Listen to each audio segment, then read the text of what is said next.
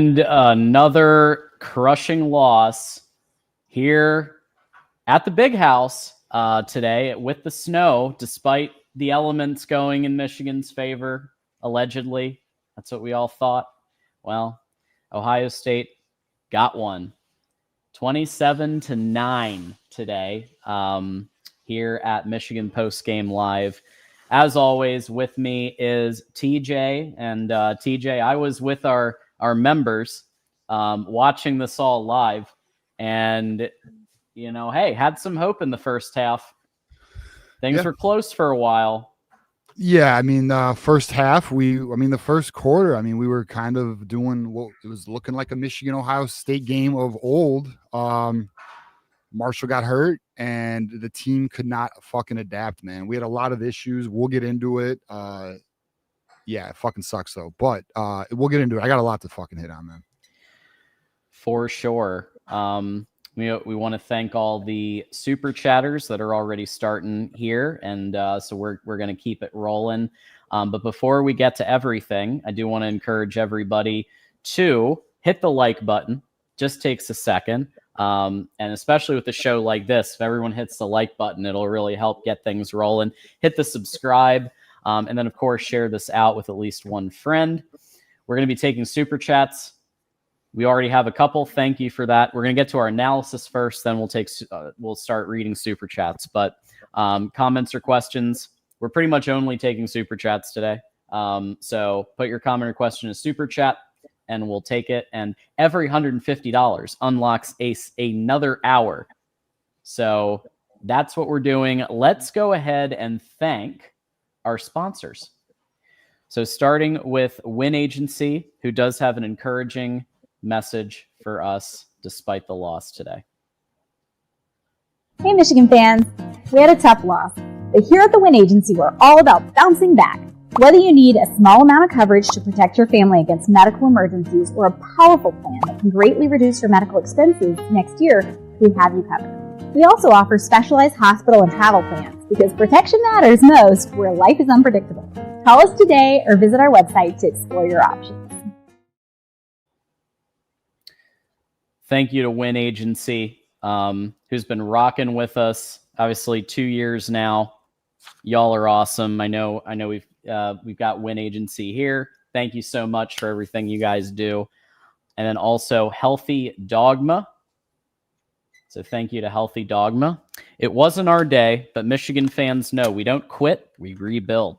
The same grit lives in Healthy Dogma. Born in Oxford, Michigan, we make real ingredient dog food for families who care about loyalty and quality. When it's time to bounce back, make sure your dog's meal is as strong as your spirit. Head to healthydogma.com. Use code 25GOBLUE for your Michigan fan discount. Tough days don't define us. How we respond does. So thanks again to Healthy Dogma for everything you guys do for us. And shout to Healthy Dogma for being right. It's how do we respond? And we're going to get into that. It's going to be a big off season for the boys. So shout out for Healthy Dogma for leading that one. For sure. And then last but certainly not least, Michigan Postgame Live is sponsored by thebestpokersite.com. Bestpokersite.com is located in Traverse City, Michigan. As a poker player myself, I'm excited to share this. They are a great company that specializes in providing standard and custom products for home game rooms, poker rooms, and businesses. They have a variety of standard poker, blackjack, roulette, and craps tables in stock that can be upgraded with custom felts. They also provide fully custom tables, custom chips, and poker chairs. We encourage you to contact Jim directly to discuss your ideas at 231-631-1571 or jklaus1977@gmail, or just hit the link that's right here in the chat, and you can check it out. All right. So there's bestpokersite.com. And folks, this one stung because a lot of the things that, and again, TJ and I point some stuff out. We're not trying to be like, we don't want to be right. Right. I would have loved a curb stomp today, or at least a win. And then we could have eaten some crow for some of the things like earlier. I would have been happy to do that. Yeah. Love being wrong when it comes to the team doing better than I expected. But unfortunately, a lot of the problems that I think we saw in the OU game and the USC game, especially the USC game. The trenches mismatch in that one was shocking to me.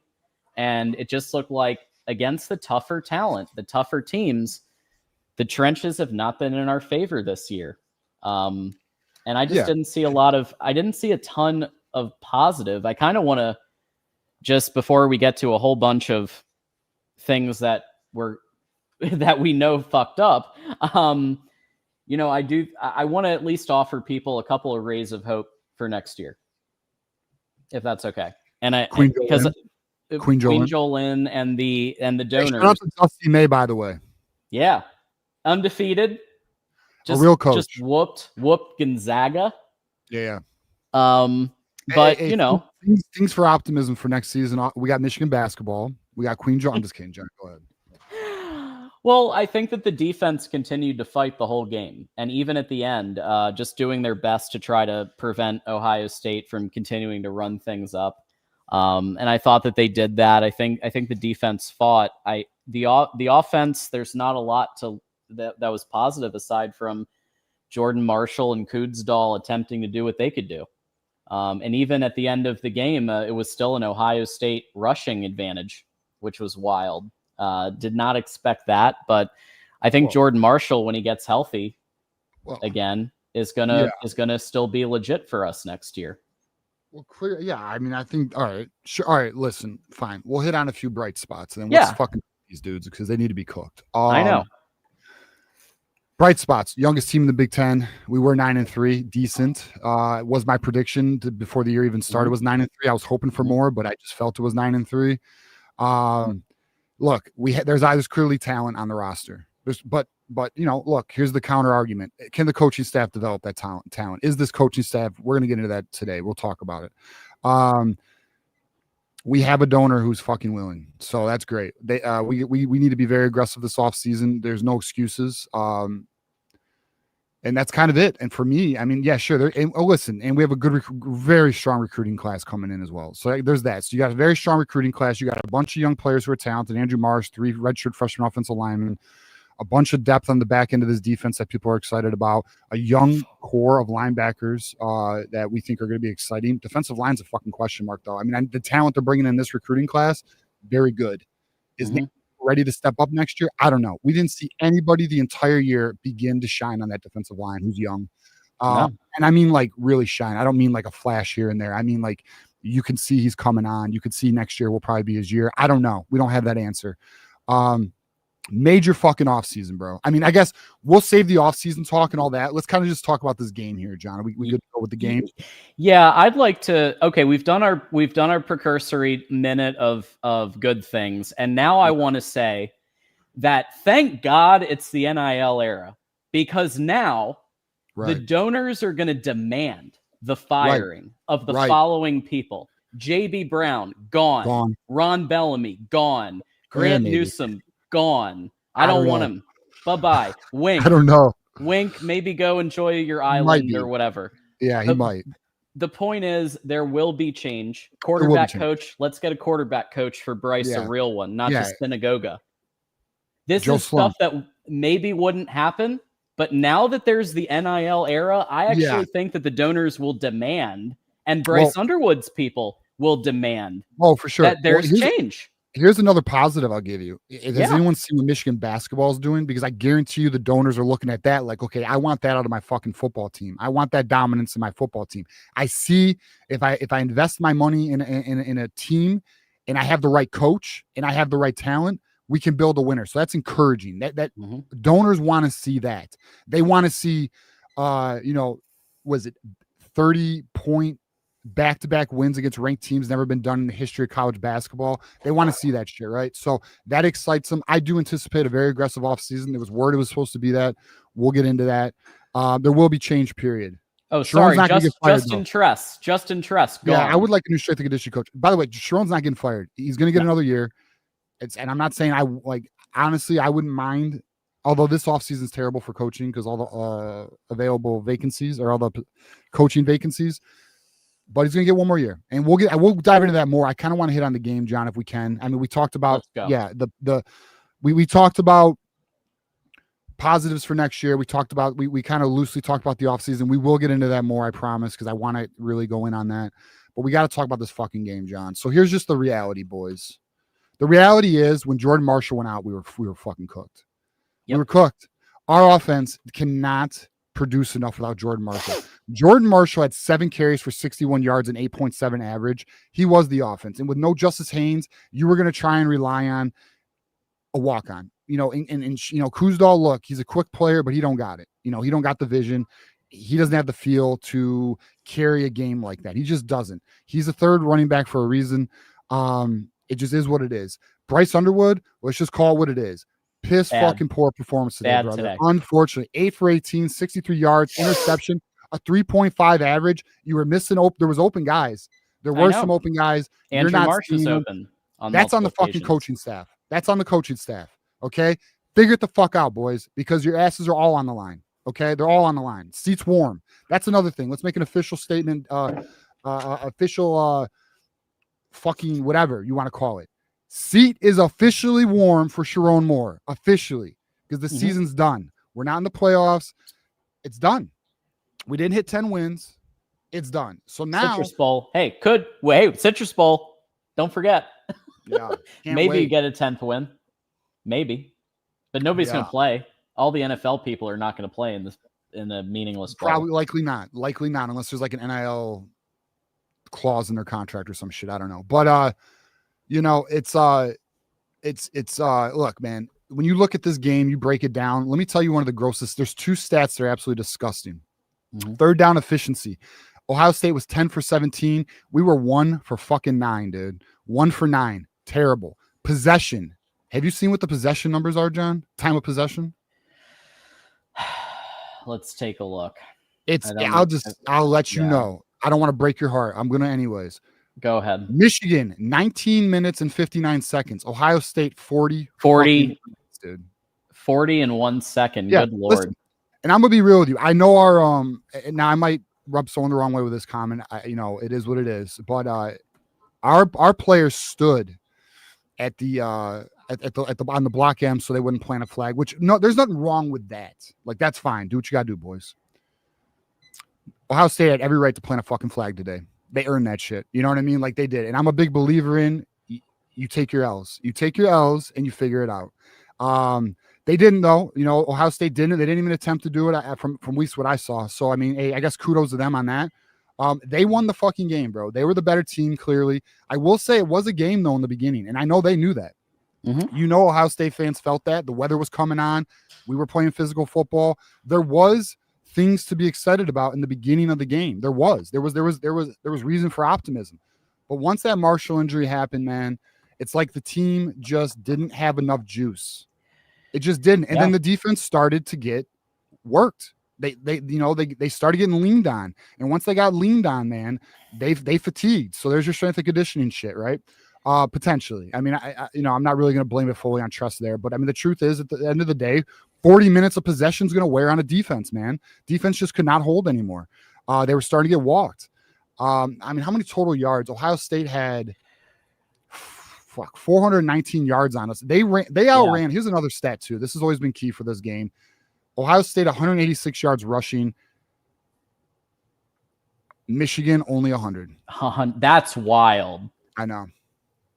We looked like a bunch of soft ass bitches today for overall. And as the game went on, I don't want to hear anything about the Ohio State soft thing anymore, because Michigan looked like the soft team today. Especially in the second half. Listen, here's the reality too. I don't know if people. Ohio State gets bragging rights. I mean, it is what it is. Our team's got to step the fuck up, man. It's on us, our team. It's on the fan base to respectfully apply pressure to the administration, to the program. Like, look, we got to do better. Fan base needs to, there's nothing wrong with the fan base vocalizing that in a respectful manner. Like don't like at Sharon Moore and wild shit. Yeah, be good. We're better than that. We're better than that. But I mean, end of the day, the fans have to demand better from this program. The program has to demand better. And if they got this, then they got to execute. In this offseason, and I guess we can get into it because what else is there to really talk about? I mean, we could talk about this game. I want to go into offense. All right, go ahead. Okay. Did we have one? Did one play today, John? Did an offense even show up? I didn't see an offense today. I can't believe that Andrew Marsh got 0 yards for 0 completions. Good fucking point. All right. I understand that Matt Patricia focused on reducing him as a threat, but there are ways to get him the ball. There are ways to scheme him. You can put him in the slot. You can go screen. They did actually a couple of times have him in the backfield to either go in motion or whatever. But like, I think the reality is a couple of things. Number one, the line play wasn't there. And I did call this out even on Tuesday. I said, I think Ohio State will win the match D-line versus our O-line because our O-line has 3 redshirt freshmen. But Bryce was off because when Bryce gets pressured, because he didn't have a ton of time all the time, and he's off, he doesn't make his reads. Andrew Marsh was wide open on multiple occasions in this game. McCauley was wide open on multiple occasions. Zach Marshall was wide open on multiple occasions. And Bryce was off, even on some very short passes. I get the snow. I'm not even going to talk about that shit, though. No, fuck that. We're not saying shit about snow. The reality is he should have done better. I don't care what the precipitation. He's got to do better.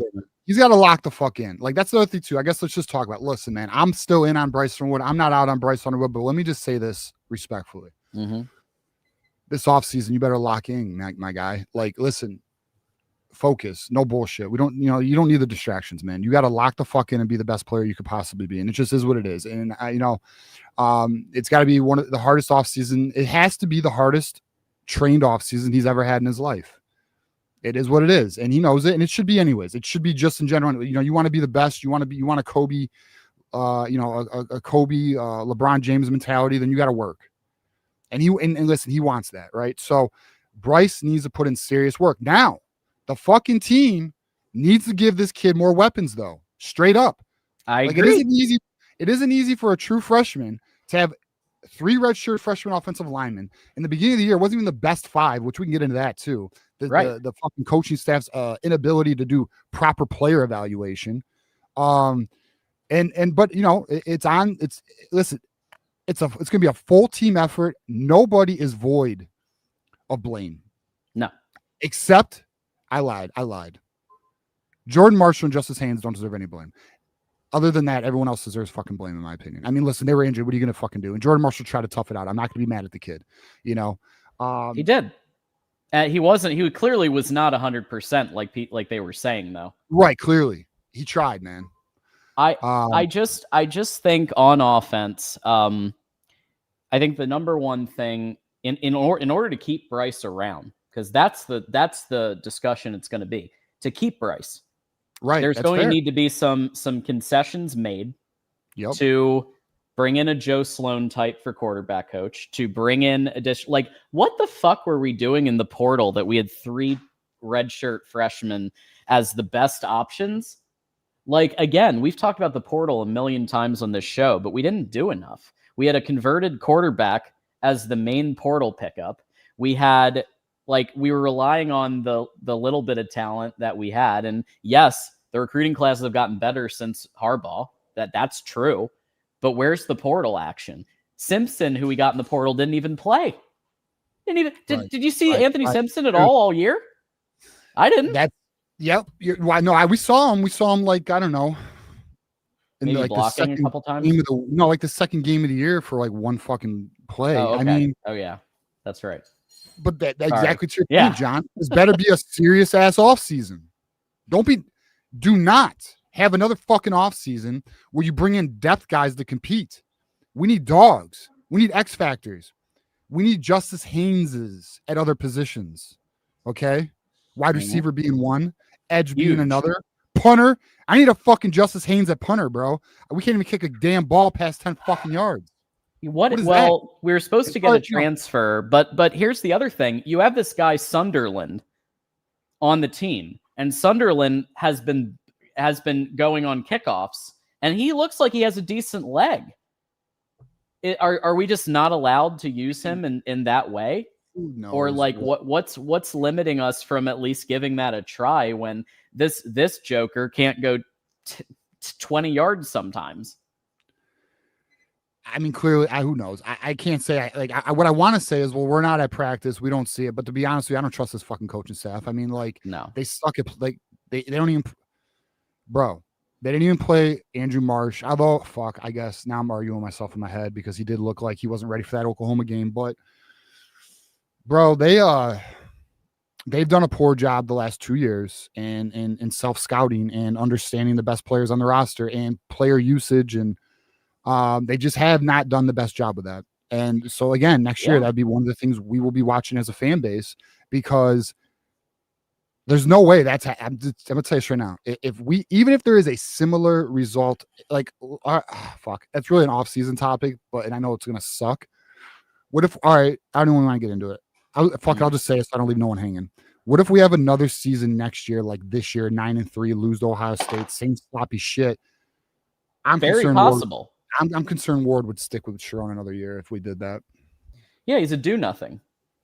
Of course he will. He would have to punch 2 coaches to fire. So anyway, the point is, I will give. Okay, yes, we played bad. We got to give Ohio State some credit though. Okay, Matt Patricia did a great job mixing up the schemes of making Bryce have to guess. We were worried that might happen. And he had a lot of looks that Bryce had to account for. Again, it's a huge mismatch when you got a bunch of 18-year-old true freshmen against NFL people about to go to the NFL, and Matt Patricia with that level of talent, like it's basically like he's coaching an NFL team with that like that defense was on it. We actually didn't see a lot of Caleb Downs. It was a lot of the other cast. Where they were just preventing big run yards from us. So kudos to their D line for doing that. They were making the plays that they needed to make to keep Michigan to 9 points of offense.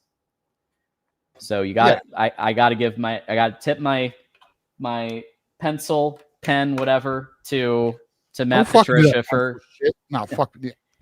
He's earned the right to wear that fucking stupid pencil now. I gotta say. John, I'll be right back.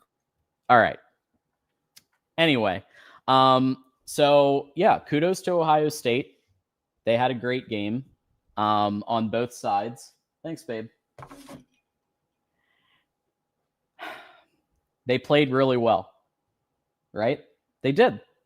They came knowing that they've lost 4 straight. They executed in every phase. They outplayed us at both lines of scrimmage. They outplayed us on offense. Kudos to Brian Hartline, who may or may not be going to Penn State.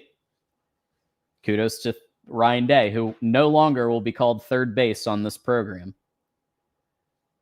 See what you got. See what this team is making us do. No more third base. No more calling them Ohio. They won. No more because, and he built a fucking program that's the best program in college football right now. They are, unfortunately. The rest of college football sucks. There's no juggernauts. Even Georgia's down. I mean, it is what it is, man. I mean, listen, it's still fuck Ohio, but we'll just call it like we see it. Ohio State is the top team in college football, and that's our problem. We got to do better, So it is what it is, man. Hopefully Indiana handles business, though. Absolutely. Yeah, that would at least be nice to see. And I think they're the team that could do it. But on defense, so we look at the defense. Wink ran a bit of a different look this year, knowing that you no longer have Kenneth Grant, Mason Graham on the interior D-line. You noticed a lot more 5-man up front. He knew that he couldn't just rely on the front 4. So you saw a little bit of a different look across the board all game than last year. But I do think that a couple of things were noticed there. Number one, again, trenches mismatch. Ohio State had the trenches on O-line too for them.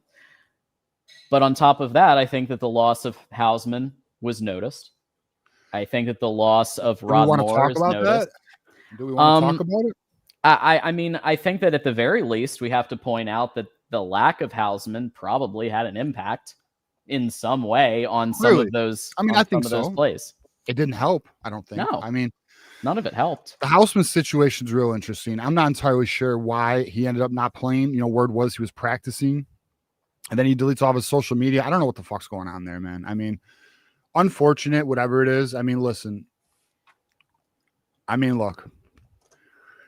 I know it's a sensitive topic. Some people are like, well, he's going through maybe something personal, spiritual, and like, fair enough, dude. Look, that's fine. But here, but can we at least like say some reality to that though? Mm-hmm. Season's almost done, dog. Mm-hmm. Fucking finish what you committed to, and then go focus on whatever you want to focus on. The off season's a long ass off season. You know, like if you don't want to go to the NFL, you don't want to do that's fine, bro. But you had 2 fucking games left. You know, I don't know. I mean, look. I'm not in his shoes. But like I will simply just say, finish your commitment, and then go focus on whatever you want to focus on, man. Like you have brothers, you're a captain. You know what I mean? You have brothers, you're a captain that, you know, could have used you. Yeah. I mean, look, I respect whatever he's going through. Just finish it out. I mean, I'm not even saying. Who was the other one that quit on team? Let me know. I'm only aware. I can only think of one. Quit on the team is such a.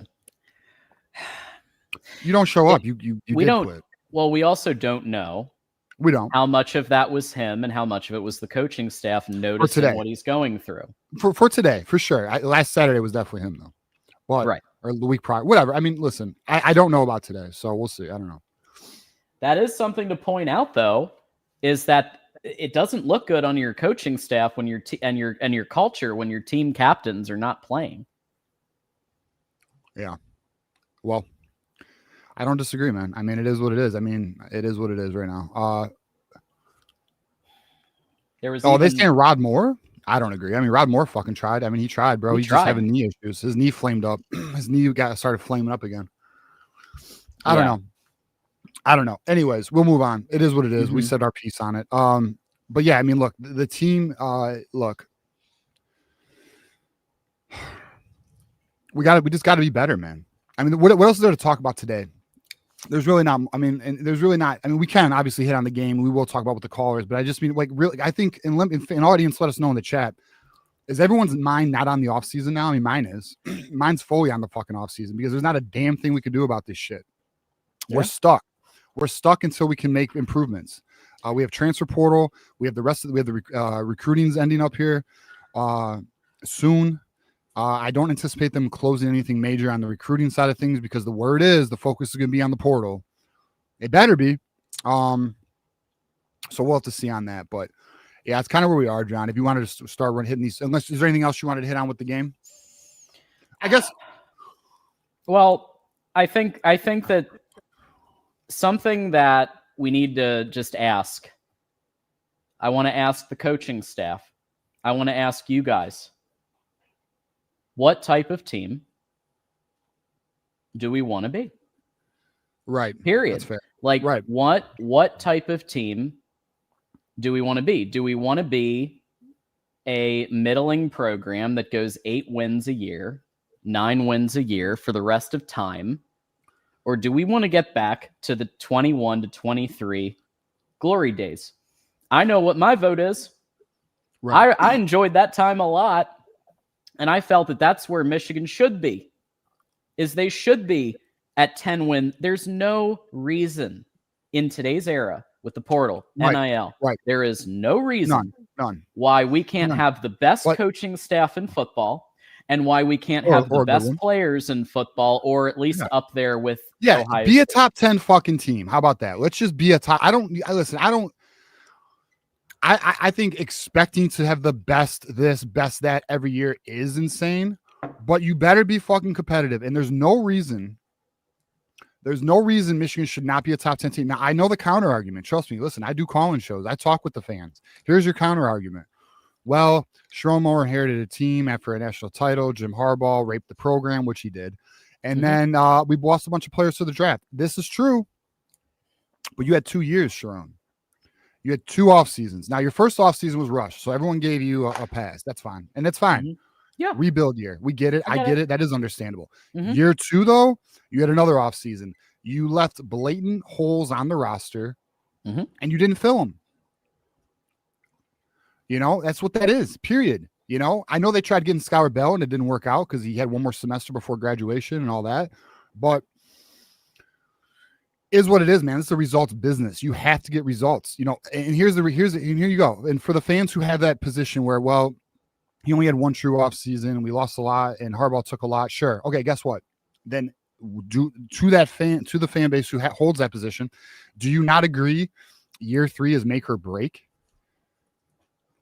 Because what's the excuse? 3 years. And then not only that, these guys are all developing under Sharon now. These are his recruiting classes. You know, these are his off-season players, right? So it's make or break time, however you feel about the past 2 seasons or not. And that's just what it is. I do want to bring attention to this comment because I have, you know, Addison says, why is OSU never bad? I'm going to tell you why. Listen, I fucking don't like OSU. I don't like OSU. But there's one thing I respect the fuck out of OSU for.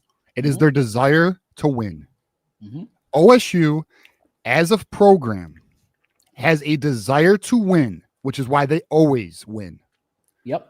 And if they don't win, they fucking do a lot to win again. Like, does anyone remember when we beat them and how much money they threw in the offseason? They spent the most money. They were the first, like, a $20 million roster, them in Texas.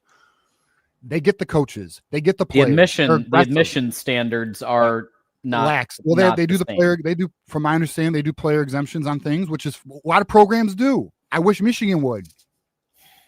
When you have athlete exemptions for academics, I know Michigan won't play that game. It is. I mean, that is what it is. I'm not even going to hold that as a listen. That's what that is. Okay, that's on the Regents. That's not on Sharon. Ward could probably push it harder, but he won't. So it is what it is. But sure, I mean, the thing about OSU is their desire to win. Michigan better figure the fuck out. Good news is you have donors spending millions and millions of dollars. I promise you they want to win. So I think you'll see some. I think Michigan, I'll say this though.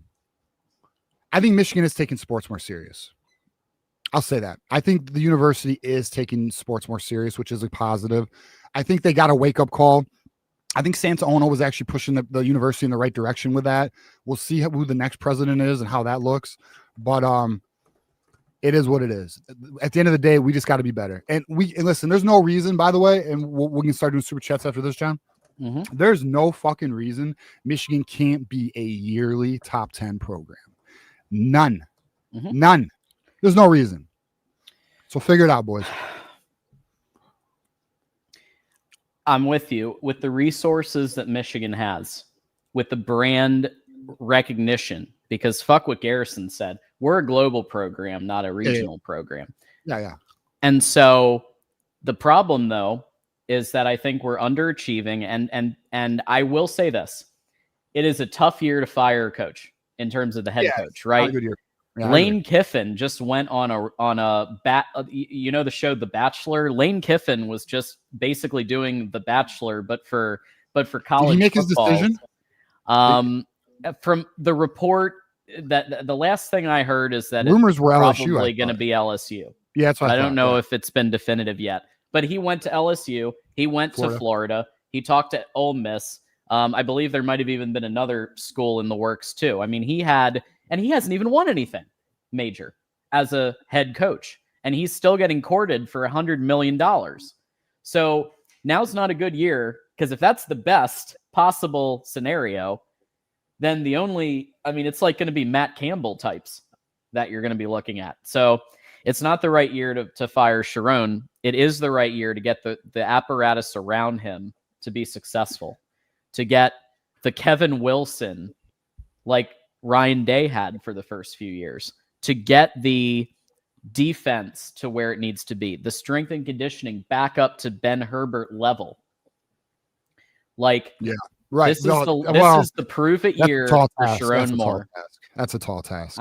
We just need, how about this? Give me just a good strength and conditioning coach. I mean, there's not going to be Ben Herbert's 101, man, is what it is. You know, fucking Harbaugh stole him. It is what it is. But yeah, I mean, look, it's this offseason is to Sharon Moore what 2020 offseason was to Jim Harbaugh.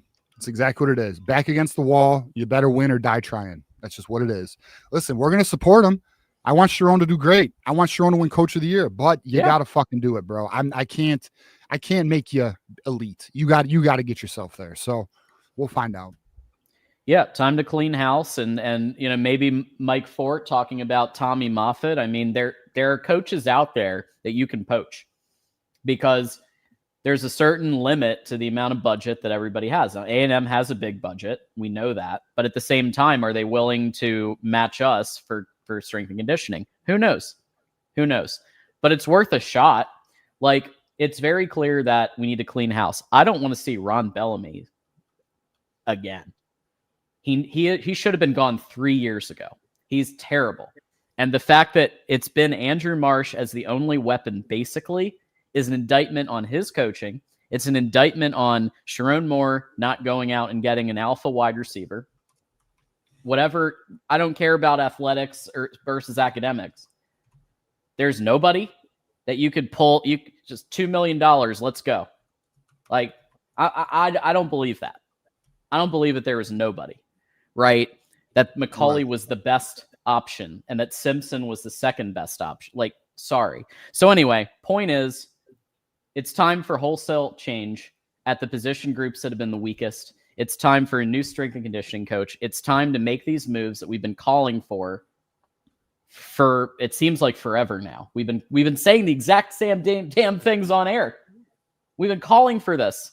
And we've been pointing it out, and we've been getting hate for it in the comments saying, oh, well, you should support your team. You're being bad fans. How do you feel now? Oh, you're crying. No, we're not fucking crying. See, here's the thing about our show. Anyone who's new or anyone who's rocked with us already knows. We don't fucking lie. We call it like we see it. I'm not afraid to be wrong. You know what I mean? Like, but I'll tell you this, rarely wrong. Rarely fucking wrong. I mean, I even got the prediction on the season right. Called Justice Haynes in December. I called that as RB1 from the get. Most people were debating Marshall. And listen, I was off on McCauley, but typically I'm on point. Not always, but typically I'm close to on point. And when we see things, we're gonna fucking call it out because those things you see, those flags, have results like today. Yep. It's when you play the big game. It's when everything's on the line, your playoff hopes. That's when the foundation breaks. You see the cracks. We saw the cracks, John, and we were just discussing the cracks. We weren't crying. We weren't fucking. We're like, look, these are issues. They got to figure this out. And end of the day, they didn't. The same issues we saw week 1, week 2, we saw. Although I will say last week's game was obviously a much better game, but we have seen the rest of the year. Right? Is what it is. We'll never lie to you. We'll always keep it honest. And if we are fucking wrong, we'll own it. Yeah. We'll fucking own it. Like Matt Patricia. 100%. I was wrong as fuck about Matt Patricia. L on me. L on me. Super chat. There's a super chat coming talking about that. Yeah. So why don't we just get to super chats? And I will just say, if you're just joining us, thank you. Ohio State 27, Michigan 9. Kudos to Ohio State for the big win in the snow, which was supposed to be their. I got to give them the flowers for executing at all 3 phases. That's what we need to be doing. Period. Yeah. All right, let's get to super chats. And what we're gonna do is we're gonna get to super chats. We're gonna read. We have quite a few to get through. I will put the call-in link once we're close to being done with them, so people could start. I just don't want people waiting 2 hours, but we are guaranteed 3 hours right now, thanks to you guys. 3 hours minimum show, and we've got 137 if you want hour 4. So we will get to callers with 3 hours. I think that's pretty clear. All right. First off, thank you to Thomas Bradley for becoming a YouTube member. Appreciate that. Appreciate it. Enjoy your emojis. Gunner with the 10. No TJ, fuck Michigan. Take your place at the back of the line while the champions continue our. This is an Ohio State fan, Gunner. Clearly. Taking a place at the back of the line. Listen, of course. We ain't at the back of the fucking line, all right? We ain't little brother. But listen, end of the day, you guys won. Good for you. Mm-hmm. Now you get to go play the Fighting Kurt Signettis. Mm-hmm. Hope you break a fucking leg. Just kidding. Not really. I'm serious. Hope you guys lose. Yeah. And I'll be rooting for Indiana. Hopefully the playoffs don't go your way. But I mean, at the end of the day, you guys won. Go on. We got our own fucking problems. We'll figure it out. So thank you to Gunner for at least appreciate the contribution. Thank you. But fuck Ohio State. What is all right? Let's call this out. Right. Ain't no one limiting no fucking comments, you fuck boy. Shut up. Okay. I think what he's talking, or they, I don't know whoever it is talking about. What is that throughout the season, and I've done this every show. So I don't know why we're just talking about it now. It's been subscriber only. Why? Yeah. Because we want people who are going to be dedicated to the channel. They don't have to be paying members, but at least hitting the sub button is free, and it helps weed out some of the absurdity and trolling that some of these people. Thanks, babe. Yeah. That some of these people are putting out there. Our chat subscriber only is what the fuck it is. You want to talk some shit? Be a subscriber. Shut the fuck up. Mm-hmm. You know what I mean? No apologies, bro. Mm-mm. It would be something else if we limited it to members, but we're saying you have to be a subscriber for a little while, especially today, because I don't have time to like weed out all the trolls today. So like, that's how we're doing it. Vaughn, TJ, your Matt Patricia take earlier this year might be your worst take. This is what I was talking about. He is pretty damn good. Yep. So my take was I thought, I didn't think Matt Patricia would be very good at the college level. Wrong. And I thought that I thought Ryan Day would use Matt Patricia as the reason for Ohio State not performing at the level that the program expects. Wrong. So hard out on me. I own it. I fucked up. My bad. Matt Patricia still sucks though. That's why he couldn't hack it in the NFL. He's good at college. I'll give him that. And also you have to keep in mind that and I didn't even think about this, but the talent, the returning talent on Ohio State's defense is much more able to grasp Patricia's concepts than like 18-year-olds. Like there's a lot of 21, 22-year-olds on that defense. Listen, Patricia actually runs a pretty complex scheme. The fact he got those, listen, they've done a great job. Ryan Day, man, has just done an excellent job with his coordinators. Fucking job with his coordinators, man. So listen, credit to them.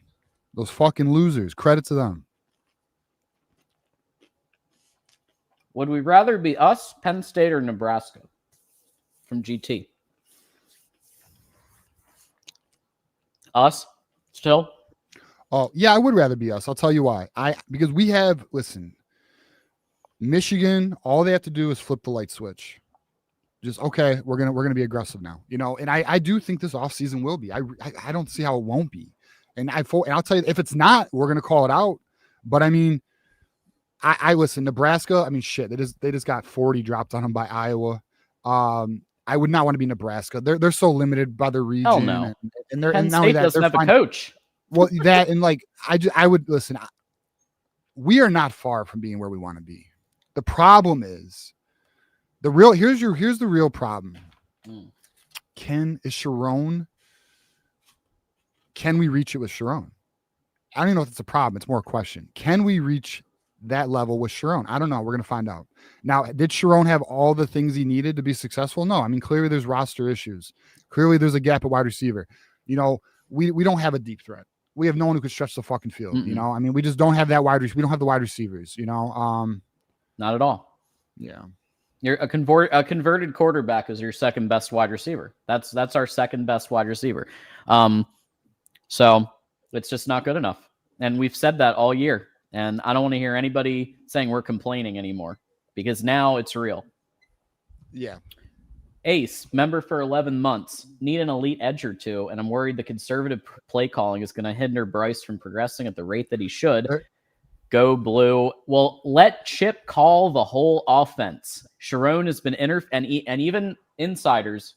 This isn't just us saying this. This is people like Chris Ballas who's been pointing this out, that it's a hybrid approach between Chip Lindsey and Sharon Moore, and it's time for that to be done. You know what Sharon can do? Coach the O-line. Fire Grant Newsome, coach the O-line. Head coaches do coach a position group sometimes. Even Nick Saban coached defensive backs sometimes. I'm not out on Grant Newsome. Okay. The O-lines played better. They played better as the year went on. I'll give them that. I know. Against Maryland, though. It's as the year went on, though, I felt the O-line, they got their best five. I think, Babilo will be healthy. We'll see. I don't know. I'm not out on Grant Newsom, but go on. You're fine. I mean, the rest of your points I'm with. But yeah, I think that just let Chip Lindsey call his whole offense. I do think he's been ham-fisted. I do, and it's again, if this was handcuffed, you mean? Handcuffed. ham fisted, like it's the same thing. Same, yeah. Oh, he's been handcuffs. Right. Anyway, GT, we need to revamp our assistant coaches, and Moore gets one more year. I agree. One more year. Our special teams, line play, and strength and conditioning advantage has completely evaporated. You're right. You're 100% right, GT. 100% right. Vaughn, after Jim Harbaugh left for the NFL, many, myself included, wanted Sharon as head coach to preserve the culture. What's your analysis of the culture today? Well, it's definitely a red flag that you have people sitting out. It's definitely a red flag that your captains it's are not playing. It's not where it was, clearly. I mean, clearly, but I think that had more to do with Ben Herbert being gone. I think he really instilled the culture. Mm-hmm. But no, it's not as strong as it was. The mentality is not there. We don't have the same die on the field, 100% locked in focus. We're going to knock you the fuck out mentality. We just don't have it right now. I'll be honest. Well, let me just say, I think the team's lacking confidence now, and I think Sharon lacks confidence. And yeah, on the sidelines, he just looked lost again. Well, dude, we didn't even fucking talk about. How about his fucking timeout with 2 seconds left before the 2-minute warning? Jesus. Oh my God. He just doesn't know how to use timeouts. Bro doesn't know how to fucking get a timeout specialist next year. Sharon Moore needs to play some fucking NCAA football. Learn how to use your timeouts, Sharon. We all learned at a young age. Figure it the fuck out, man. I know games weren't as. Actually, how old is Sharon? He should have been playing fucking college football like I was. What are we doing? How old is Sharon? Like late 30s. Come on, Sharon. I know you were fucking playing that shit in college. 89 Dr. Funk says Moore didn't trust Bryce to throw. Moore coach scared and Day coach to win. Mish D, like all year, didn't get home. OSU had 20 seconds, but he did call pass plays. Bryce couldn't find the open receivers to save his life. He couldn't, and Bryce was off too. He's fucking overthrowing guys. I mean, Bryce just did not play well. He didn't. There's a reason. There's a reason they went to the run, because they felt they had to. But Bryce wasn't finding anybody.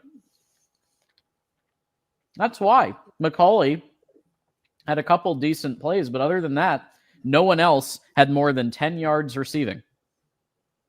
McCauley was it. And even then, it was 3 receptions. Like, the pass game was like non-existent. So, of course, they went to the run, because they felt like they had to. Because of everything else we've been talking about all show. Lone omnipotence with the 5. Our DC is clueless. Our special teams coach is straight garbage. And our head coach is in way over his head with this job. Bryce Underwood regressed, which is unacceptable. Right now, I can't really find fault with any of that. It's tough to say Wink is clueless, because I do think he made a couple of key adjustments today that he felt like he needed to, knowing that he has a different personnel this year. He didn't just stick with the same thing that he did last year, like a lot of people thought he would, which I mean, that's something. I have no complaints about your strength and conditioning comment or special teams comment. I mean, JB Brown, he's gone. Goodbye. Oh, he's gone. He is gone. No question. Put money on it. I don't like that Bryce is regressing, though, because you pay $12 million to get a quarterback. So you think the Ellisons are going to just be okay with this? You think that it's regression, but it's regression because of the what he has around him, the coaching, he's a talented guy. I watched him against Maryland light it up.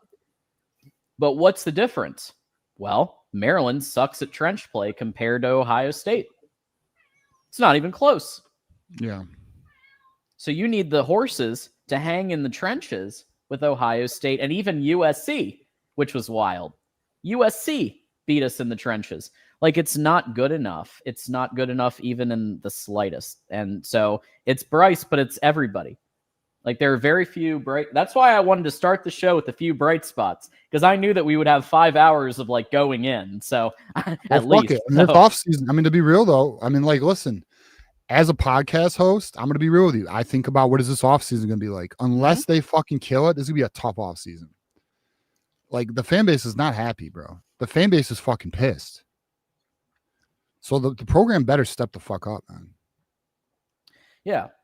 Yeah, I didn't like that it was run, pass.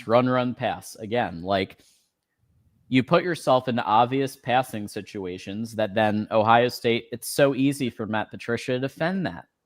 Like, they were putting 8 in the box late in the game because they knew Bryce couldn't throw worth a damn.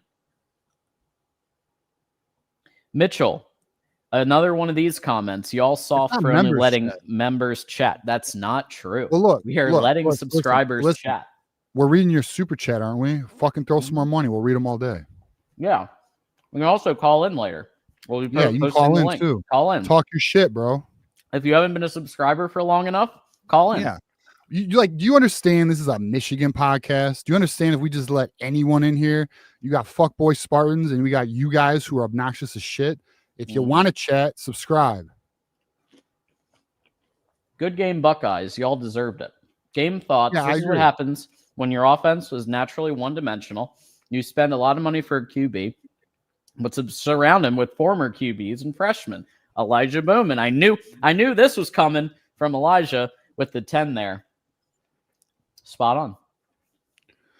Yeah, I mean, look, I mean, they pay for Bryce, and then they don't put talent around him. I mean, Justice Haynes is talented. I mean, obviously, clearly. But then what? We relied on a true freshman wide receiver to be our alpha this year, bro. And then what happened today? No weapons. Where'd Marlon Klein go? What happened? We don't have a tight end. We don't have a tight end. We have no receivers we can count on. Offensive line needs to get better. Thank God. Although I'll tell you right now, Travis Johnson's coming next year. Savon Hyder's coming next year. They better add two. All right. There's word Michigan's already targeting some wide receivers. So good. We'll see. Let's go. Yeah. We need to do something big, something that's like earth-shatteringly big, because so far it's been a lot of mid. It's been a lot of just. I don't know if it's I guess they're available. So all right. I'm not so sure these. I don't know. I've seen 2 names. I'm not gonna name them. They're not. It's not like fucking earth-shattering shit. But it is an upgrade. Okay, we'll take an upgrade. Yeah, they're yeah. They would make this offense better. Let's say that. B Peer Sports. Moore and Wink need to be relieved of their duties today. Hire Kiffin. Kiffin's going to LSU, guys. Yeah, there's no way you're getting Kiffin up here. That's not happening. He's a Southern guy, anyways, for the most part. That's his area. I mean, yeah. Yeah, aside from USC, he's mostly spent his time in the South. In the South, that's where his pipelines are. It's Jackson with the 5. I love this. This is a classic Jacksonism here. Don't throw the baby out with the bathwater on Coach Sharon Moore. 2026 is going to be a better year. Is Sharon Day the next 10-year war? We'll find out. I don't know. We'll find out. Too early to call. Yeah. We'll see if they. I mean, if next year is another 8-4, 9-3 mid-season, I don't think so. This isn't like it used to be, where like Kirk Ferentz can just be mediocre for 30 years and they keep him around. It's not like that anymore. You can't just, especially okay, Oregon State, you can go 8-4, totally cool. Oregon State or Duke. Or a program like that, you can go 8-4. Even Nebraska, they just extended Matt Rule for another 7-5 season. Congratulations, right? We don't want to be those teams. We want to be in there at the elite conversation. So we need Sharon Moore to bring it. We need him to find that next level and bring it, or else he's gone. At least I hope he is. All right, let's see. Lee Hart, thank you for the 10. Bright side is a lot of offensive experience for the freshmen and more talent coming in. You're right, they've gotten experience. But is it good experience? I mean, this game, Andrew Marsh had 0 catches. 0. Our best wide receiver on the field didn't have a catch. It's wild stuff. And I put that on just not scheming him enough. Like, we didn't really see him much in the slot this game. They just left him in the X, where of course he's going to get doubled. They're going to take him out of the equation. You got to get creative. Yeah, and look, the team, listen, I fully expect the team to get better. The younger players are going to get better. This puts a sour taste in their mouth. They got something to work for all off season. You know, one thing that I fully agree with the fan base, like, you know, and I fully agree with this. Like, the problem is that the fan base doesn't trust Sharon Moore. That's where the fan base is aware of the young talent and the potential, but it's trusting Sharon Moore to be the guy is that a lot of the fan base has hesitancy with, you know. See right here, I'd fucking right here, bro. Like right here. I don't trust Sharon. I mean, it's just a lot don't. I'll just say that. I don't right now. I mean, I think I said this a few weeks ago. I don't think he's the guy, but I'm willing to give him another year because he deserves another year. Like he does deserve a third year. And the reality is that Michigan's not going to fire him after a 9-3 year. And this is not a good offseason to get a new coach. So it is what it is. Like, I'm fine with him getting a fucking third year, but you better have a great offseason. You better have a great offseason. No, we're not it's Iowa. The super chat is so true, dude. I know. Another one. I'd be Barham. This Barham eligibility. Yeah. I'd be surprised. Jayshon Barham didn't look good from week 3 on, because here's the thing. The edge idea sounded like a good idea, but then we realized he had like 2 moves. Right. And then he was terrible in run fit. Yeah, he was terrible in the run. So maybe they should have kept him at linebacker. I don't know. TJ Guy wasn't really lighting it up either. No, not at all. Not at all. 89 Dr. Funk is back. If Moore doesn't improve his team in all 3 phases in the portal and recruiting, he'll be out of a job next year. Michigan better take off Texas and Oklahoma. As in, like, bring talent from Texas and Oklahoma over. Oh, okay. I mean, that'd be nice. Andrew Marsh. No. You're saying, like, take off the schedule. Oh. Yeah. That's not going to happen. Not going to happen. Texas, maybe. But we got who we got next year? Is it Texas next year or is it Oklahoma again? Oklahoma again, because it's a home and home. Yeah, it's at home. Yeah. And then Texas after that. Yeah. And maybe the Texas one, maybe. But that Oklahoma game's happening next year. There's no way we would bail on that when it's at home.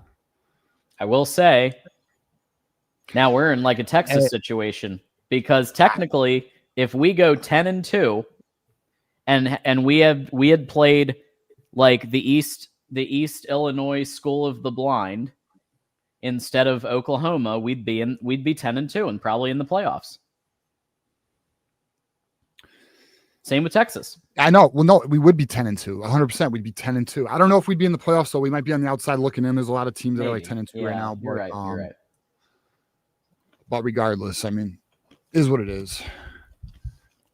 We don't. I mean, honestly, I don't think we deserve it based on what we've seen. I mean, with no offense.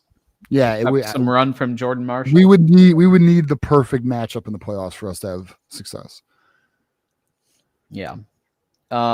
What Alex says, was last season more of a success than this season? No, That's a really interesting question. No, I don't. Because in my opinion, the team was better this year. Now the defense wasn't as great, but guys, we lost a lot of first round talent. A lot of talent. That's just the reality there. But the team had a better record. The team had the ability to score. That was nice, huh? kind of today, not so much.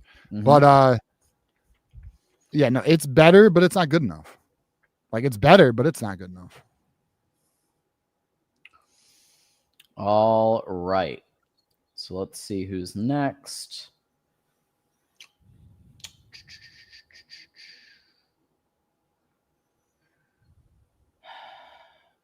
Wait, you lost? Let's see. Yeah, I lost my place because I was counting them up. All right, here. This is next. There we go. Thank you. Right, so we got APA here. I'm kind of surprised, but not. What about OSU's performance surprised you the most? This is my favorite Michigan channel. Good shit. Thank you. Oh, go Bucks. Shit. I'm just kidding. Yeah, well, because we call it like it is, man. That's why a lot of Buckeyes actually watch us, even though, we give you guys shit, but, we're honest about it. What surprised us most about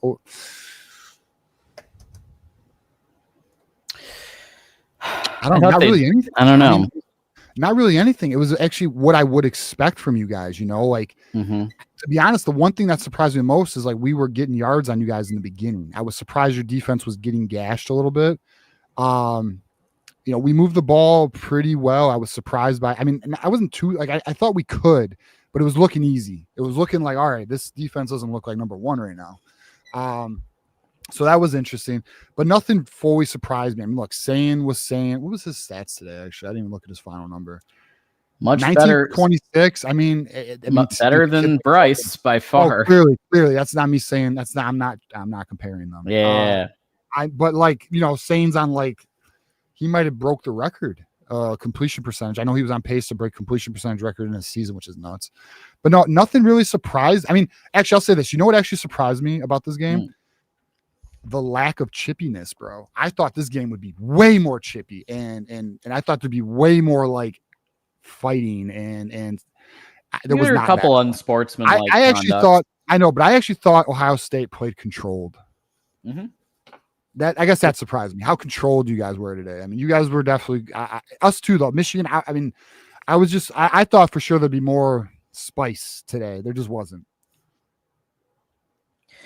Yeah. I think there not a lot. What surprised me was just how dominant Ohio State was on both lines of scrimmage, because it's obviously not been the case in previous years when we've played. What surprised me was how healthy Jeremiah Smith and Carnell Tate looked. I thought they'd look a little bit more injured. Did that surprise you? I think we. I knew they'd play. I knew they play, but I didn't know they'd be as good as they were, and I don't know. I also think that Patricia has surprised through the season as being a much better DC than we thought. Yeah, well, if we're looking at the season, my biggest surprise is Julian Sains played as great as he did, and then fucking Patricia was as elite as he was. I didn't think they'd be that. We're talking top. Who's been better? Top one in the country. Literally top defense. Is what it is. Fuck him though. I know. All right, next super chat. We got GT here. Fire Gary Moeller. Yes. Yeah. Thanks, GT. We got Jimmy Rolder is Desmond Morgan reincarnated. Make sure he hits the portal. No pass rush. OSU took Marsh out of the game, which we all knew OSU would do. 9-3, but we need to change our offensive philosophy. To what though, Elijah? What? I think our offensive philosophy is. I think, in my opinion, you add talent to this offense, it's a better offense, and I think that's what we need to see.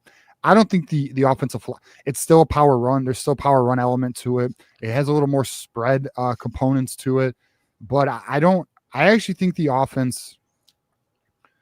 I think you can win with this offense. You need talent. Listen, you need talent. Forced into this offense, but I think you can win with this offense as long as you have talent. We got Taves here, Taves the Kane. Shout out to Patrick Kane, Red Wings. Member 6 months. This team is effing trash. Bunch of entitled bozos. Damn, bro. Yeah. Tell us how you really feel, Taves. We got Michigan here, $9.99. I'm sure he's pissed today. We need the Michigan Jim Harbaugh system back. This team is a shell with Jim Harbaugh reestablished. Bryce is not.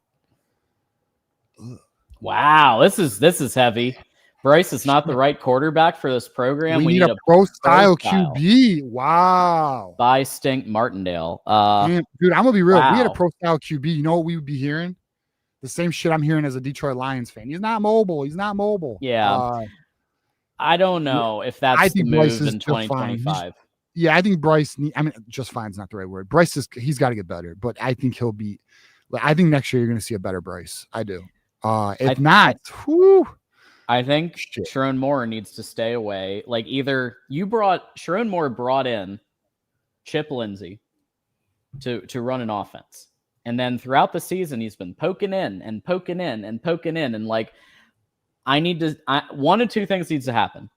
Sharon, if you want to run the offense, go full Lincoln Riley, run the offense you want to run. If you're bringing in a guy, Chip Lindsey, let him run his offense. It's got to be one or the other. You can't, like, they tried to bring it together this year, but again, it's just it looks disjointed. So I think they got to pick a lane. I do think they need to pick a lane. Ryan M says special teams is not up to Michigan standard. 10-yard punt, get the fuck out of here. Agree. Hollenbeck sucks. I could kick better coming off the couch. More coaches scared. Young talent is there. Third string running back in the game, though, doesn't make W's. Well, Jordan Marshall tried. He just obviously was still limited. Kudstall, I like Kudstall, but is he the answer to like the largest game of the season against Ohio State? I mean, no.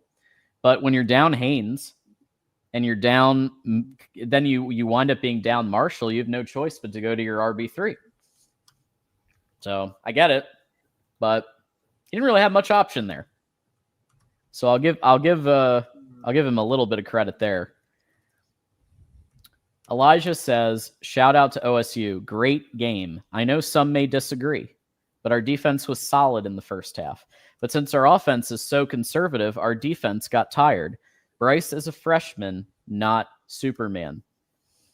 Yeah, our defense got tired because our offense couldn't do shit. I mean, let's just call it what it is. It couldn't do shit. Like, the run was working a little bit with Jordan Marshall, but it was when there's a mismatch in the trenches, it causes problems for everything else. Ohio State won in the trenches, and that caused problems everywhere else. Maryland did not win in the trenches, and Michigan had a very comfortable lead. The difference is trench play.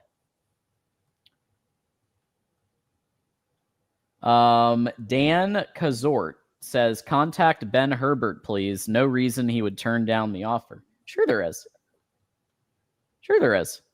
He's making enough money at the Chargers to... He is the highest paid strength and conditioning coach for football, American football, in the world.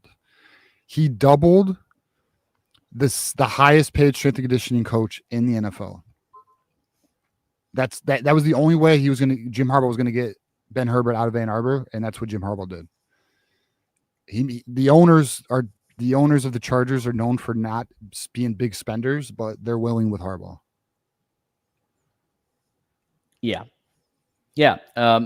If it was any other coach, he probably wouldn't be in the NFL because it's Jim Harbaugh that brought him. It's Jim Harbaugh that made him the highest paid strength and conditioning coach, and it's a very rare, unique situation there, obviously. Hans with the 10. Donors need to clean house. The lack of offensive production is unacceptable. Ohio State is good, but not that damn good. They looked pretty damn good overall. They were beatable, but not by us. They might be beatable by Indiana. Right, I'll say that if we had Jordan Marshall and Justice Haynes, I think we can win that game. I think we can win that fucking game. What do you mean? We saw the beginning of the game. I get it. In my opinion, if you have Jordan Marshall and Justice Haynes, the defense isn't fucking gassed. They're not on the field for 40 fucking minutes. And I feel our offense has enough juice to get points. And I'll tell you right now, I'm confident Justice Haynes could have broke a big run against his defense. Confident. Jordan Marshall was starting to. Yeah.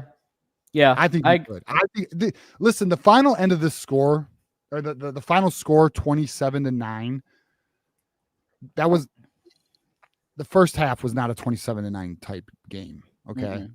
Like the first half, Michigan was in the game. Mm-hmm. It's just after the Marshall injury, we didn't have the juice. It's true. And yeah, I mean, injuries were real. Like that was real. But it exposed the lack of pass game. Period. It shouldn't just be on a running back to win you the game. It should, like, you should be able to complete. I mean, there were times Bryce wasn't even completing screens. It was bad today. I'm getting cooked on Twitter right now by Buckeyes. Oh no! I posted a video of Bryce Underwood, when he was like talking shit about Ohio State. Yeah, and they are running with it. They should though. I mean, good for them. They I got no should. problem.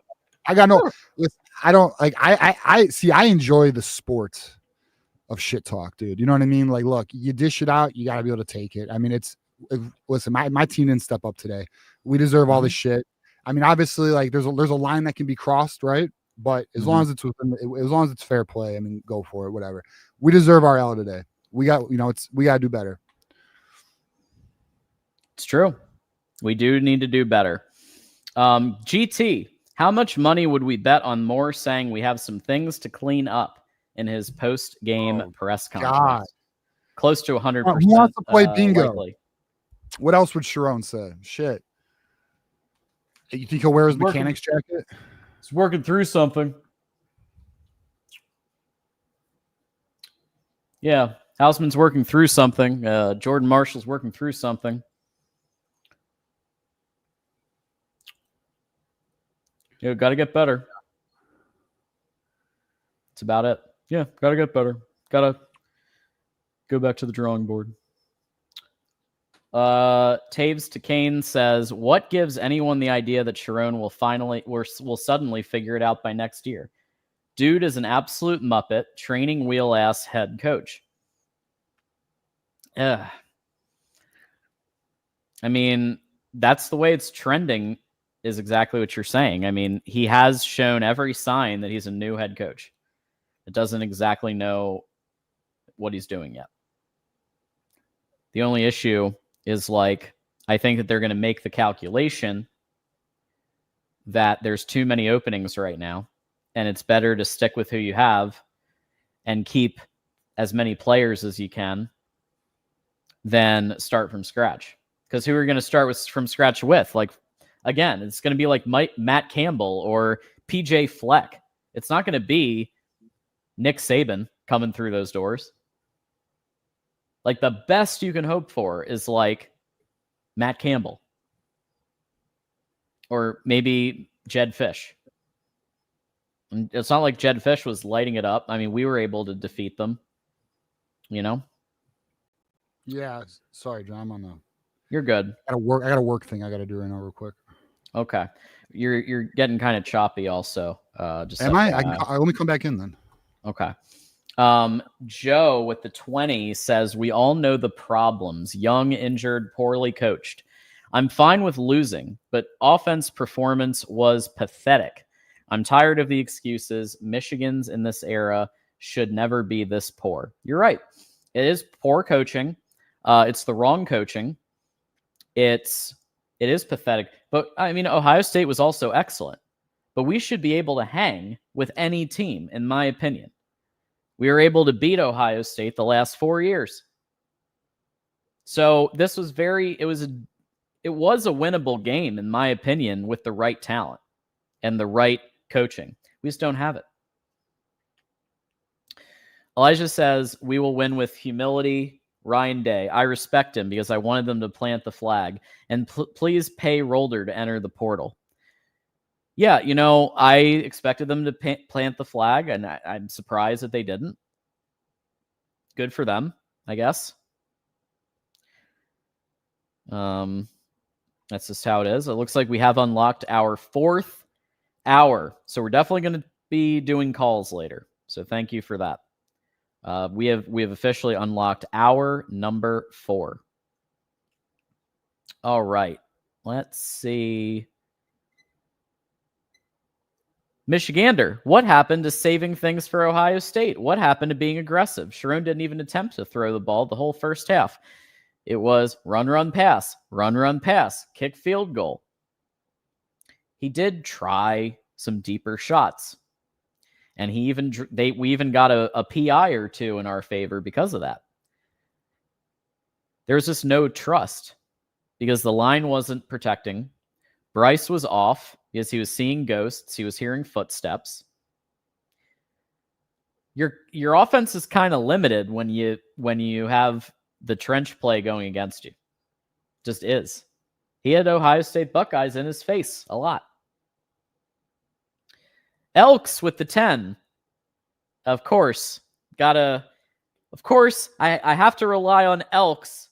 I knew he was coming in with the Ohio State perspective. What happened? Marshall tapped out. He said, no Moss. Also, Bryce's booty cheeks. Love how y'all had to act fake tough 2 years in a row. Defend the end zone instead of the M. We win with class. Okay. Congratulations. Good game. I don't really have a comment. Like, I would have been fine if you planted the flag. I don't care. Like, you won. Bryce isn't booty cheeks. Like, a lot of it was you guys beat us in the trenches. Bryce didn't have the time to execute anything. He couldn't make basic reads because the protection wasn't there. He was off himself. He was in his head. I don't think he's booty cheeks. I think he has talent. But today wasn't our day. GT, did Joey Velasquez play today? Asking for a friend. And yes, that friend is me. Sources are saying. Elks, never seen a freshman like me. Yes, I am sure. By the way, I am sure that he wants to take that statement back. Sometimes you just have those moments where you're feeling really good. You're feeling really confident. That statement has dogged him because he then set the expectation to be a lot higher than it really should have been at 18 years old. That's on him. 89 Dr. Funk, bring in competition at QB to push Bryce too. Sure. There will be, I'm sure. And I mean, it's trust me, it's not just going to be Jaden Davis in there. Like there's going to, or Herb Street. Like they're going to bring in some quarterbacks, at least for depth. There is not going to be a quarterback who's going to come here to compete with Bryce. It's not going to happen. It's because, and the reason being, I mean, the only people coming, listen, you have Brady Smeagol coming who's injured. You have Carr. But they're not. No one's going to come to challenge a $3 million quarterback. It's just not going to happen. Yeah. They know that he's playing. Right. Because you're not going to keep your $12 million quarterback on the bench. And then like if anyone's saying, well, how do you know that? Well, they tried last year. Mm-hmm. And they thought, just so y'all know, they thought Miller Moss. There was word Miller Moss was interested. But then the more he thought about it, the less interested he became. So they tried to get better quarterbacks. They unfortunately went with Mikey Keene. So that's what it is. Yeah. Nobody was willing to come. Nobody was willing to come behind Bryce. That was the problem. And maybe Mikey Keene stays healthy. Maybe he would have played a couple of games. I mean, he's fucking healthy, and they put in Jaden Davis, you know. Right. Well, because he was out for a while. You know, if they had Mikey Keene healthy all along, maybe he plays the first. No, but I mean, even like at the end of the game McNamara. when they pulled Bryce, they put in Jaden Davis and not Mikey Keene. That's you know, true. That's true. Elijah Bowman, Bryce was off because our pass blocking is trash. His clock was ticking extremely fast. Frazier was getting cooked. A true freshman is going to panic. He was never comfortable. Also, only one quarterback design run was called. That I did think was surprising that they didn't call more like QB counters and things like that to like just make sure that they factored in his legs. Yeah. Yeah, I mean, I'm surprised at the lack of designed runs. I don't know. That's in my opinion. Yeah, I agree. Elijah. That's a fair point, man. It's a very fair fucking point. Joe says with the 20, thank you, Joe. 163 yards of offense. I think you mean, 163 total. Yeah. Bryce played like complete garbage. The lack of development with Bryce is wild. I would demand a QB coach. Wide receivers need to pick up 2 tackles. D-line looks weak, and safety play is just at hot garbage. Yeah. I have no issues with that. It's got to be better. I mean, how can I argue? I mean, there's no argument. I mean, unfortunately, Rod Moore shined when he played, but he didn't last. And look, the team's got to be better. I mean, the entire roster needs to be evaluated. Like they need to be very fucking, hard on the roster in the terms of like, where can we improve? Where do we feel we're good? And now I will be very transparent. I'm not sure I trust them with that. They have not shown the ability to fully fucking grasp it. They think their punter situation is good. Bro, you can get a punter. It's really not that hard. Yeah, it's not hard to get a punter from a different school. We pay punters at Michigan. Some schools don't. Yeah. Punting is a big deal for us, and as a Big Ten school, that's like you want a good punter. Yeah. T. Hambone said Michigan played a NFL team today. They weren't ready and didn't have the talent to compete. Michigan has to recruit at an elite level to keep up. They have to get top 5 to 8 recruiting classes consistently. Top 10. I mean, top 10, because the way the transfer portal is, I mean, top 10, because here's why. You get 5, here's the truth about recruiting, right? Okay, let's say you get top 5 classes. Well, here's the truth. A lot of them are going to leave because they're not playing, right? Like when you consistently stack top 5 classes, those players don't stay at those schools. They leave. Like they're often poached, right? Keon Saab, remember this, because who was playing ahead of him? It's easy.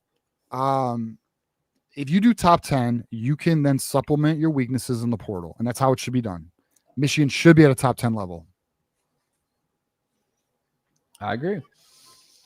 Yeah, and that's the truth. Like they're all right. This is not a super chat, so make sure you don't lose your spot, John. I'm gonna pull a comment up that I think is relevant. So, how did Indiana get this far without top 10 recruiting class? I'm gonna tell you how. Elite coaching. So that's rare shit. That's Jim Harbaugh type shit. Okay. Portal also James Madison guys coming in through the portal. Yeah, Kurt Cinetti's not afraid to go in the portal, right? But Kirk Cinetti is an excellent developer and an excellent coach, and it's just what it is. Sharon Moore is not yet. We'll see if he can become it. Connor says, I want to deploy the entire NIL tank to get a mutant D-line again. Julian Satan had forever and a day back there. Yeah. Well, good news, because our recruiting D-line is fucking elite. It's nasty. You got 2 5-star players committed in Julian Walker and Carter Meadows. You have Alistair Vallejo, who literally looks like a Mason Graham fucking clone. And then you have Mikhail Blade and Tariq Boney, who are also dogs. And I didn't even mention Titan Davis, who's a fucking top 100 beast. The defensive line recruiting class is insane. It's like the best I've seen for Michigan. Very strong recruiting class. We gotta hold on to Julian Walker, though. Connor also says Connor has a triple threat or a quadruple threat or quintuple. He's thank you for all the back-to-backs. Appreciate that. Let's see. Oh, it's actually the same one. So thank you, Connor, for the double. Can we actually develop our recruiting classes? Well, Harbaugh used to be able to, but something's changed. Yeah. Something's changed. Connor also says, can we all reflect on the fact that we scored fewer points today than last year? Should have started Buckeye Slayer Davis Warren. Yeah, I mean, we all know Bryce is better than Davis Warren. Okay, let's be real there. But today, statistically, pretty sure Davis Warren had more yards. And we scored more points. Did he? It's like 6. Yeah, so Bryce had 63 yards. Davis Warren. Yeah, I'm looking. 62. Okay. Well, stop your fucking lies, John. Stop your fucking lies. One passing yard better than Davis Warren. Because Bryce is better. That's why. Crazy. What do you think that fucking 12 million got us? Davis Warren? 63, No. not 62. 63. Come on, man. What is the inside information on Bryce leaving? Yeah, none. Dude, that like I'll be real. All right. And this is no shot. And whatever, whoever says this, go like whatever. Like it's not good. But my one annoyance is people thinking Bryce is going to transfer because he's not. He's not this year. I mean, if this is a repeat next year, but I can't fathom that we're not going to put weapons around him. Bryce is not transferring this offseason. Mm-hmm. It's not going to happen. So let's not worry about it. I mean, it's just not even. Listen, I'm confident in. Here's where I'm confident. I'm confident he's not transferring because there's been no buzz of it. And not only is there no buzz of it, Michigan. And I've heard this since early October. The plans to be aggressive this offseason, man. It's like I know we've heard that before though. So like, we have had that. Granted, listen, I'm saying that with a grain. I'm saying that grain of huge grain of salt. I'm saying that with the understanding that it's possible they fucking don't, and then we'll cook them. And if they don't, then guess what? Then whatever comes their way is going to come their fucking way. I mean, it's on them.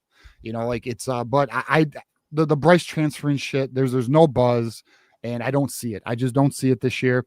If the team here's where if we suck next year and we didn't put weapons around Bryce, I could understand. Yeah, I think it could be on the table then. But I don't see it right now, and I don't think we have to worry about it right now. Connor says, let the Buckeyes have their first win this decade. That's right. Congratulations. Fuck that. They don't need a win. I mean, they earned it, though, so kudos. Yep. 4-1 in the 2020s. Still pretty damn good. Ryan with the 10, been watching all season. Bro, thank you for watching all season. Yeah, thank you. Hold on, Ryan. We'll get to this. I just have you know how like the Buckeyes are like, oh, you guys had all those wins before the forward pass. Mm-hmm. Well, you fucks had wins before AI, you losers. You fuck. That's like, what are we doing, bro? It's a new era. You fucks can't even win in this new age. You gotta win today. Good job. You'll get one this decade. Congratulations. Woo! Guys, how many positions were down to second string and third string players this year on offense, defense early? I'll take 9-3. I'll take 9-3 because of that. Yeah. Coaching changes under Moore need to happen, though. OD line and wide receivers.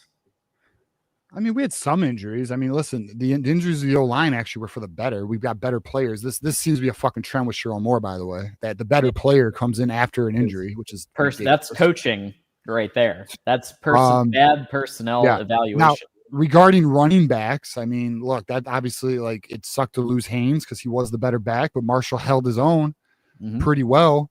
But then what other injury really got us? Rod Moore, I guess. Houseman wasn't injured. He just decided he didn't want to play football no more. Yeah. I don't know. Maybe I'm missing one that I'm not thinking about. I don't know. I don't want to take. Wasn't Marlon Klein? Hey, John. Is Hogan Hansen still a Michigan Wolverine? I believe so. Oh, I don't know. I haven't seen him in forever. I was just wondering. I don't know. Apparently, he's just perpetually injured. Like he's just always injured. It's something like that. Well, I'm glad we put all that money into a tight end last offseason. I'm glad we did that. Addison with the $1.99 super sticker. Thank you, Addison. Go Blue. Appreciate you. Elijah with the 5. We need defensive ends next year. I don't trust Brandt, Nichols. Freshmen don't count. Number 1. I agree. Priority is wide receiver. If we don't get wide receivers, I personally will hope Bryce leaves. All right, so this may sound crazy. I actually think we need wide receivers, and that's like number 2 for me. Number 1, we need defensive tackle. We need someone who could push the fucking middle. We have nobody who could push the middle of that pocket. We do need edge rushers. I don't deny that either. We definitely need edge rushers. Julian Sayin was baking biscuits in that pocket all game long. I know.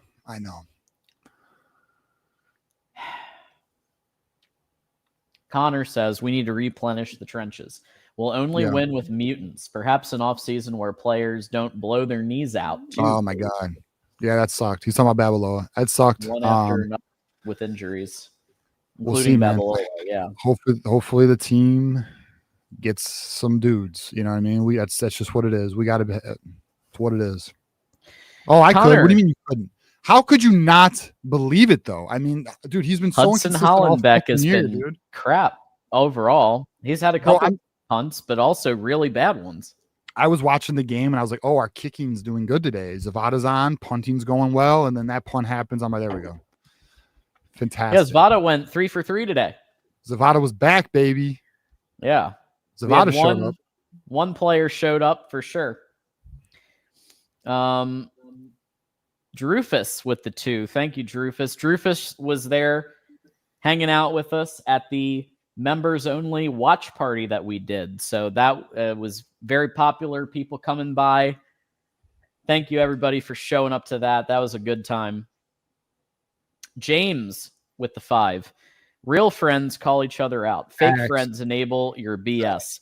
Real friends call out their team. Real fans call out their. You're damn right. That's facts. That's fucking facts, dude. I actually believe in that, bro. I believe in that shit. Fire. Even on a social level, I fucking believe that. Even your family. When someone's on bullshit, you respectfully let them know. And you fucking you fucking tell them, bro. And it's on them to get their shit together. Period. Like, you can't make anyone drink water, bro.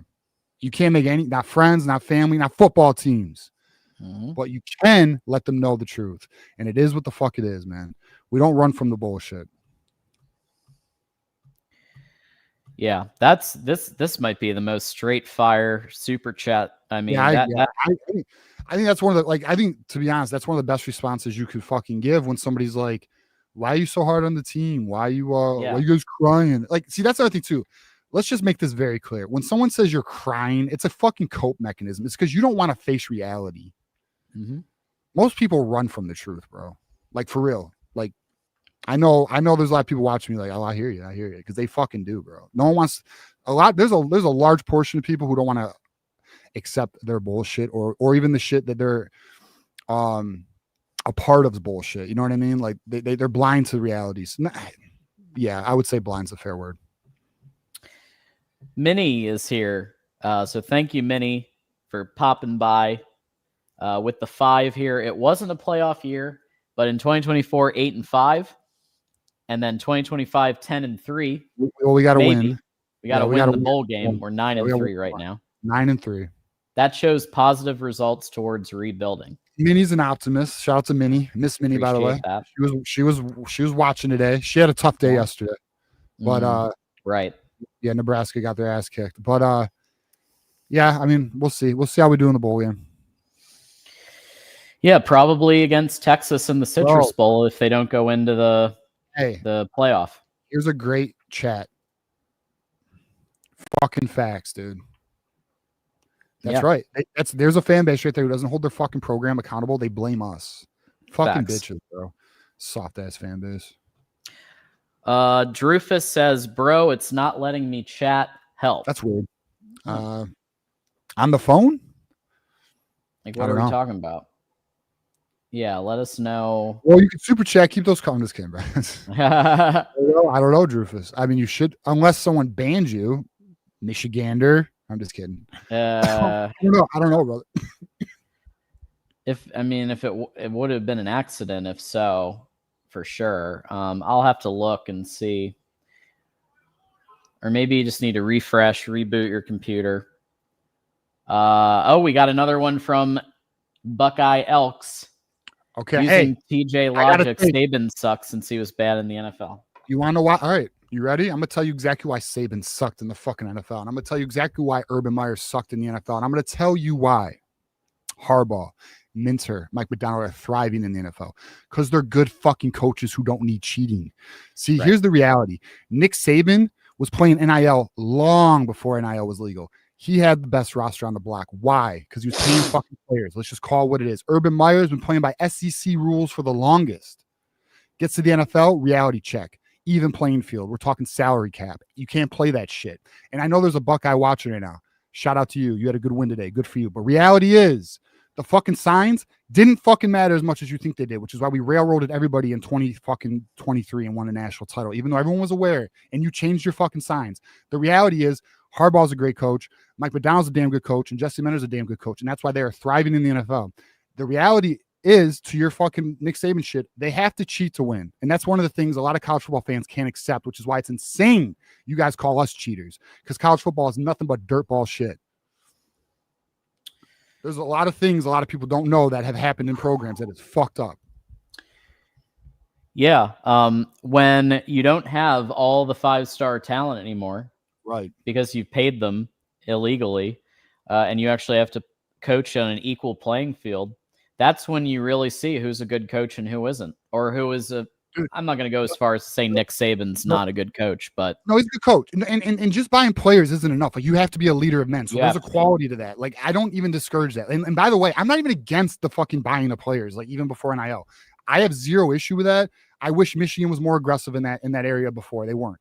But listen, the Valdosta head coach, who's one of the most prestigious high schools in Georgia, literally said Nick Saban would go to kids and say, "How much would it take to get you here?"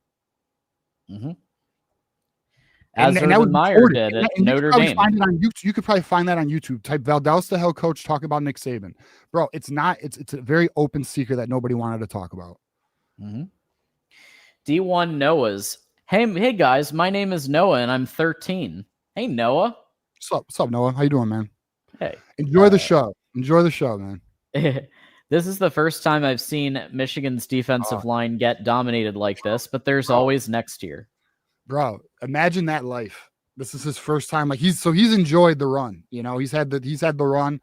He's getting into it. Yeah, it was not our best performance today. Hopefully Michigan gets it together. We are the bully. We need to be the bully. We were not the bully today. So Michigan definitely has to develop better players. But shout out to you, man. Enjoy the show. Appreciate you, Noah.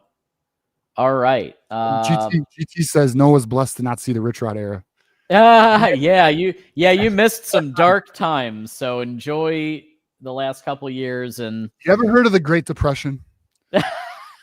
Our version of it was from 2008 to 2014. Yep. We got. So is it? I'm just trying to remember if it's Thambone or anyway. Yeah, I think he said it was T Hambone. All right. It might be Hambone. I can't remember. It don't matter. I know. I remember he said it, and I can't. Big Dog 30. Yeah, Big Dog 30. It's Big Dog 30. Big Dog 30. It doesn't work out with Sharon Moore. Michigan needs to go after Clark Leah. Yeah, at Vanderbilt. That'd be a good choice. Well, we'll see next year. He's getting another year. He's getting another year. Yeah. Justin with the 2. Thank you for that. Andrew, in a way, losing to OSU can be a wake-up call. I think winning last year actually set 100%. Us back some because we thought we were set at different positions. Okay. Yeah, it's going to be some massive call to action now. 100%, Andrew. Hey, it was a wake-up call for Ohio State last year. And Buckeyes, now they don't like to admit it, but some have no problem admitting it. They know. We set the Buckeyes on their road to their national title. They fucking got smacked in the face, and they handled their business. So what? We got smacked today. How are we going to respond? It's up to Michigan. You're right. This needs to be looked at as an opportunity, really. That's what it needs to be looked at. This is a fucking opportunity to get better. Noah is now a YouTube member. Thank you so much. That means a lot. Yeah. You get the allowance money to become a YouTube member. Thank you. Hey, Connor, he might have a paper route, bro. All right, Noah's grinding out here, man. Yeah. Noah is grinding, dude. Making moves, Noah. Yeah, I love it. That's the Wolverine mentality. That's what that is. That's a Michigan man, bro. He's figuring it out. Michigan difference. That's what we call that. The Michigan difference. Connor says, respectfully disagree. We don't have deep threats. Bryce doesn't see the field often. That is as an important an issue, if not larger. Andrew Marsh is the only one that I can see as at least entering the conversation. We don't have a deep threat. Now, don't get me wrong. Don't get me wrong.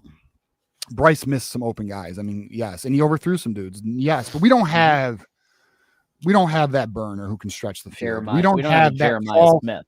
We don't. McCauley's supposed to be the go get it guy, and you guys saw how that went in the end zone, didn't you? McCauley's should be a third option on a team, not one or two. And to be honest, he probably on an elite team, because I know there's a Buckeye watching right now, he wouldn't be a third option. You're right. He wouldn't. Like on an elite team, McCauley's just athletic. He's not good. He doesn't run routes real good. He doesn't get separation. Like he has his issues. All right. Let's see. Respectfully disagree. Oh, here we go. Julian Satan had enough time to do his taxes. You're right. And he did them. He did them all right. Yeah. Michigander with the 10. Thank you. I watched an interview with PJ Fleck. He said early in his career, he wanted to control everything and had to learn to trust his staff to win. I think Sharon wants to control everything. The offense, definitely. Well, he totally let Kirk Campbell run the offense, and he trusted Kirk Campbell, which is why we got in that quarterback mess last year. Yeah. So he trusted too much last year on that.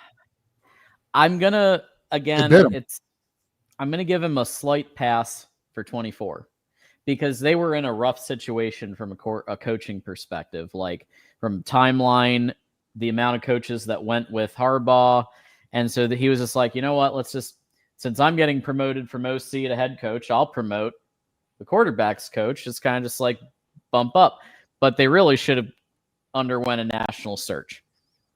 They really should have. Instead of just, hey, you want to be an OC, buddy? Yeah, well, Jim Harbaugh co-signed him. That's what happened. Thanks, Jim.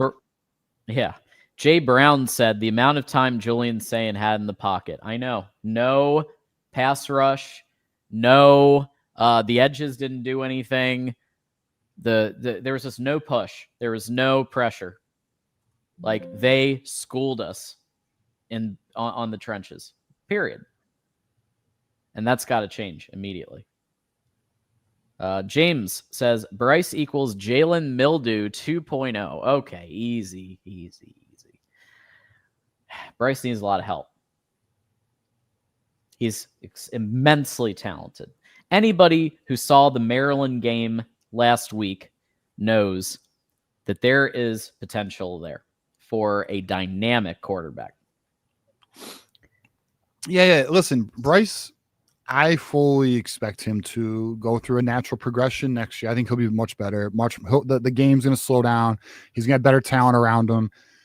Listen, Bryce was better in the beginning of the year than the games we saw at the end. And Devin Gardner warned, and I didn't believe Devin Gardner. But Devin Gardner towards the middle of the year said, I'm worried about Bryce Underwood regressing. He doesn't have receiver options. He's getting hit from time to time. And he was right. Bryce Underwood started to have overthrows, started like missing open guys, where before in the very beginning, bro, he was like looking at the field. He was getting the guy at the second level. Like a good offseason is going to do him good. Yep. All right. And T Hambone says Underwood should have redshirted, but our talent level is not elite. OSU gets 5-star after 5-star quarterback and wide receiver year after year. Well, yeah, and a lot of that is Hartline, especially at wide receiver. I mean, Hartline is probably one of the best wide receiver coaches and recruiters on the earth, which is why I think they need to watch out for Penn State if Penn State goes and gets him. But when you see the vision of it, it's very clear to a future Ohio State wide receiver what they could potentially do. It's very clear because OSU runs an offense that has a pretty heavy passing attack. We don't. We hand the ball off a lot. We run the ball a lot. There have been games this year where the pass actually had more yards than the run. And I think that there were moments where you could see it. You could see what could be. But it's still going to be a tough ask to go and get 5-star wide receivers when we just haven't really been like Marsh got 0 yards today. That's crazy. He is the answer, right? Yeah. At quarterback, we have we have Underwood. We I think our quarterback situation is, I think we're going to have like 4 and 5 star talent for a while. Like, I think that's going to continue. I can see that continuing. Fuck Ohio for life says Bryce can't see the field for shit. I agree. Constantly not seeing receivers who are breaking open downfield. I mean, you're right. That became an issue as the season progressed. I don't disagree. It's truth, and he's got to do better. Courtney Harper says fire stink now. So we're back to the fire wink Martindale train. I feel like there are some other coaches higher up on my shit list. All right, my bad. Yeah, I would agree, John. To your point, my bad. I got thrown off by this. Bro says, Christopher says, thanks for not reading my super chat. We're gonna get to it, bro. We're reading all the super chats right now. We probably haven't gotten to it yet. We're going one by one, so we'll get to it. But yeah, to your point, Winks. I don't know. There was some buzz that Michigan might be looking a different direction, and Lamar Morgan might be the one they're looking at. We'll see on it though. We'll see. Yeah, I would say Wink is not at the top of my shit list either right now. Because I mean, look, Wink, he didn't have the defensive line. Imagine if we had a better defensive line. I mean, it's on the coaches too to get the talent in here. I mean, again, this offseason, there's no excuse. Yeah, I agree. And yeah, Christopher, just hold off because we are going to get to you. We're just behind, and we're trying to catch up. Yeah. We have a lot of super chats, brother. Yeah. Thankfully, and I appreciate everyone who has contributed to the show. Grateful to all. Does Haynes come back one more year to boost his draft stock? I think it's possible. I don't. I think it's. I'd put money. I think he's 100% gone. I'm gonna tell you why. Because he showed enough when he played. He has enough tape out there. He showed what he can do. When he goes to the combine, he's gonna measure off the charts. And not only that, running backs have the shortest lifespan of any position in the NFL. You want to get into the NFL as quick as possible. You don't want to linger in college. You wear your body down, you break it down. He's done enough to be a day 2 pick, in my opinion. Yeah, if he's a first or second round pick, he's going. If it's third or under, if they're projecting that he's going to be third and under, then they could put an NIL package to get there. Also, we have Savan Hyder and Jordan Marshall next year. Like, the room's gonna be stacked with Kuzdal running third. Yep. I have placed the call-in link now in the chat. So if you want to get in the queue, we're getting to the point where we'll be caught up in super chats in the next 10-20 minutes, I think, and then we'll start taking calls. Biggs Mikes with the 5. It's coaching, plain and simple. Moore stands in the way of letting Chip run his offense. You either cut ties or set your program back 2+ years. They're not firing Moore, so there's really not much more I can say. Like, he's not getting fired. There's just too many openings right now. Penn State still hasn't hired a coach. LSU's going to hire Lane Kiffin, but there's too many openings. Like, the best that Michigan could hope for is like a Jed Fish type or a Matt Campbell type. That's the best. And it's only downhill from there, folks. You're not getting Nick Saban walking through those doors. So you just have to remember that. It's better, I think, that they try to build around Sharon. You get a very experienced assistant head coach. You get an O-line coach who's competent. You get a wide receivers coach who can at least coach the basic fundamentals of wide receiver play, other than blocking. And you get a special teams coach who doesn't put someone in as punt returner who can't return punts. Like, and get a punter who can punt, and get JP Brown has been god awful. So like, we need to get, let's see a year. If they take big action to change their coaching staff and get personnel, then I'll be in wait and see mode for 26. If they take it easy again, they take it light again, Not going to be happy. We're going to call it out. Ricky says Moore's recruiting is the equivalent to a buff guy compensating for a small package. Why? Because he goes after like Bryce for 12 million, but then doesn't build around him. Is that the idea behind that one? I don't know. I can't say I understand. Killer Panda. We need pass rushers. Hell yeah, we do. Moore better not pull a Brad Holmes, Dan Campbell and say we're good. Also, we need to find a new defensive coordinator. Bring up my Lions, man. Lions are clearly not good.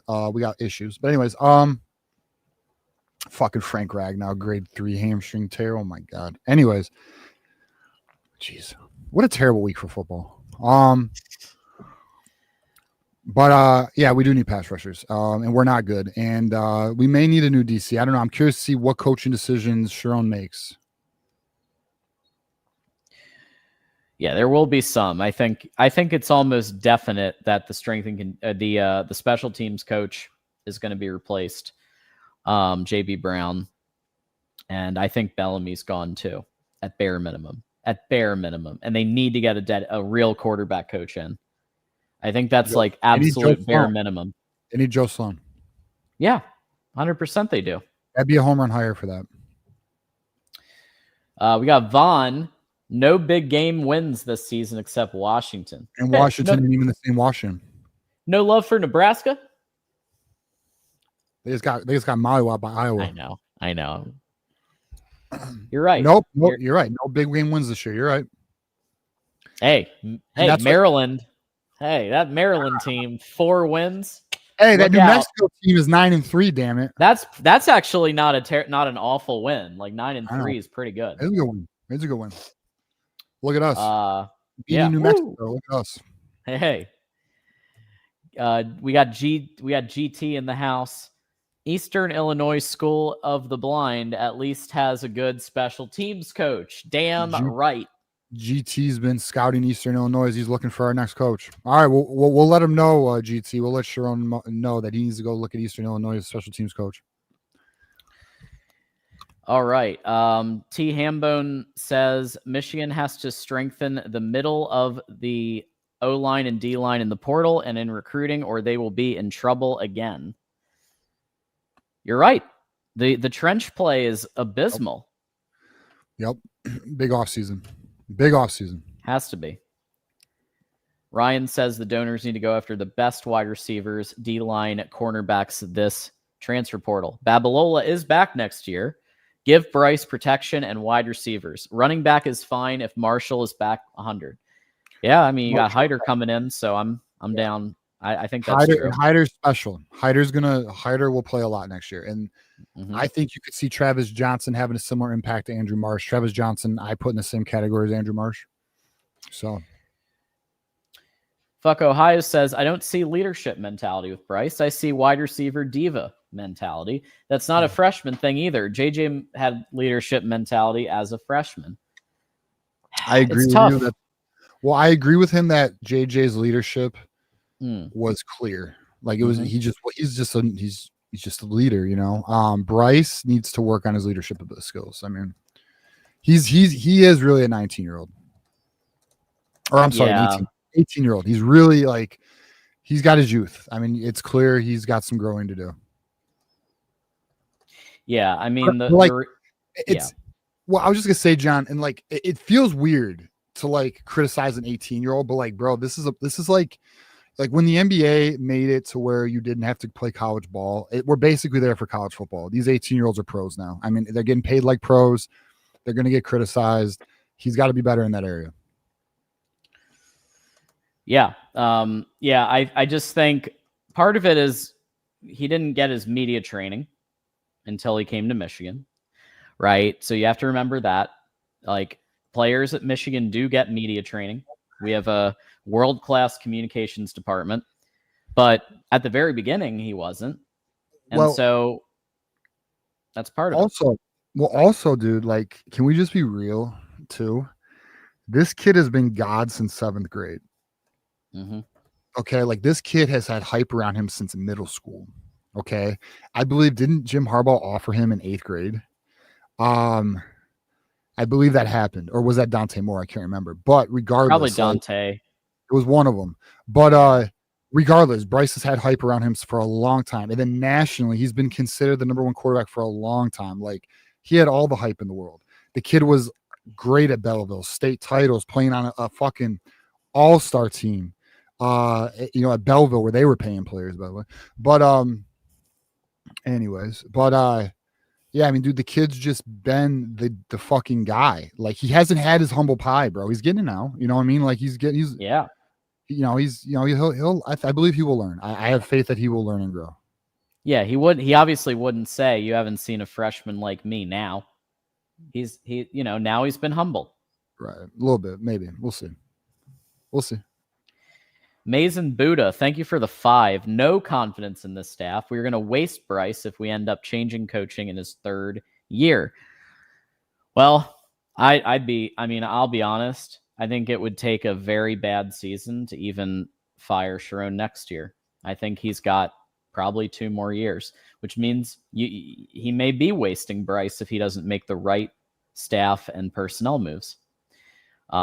He didn't make enough in this offseason to beat the teams like Ohio State, USC, and OU, which are it's just disappointing because like the only teams worth a damn beat us, and we beat the Cupcakes. Congratulations, and we beat Washington. That's it. Like we lost against the 3 actual tough opponent or like even decent opponents that we faced. Right. Yep. Anyway. Connor says, I love when Moore says he doesn't talk to Zavada because he never played kicker. Couldn't he say that about every position except O-line? Bizarre. Yeah, it's an odd statement to make. He definitely has never played corner. Right. I don't know. I mean, it is an interesting. I mean, but I will say, like, I think what he's trying to say is, like, dude, that's what kicking is a whole different sport, though. Like, it is like, but I mean, you could say something to him. Shit. Like, I mean, like, yeah, I don't know. Is a weird comment. Calvin, thank you for the 5. Love your channel. I hope Bryce works on his mechanics. He had guys open. He's got to be more accurate. Yeah. I will say I thought he made improvements on his mechanics last week. So I think that part of what was the issue today is he had no time. It was the exact opposite of what was happening with Sayin. That's when you have a good O-line that's getting you the amount of time you need. Bryce hasn't really Bryce has been taking some hits this year, guys. When you take a lot of hits, look at Joe Burrow in the pros. Like you take a lot of hits, you start hearing footsteps. You start when you have a bad O-line, and I wouldn't say we're bad anymore, but I'd say it's pretty mid. The other team gets to you a lot. Bryce did have a couple of throws today that he was able to get off right before the Ohio State player got him down. He had that one throw where he fucking got it right in the window of the 3 defenders. That was an NFL amazing throw, but you can't do just one of those every 20 throws and miss as many as you're missing. Right. Facts. Cold-Hearted says, do we retain both Marshall and Haynes? Marshall, yes. Haynes, I don't. Haynes going to NFL. I'm confident he's going to the NFL. It's not confirmed yet. Hasn't been announced, but I mean, logic says he's gone. ZK CFB says, if this program is serious about winning, we need some academic exemptions for legit portal talent. Bryce needs more weapons. We need athlete exemptions. Surprised to see to hear about some about them. Like, I wouldn't be surprised to hear that enough money was enough donors. I think we're getting. I think we're getting to the era where I think it's going to be entertained more than it has been. Michigan's very strict on their academics. I know there's probably someone watching who really understands Michigan's academic prestige and how proud of it they are, which they are. And I'm sure there's somebody making the argument because, trust me, I've had all these debates.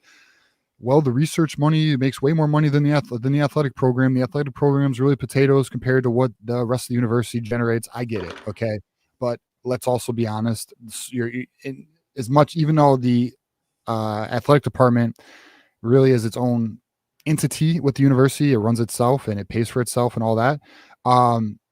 It's one of the best marketing tools any university could have, and statistics show this. There's studies on this, all that. So it only benefits the university. I think it's potentially possible that they will. I think it's something that would be considered. I'm not entirely sure when it will happen though. Yeah, I mean, you're 100% right that the academic strength of Michigan is a huge selling point, and it's something that Michigan takes a lot of pride in, which means it's going to be hard for the administration to make a lot of changes. However, again, just like I said at the beginning of this show about the NIL era, you now have donors running the show more so than it used to be. No longer do you have Nick Saban having an iron grip over his whole program. Donors have a lot of say now because they have a financial investment in the talent. Did anyone see what Dave Portnoy did today at the end? He left. So, he was at our house, our Airbnb. So there was another video, it was for sure the one we were at. So he was at our Airbnb that we stayed at, which we got to contact that person, by the way. But anyways, but he fucking left early. He left early, bro. And like, he's a donor. He's a booster. So like, and he's a vocal booster. And not only is he a vocal booster, he's tight with the Ellisons. So, and he has threatened the Ellisons publicly on Sharon early in the year, if y'all don't remember. So, I mean, I'll just let you know they're not happy. They can't be. They can't be. Colby says there's no reason why we were only elite 3 times in 15 years. We have the money and resources. Figure it out. Fire Wink, JB Brown, Bellamy, Tress, Esposito. Why isn't anyone calling out our D-line coach? Yeah, it's tough because he's so good at recruiting. He's so good at recruiting, and he's developed guys at the NFL. He has a great track record. Last year's defensive line was elite. To me, there's a talent gap. I don't think Esposito to me is safe to me. But yeah, the production wasn't there. I mean, I can understand. Listen, if he has the same performance next year, then he's got to go. I'm like, I get it. I understand your position. His track record's really good. Like he's developed dudes of the NFL from like Florida Atlantic and Ferris State, man. Like, and dudes who have contributed in the NFL. Yeah, I would give it another year, see what he gets in the portal, and also we have to remember this was a really good Ohio State team, right? This Ohio State team, in terms of passing offense, I believe is first in the country. Their run offense has improved every week.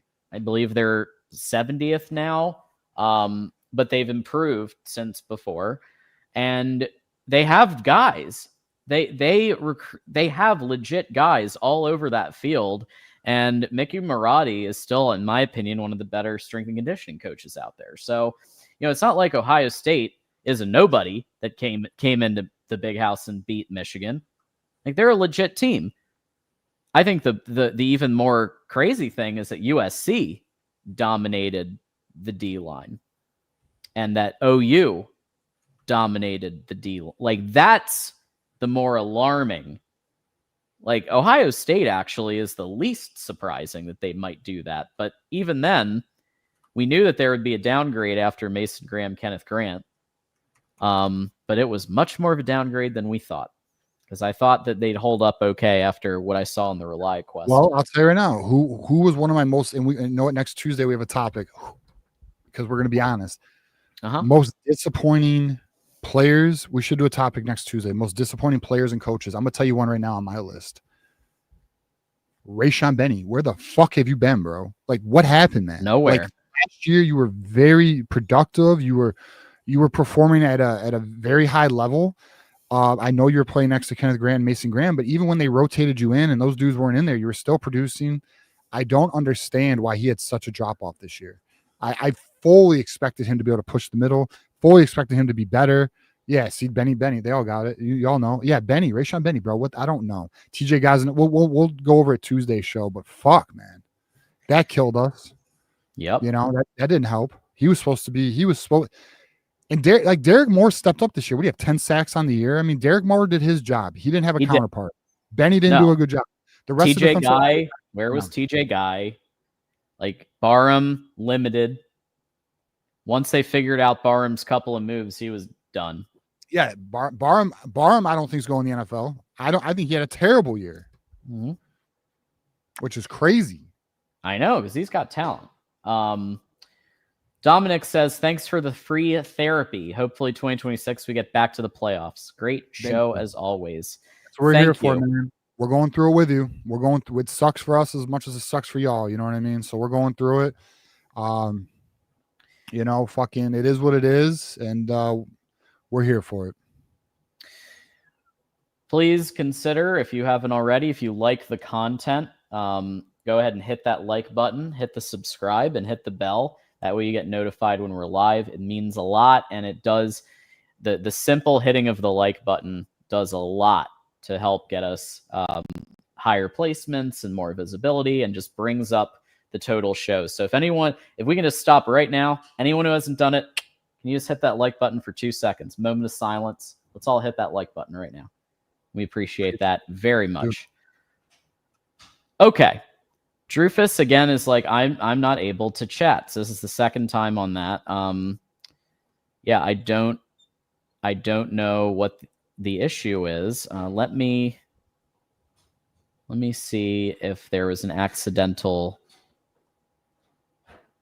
Because the only thing I can think of is that there was an accidental. Well, what's the issue? He says he can't chat. I'm like, all right. Here, I'll read super chats, John. Where were we at?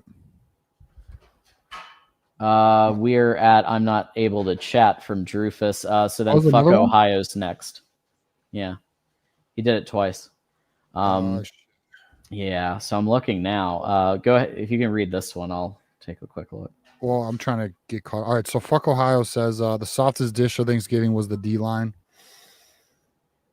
That's fair. I mean, the D-line didn't step up today at all. Yeah, I mean, I think it's fair. Yeah, I'm caught up now. It's fair, man. I mean, look, the D-line deserves all the fucking criticism. What'd they do? They gave up how many yards rushing? 180? 186, man. And they didn't get one sack on fucking Julian Sane, bro. Like, let me look here. Not one sack. Nope, no sacks. Tackles, man. That's wild. It was worse than no sacks, though. Like, they didn't even get pressure on Julian Sane. Let's talk about that, John. So let's talk about this aggressive offseason, right? Yeah. Fucking. So you're telling me, so you better not be bringing in your Trey Williams or your Damon Paynes. What the fuck did they do? Respectfully, like, I hate talking like this, but like, the truth, what did they do, bro? Like, what the fuck did they do? They didn't produce. Like, we brought them in. Those were supposed to be our additions to bolster the defensive line. No production, limited. Shame. It's terrible, bro. Like, those were supposed to be the solutions. Those were supposed to be the answers. Like, a lot of their transfer portal ads in the last 2 years have been duds, bro. A lot. Now, don't get me wrong, there's been some home runs, like Justice Haynes' home run. There's been, and, you know, Harbaugh had a better track record probably with it. I'm telling you, I'll be very real here. I have a slight concern in Sharon Moore's player evaluation ability. I'm not so sure he's strong in that area. I have more than a slight concern. Look at all of the times. Yeah, I know. No, I think it's a big fucking problem because look at what's happened since 2024, right? I know. In 2024, they put Judice as center instead of Crippen. Wrong. They put Donovan Edwards in the backfield all the time as an inside zone guy. Wrong. Didn't use Edwards properly. Awful. How about the fact that this year the left tackle position, Evan Link was, and Frazier's better. Not even the best left tackle. Frazier's better. What about Brady Norton at right guard and fucking Brady Norton, Garnera versus Garnera? It's one after another, guys. I know. This isn't a one-off. And Andrew Marsh, it took like 4 games just to get Andrew Marsh on the field. No. And you had Samaj Morgan in there till like game 10. Look how long they kept Samaj in there, bro. And in one game, Andrew Marsh outproduces him at punter or at punt return. It's crazy. The fuck, dude. And then we didn't even talk about the quarterback fiasco last year. They trusted that. Yeah, there's been some red flags. Yeah, all right. I said Slade. I lied. Yeah, there's a problem. Yeah. All right, here you go, Christopher. Thank you for the 10. It took them 5 years. A mutt has to get off the porch to shit at some point. So we have new motivation to do what we have to do to improve. It did took them 6 years. Yeah. Since 2019 was the last time they won. Yeah. I mean, yeah, now it's on Michigan now to respond. That's just what it is. How's Sharon going to respond? $10 super chat from Blue Wolverine. Shout out Blue Wolverine. Shout out to Micah. It is already being rumored that comms interruption late in the game was pre-planned by Michigan if things were not going their way. Get ready for more cheating. Right? No way. Are we sure the weather didn't have anything to fucking do with it? I don't know, dude. Like, what do we like? I don't know. I mean, honestly, though, what the fuck do they have to complain about? They won. Nothing. Yeah, shut up. All right, we got Ryan here. It's $5 super chat. Bryce and Sharon are not going anywhere for 2 years with new recruits. NIL. Linebacker was on the 3rd and 4th with Barham moving. Wait, linebacker was on 3rd and 4th with Barham moving. Sullivan injured and no Hausman. Okay, but Sharon's not getting 2 years. I think he might. You think he might 2 more years?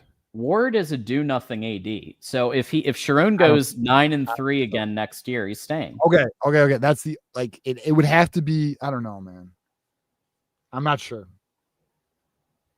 I mean, it would have if he was to live another year and not make the playoffs. I'd be very surprised. And I'll tell you right now, this channel will not fucking stand for that shit. We will be calling that out. No way. I don't run from the truth from Dave. I'm worried about Bryce. I am too. I mean, listen, I can't guarantee you anything. I'm confident he'll develop and grow this offseason, but I can understand your concern, I guess. It's fair. I mean, what has he shown us, you know? I think a lot of it's what's around him. I do think that's part of it. But clearly, he needs to be better too. He's got to get better. JR with the 10, tough loss, but I personally never thought this team would win 9 games. Well, we did. I mean, we were hoping for 10, but TJ called it exactly. Very young, lacking D-line depth, wide receiver field stretcher lacking. With so much coming back and the recruiting class coming in, we are good. Go Blue. Here's the glass half full. Right. And because we are the youngest team in the Big Ten, this young team will get better. This young team will grow. This young team will develop. Hopefully. Obviously not promised, but it looks like we have things to be optimistic about. Again, though, for me personally, how they respond this offseason is going to be my indicator. If they fuck around, then then what are we doing? If they're serious about this and they're aggressive, then all right, let's go. I respect it. Then let's go into next season and let's see how we do with an aggressive offseason. That's fine.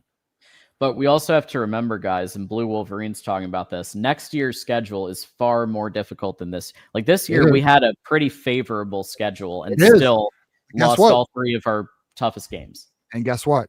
Oh, well. Oh, fucking well, bro. This was your year. I'm sorry the schedule's tougher. I don't want to hear. I'm telling you right now, guess what we're not going to do next year? Have the schedule be an excuse. There's no excuse. Right. Results business, buddy. We be chubbin with the 20. I will say this, OSU better plan their future. Brought in Sayin, so their 5-star Tavion Sinclair could sit. OSU has a way better staff. Bryce was very underwhelming, especially with the pieces around him. Tired of having an inept offense. Well, what pieces around him though? I'd push back on that. Like he was underwhelming, yes. He had a running game. He had a running game. One wide receiver. One. Yes, one. And his other receiver was dropping balls all over the place. But listen, regarding Ohio State, they're a well-oiled machine. Okay, and they've done their transitions better. See, here's something that Ohio State didn't really. Urban Meyer didn't raid the fucking program when he went to the NFL, like Harbaugh did. Okay, Harbaugh left, and Sharon with no head coaching experience. And I know Ryan Day didn't have any head coaching experience either, but Ryan Day was being shaped and developed for a while. And Ryan Day had Kevin Wilson. And Ryan Day was also an elite play caller, which is why Urban Meyer believed in Ryan Day. But listen, Ohio State's just a well-oiled machine. In Michigan, Sharon is learning on the job, man. That is why things look discombobulated and why things don't look so smooth. We have a head coach learning on the job. That's what's going on there. Bryce was underwhelming. I think that's fair. Let's do this. This is interesting. What was Bryce Underwood's end of season stats? Now I know today's games are not updated, but he didn't do shit today anyway, so it doesn't really matter. So he had 6. So it looks like for his career, 62.2%. Not awful in percentage. He needs to be above 65, but it's not awful. Not awful. 9 touchdowns, 5 interceptions. Awful. 2160. Yeah, 2166. So what is that average per game? Let's see. 180 a game. That's got to be better too. I mean, he's got to be getting closer to 3,000 yards. He does have 5 touchdowns on the ground also and 322 rushing. So there is that. Yeah. Well, I like to see a quarterback get to 3,000 because that means you're getting 250 yards a game. Yeah. Bryce, this has got to be better, man. I mean, he just is what it is. Completion percentage, he got that up though, so good for him. But I don't know if today's game was factored into that completion percentage, maybe, but no, it wasn't. 2, 3, 4. Actually, it has not been yet. So today's game's not factored into those numbers, but whatever. We'll see. We got Colby here. 10-hour super chat. Sharon is Juwan Howard 2.0. Put the Spider-Man. Did we already see that? No. Put the Spider-Man meme out with these two pointing at each other. I know. All right, my bad. Maybe I read it when he sent it. Yeah, I mean, to be determined, but you might not be wrong. All right, we have $1.99 super chat, compensating for his actual ability to coach. Okay, so he's saying he's recruiting at a pretty high level, although it could be better. Yeah, because he's trying to compensate for his coach. I mean, the jury's still out. He's learning on the job, man. I mean, there's no denying it. There's no denying his time. Oh my god, dude, his timeout management is fucking nuts. It's fucking nuts, dude. It's I know. Nuts. Yeah, that needs to change in the he needs to get a quarterback specialist. He has specialist. He has someone on staff already for that, John. Which is crazy.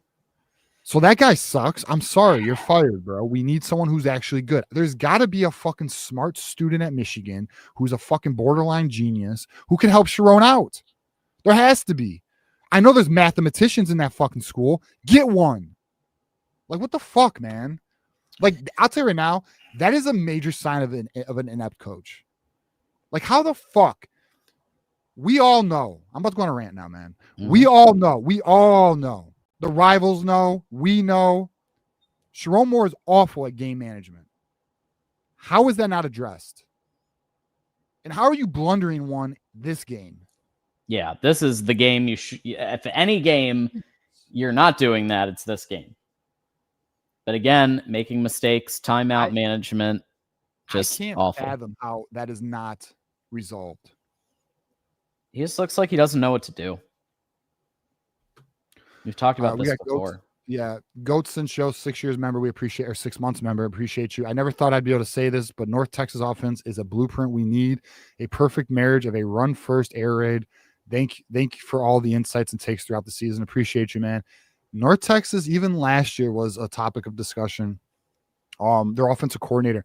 Actually, I believe I know somebody knows someone on that staff. I might have to reach out to him and see what the word is there. Yeah, that'd be interesting. Yeah. All right, we got Tom Bouchard here. $5 super chat. Taking my job, TJ. Okay, Tom with the 5. Dusty May needs to work the portal for the football team. That would be amazing. Yeah. I mean, what's funny is I just had a debate with somebody on Twitter who was like, "What?" Because I had put up a picture of Queen Jolynn, and he goes, "Well, what has she done?" What? What has Yeah, she done? Yeah, I know. I'm like, That's bro. wild. I'm like,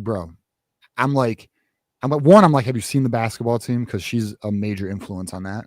Two, she has already brought a lot of talent to this team, like your Babeloas, your Haywoods, your fucking Underwood, your Hyder. I'm not sure about Meadows. I'm not entirely sure if she was in on that, but it wouldn't surprise me. She's been a huge influence. Yeah, like they are they have they have committed. I don't know the exact number, but I know a range, and I'm not going to say it, but they've committed a large sum of money yearly for basketball and football. So they're on it. You know, I anticipate, like I said, that's why it's another reason why I anticipate an aggressive offseason, because where the fuck's that money going to go? You know, it's got to go somewhere. And there's going to be some accountability for sure. Yeah, and also, yeah, dude. And like, listen, Jolene watched today. I promise it wasn't the best day for her. You know, like 100%. And I'm sure hell to pay. And I'm sure watching Dusty May this week was very fucking encouraging, because guess what? They just got ROI on their investment, because another $2 million was pumped into that roster because they won that tournament. Calvin asking, what offense does Michigan do best, and what offense do you run when you have a dual quarterback like Bryce? And should they try to get an NFL OC? Yes, I think they should try and get an NFL OC. You don't think Chip is? I mean, I like. Well, I mean, ideally, I would want an NFL OC, but yeah, Chip's not going. I'm not like Chip's not getting fired. Yeah. I mean, what Michigan wants is a balanced power spread, is what Michigan wants to run. But the problem is they don't have the horses to run a spread. They don't. And the offensive line is young. It's young. It's not. And to be honest, it performed pretty fucking well for 3 redshirt freshmen. It really did. Bryce only got sacked like 20 times this year. 17 or what was it? I mean, I think they were at 17. How many times did he get sacked today? Twice, something like that. What did he get sacked today?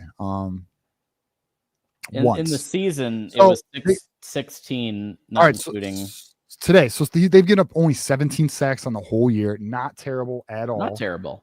No, not at all. And they opened up running lanes. I mean, they're averaging 1.5 a game. I mean, that's not bad.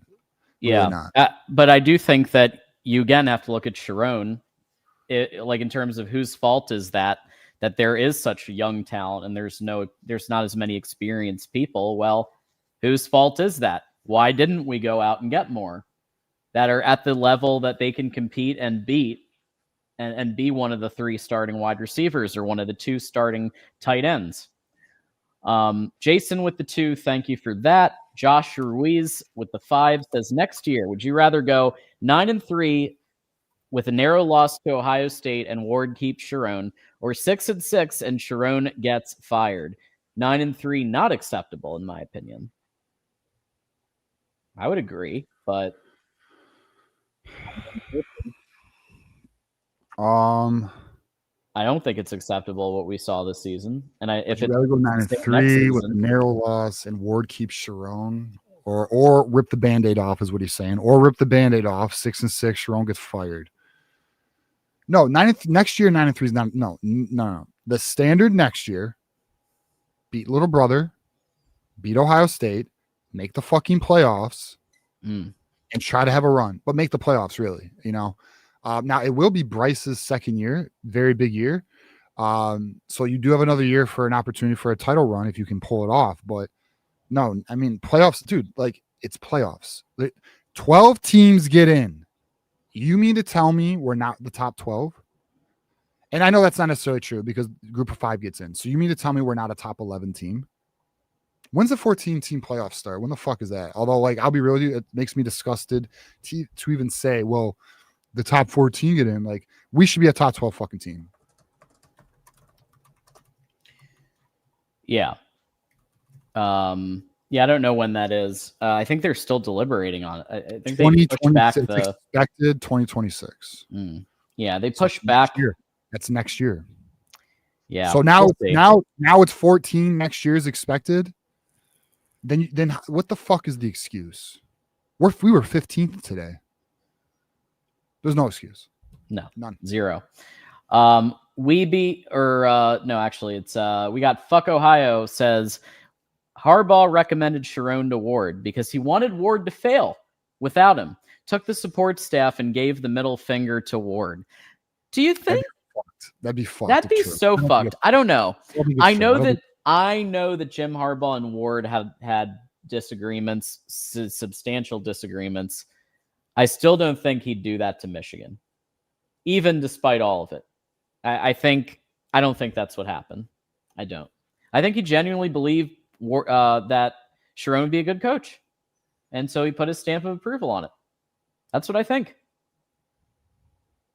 So. We beat Chubbin. Oh, actually, hold on. Actually, to that point, John. Yeah. It was known when Harbaugh was negotiating his new contract. In the contract, he wanted Sherrone Moore to be head coach in waiting. So that was before he even left Michigan. Right. I remember that was controversial because that's one of the reasons Josh Gaddis went to Miami. Is because of that. We beat Chubbin with the 5. Fellas, I'm saying he had no pieces around him. OSU has been elite for 3 decades. We lost multiple transfer additions because of credit transfer issues. True. Yes, we have. Yeah, we have. True. Scour Bell being one of them. Which would have been nice. Would have been nice to have a 1,000-yard receiver with Andrew Marsh, wouldn't it? Yeah. No, I mean, look, yeah. iFresh says, I understand Sherrone is learning on the job, but Agreed. Michigan isn't the school to do that. We are not Michigan State. Too many red flags, not a net positive as a whole. Yep. Agreed. This should not be the school you're learning how to fucking coach. No. And he's very clearly learning how to be it really is like on the job training. He can't do timeouts. Personnel management's been shit. Can't challenge plays. Terrible. Dude, you know what we didn't talk about also? That fucking the touchdown that wasn't a touchdown. Jesus. That bro, I'm gonna tell you right now. That huge momentum. That play's called back and Marshall's healthy. I think today's a different, like, I think we could win that game. I do. But whatever. I mean, they got us, and they got us. Hats off to them. They won. Yep. This Digzilla beat on them hoes with the 5. Young shit is old. All I saw was lack of progression and development all season from no coaching. A young team only develops if they have the proper coaching. Fair. I mean, look, dude, we saw the same mistakes in week 12, week 13 than we did in week 2. So. Yep. Ryan says Biff should have coached this game. How about that for a recommendation? Love the show. Appreciate you, Ryan. When Biff coached, the team looked good. It did. And I think possible. I think it's possible because he let the fucking coaches do their job, like to your point where there's word Sherrone is influencing Chip Lindsey some, like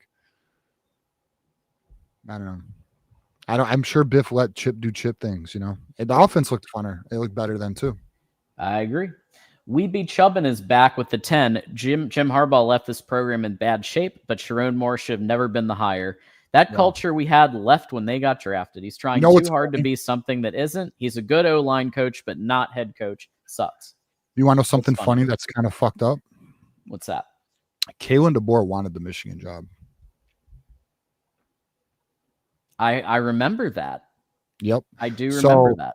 If Ward Manuel was a good athletic director, Ward Manuel would have did some back phone calling and been like, hey, we're going to have a spot open up here, because he took the Alabama job before I think Harbaugh made his I'm not totally sure the timeline, but I do know he took the Alabama job before.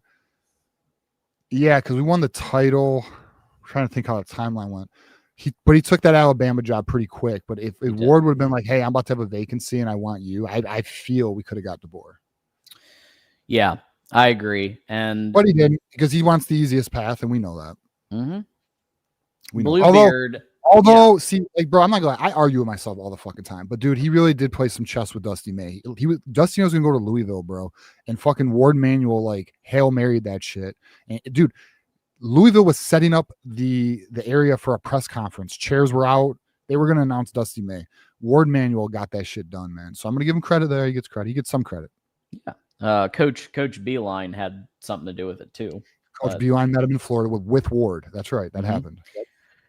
Bluebeard with the 10. Have a lot to say, but won't. Can't spend $10 million on a quarterback and not let him throw if both running backs are hurt. Plus, Max got to throw. Play calling was ass. We'll play Texas in a bowl. I could have called a better game. Sad.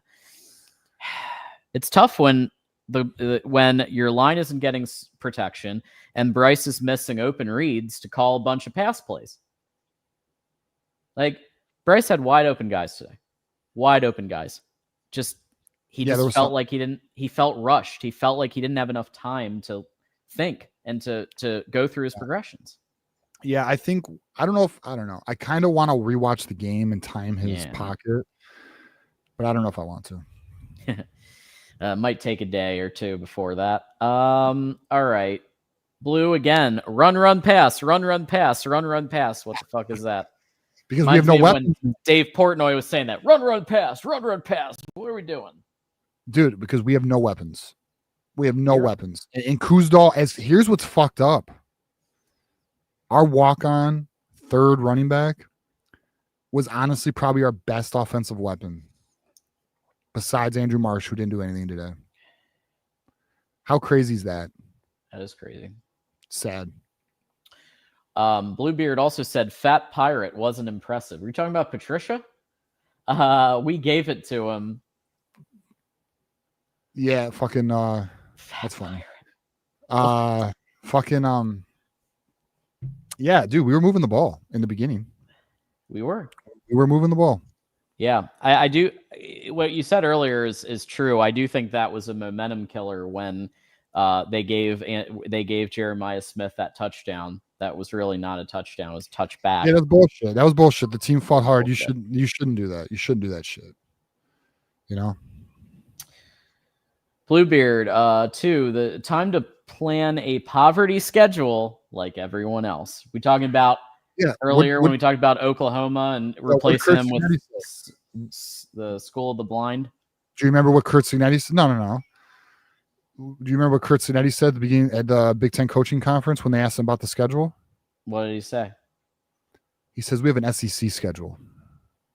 Basically, schedule cupcakes and non-con, and then play your conference. Mm-hmm. Kurt Signetti says I forgot what else he said, but he was essentially like, I'm here to win. I'm not here to fucking, win like popularity. You know what I mean? Like he has a job to do. He's not worried about the non-con. Yeah. Folks, great news. We're officially up to date on Super Chats, which means we're going to take a couple of quick notes from our sponsors, and then we will get to calls. Promise. You guys are next. Promise. Yep. So let's do a quick announcement from Win Agency here. Hey, Michigan fans. We had a tough loss, but here at the Win Agency, we're all about bouncing back.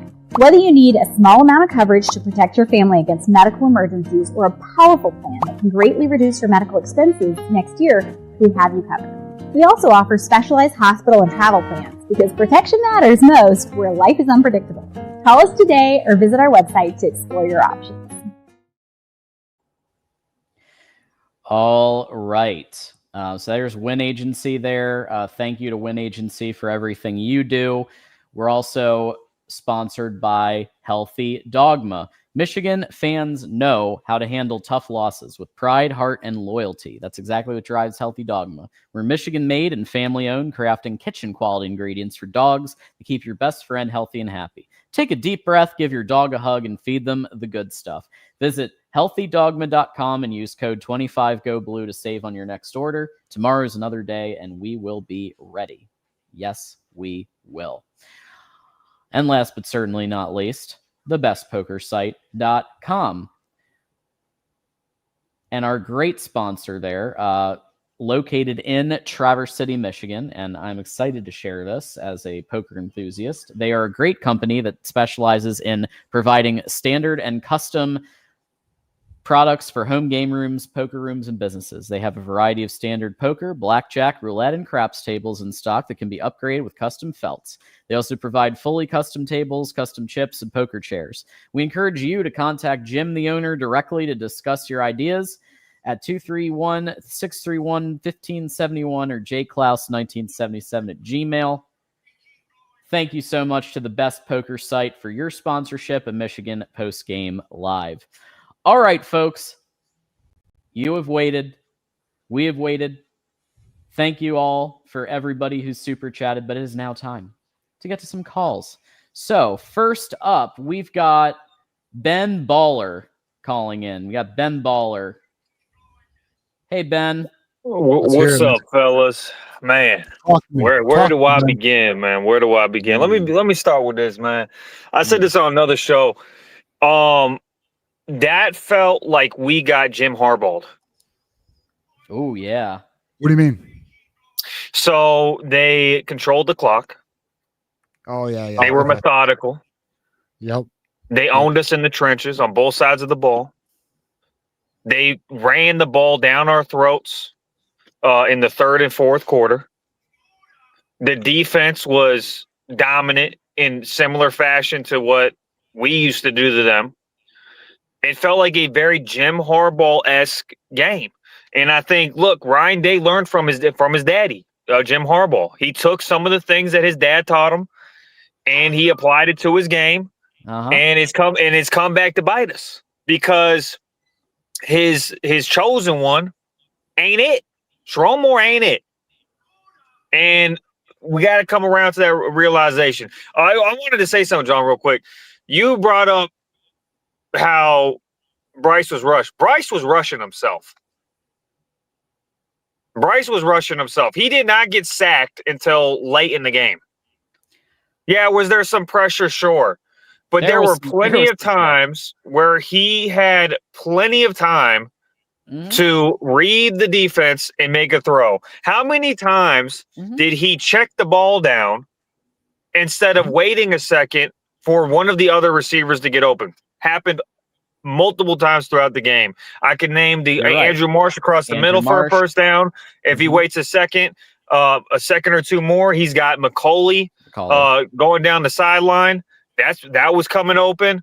He was rushing himself. He looked like a true freshman in the truest sense. Where on the other side, and this is where QB coaching comes into play, on the other side, you have a sophomore. He's not a true freshman or anything like that, but and there wasn't any pressure, don't get me wrong.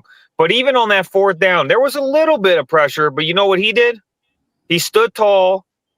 He stepped up. He delivered a pass. He wasn't bailing out of the pocket. He wasn't rushing himself or doing any of those things. What we saw today was we got completely outclassed. We got completely out-physicaled. And, we got to look in the mirror and we got to figure it out is what it comes down to. Because we got completely dominated today. I don't care if that ended up being a touchback. We were not winning that game. Right. We were physically outmatched. I don't disagree that some of it was in Bryce's head. Because I was saying he's hearing footsteps. He's seeing ghosts. Some of it was psychological. I don't think the O-line did a great job today of protection, though. I think there's a little bit of each. I don't think they were bad at all. Okay. You go back and watch it's a combination of two things. The coaching staff did what they did against USC, did what they did against Oklahoma. They pissed down their leg.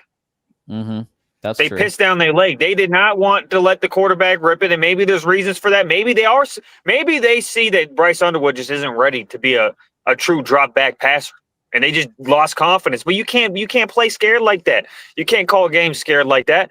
They tried to do now they didn't do it a lot, but on a few third downs, they tried to do screens, which I said going into the game, don't be doing that shit. They ran one screen where I don't know where the blockers were. But Arvell Reese just blew it up.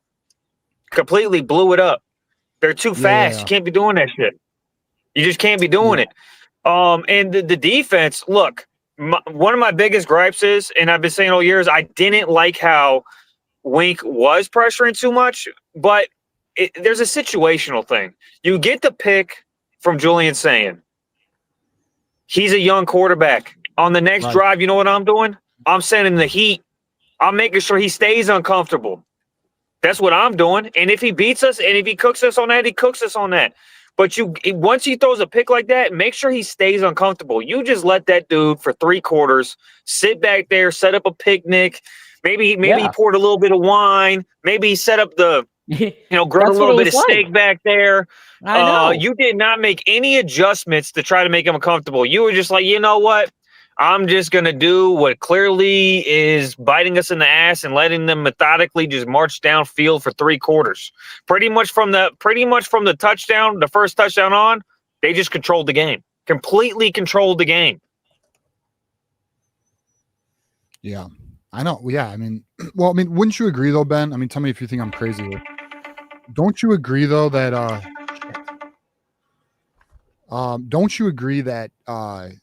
after the Marshall injury is kind of when things fell apart for us?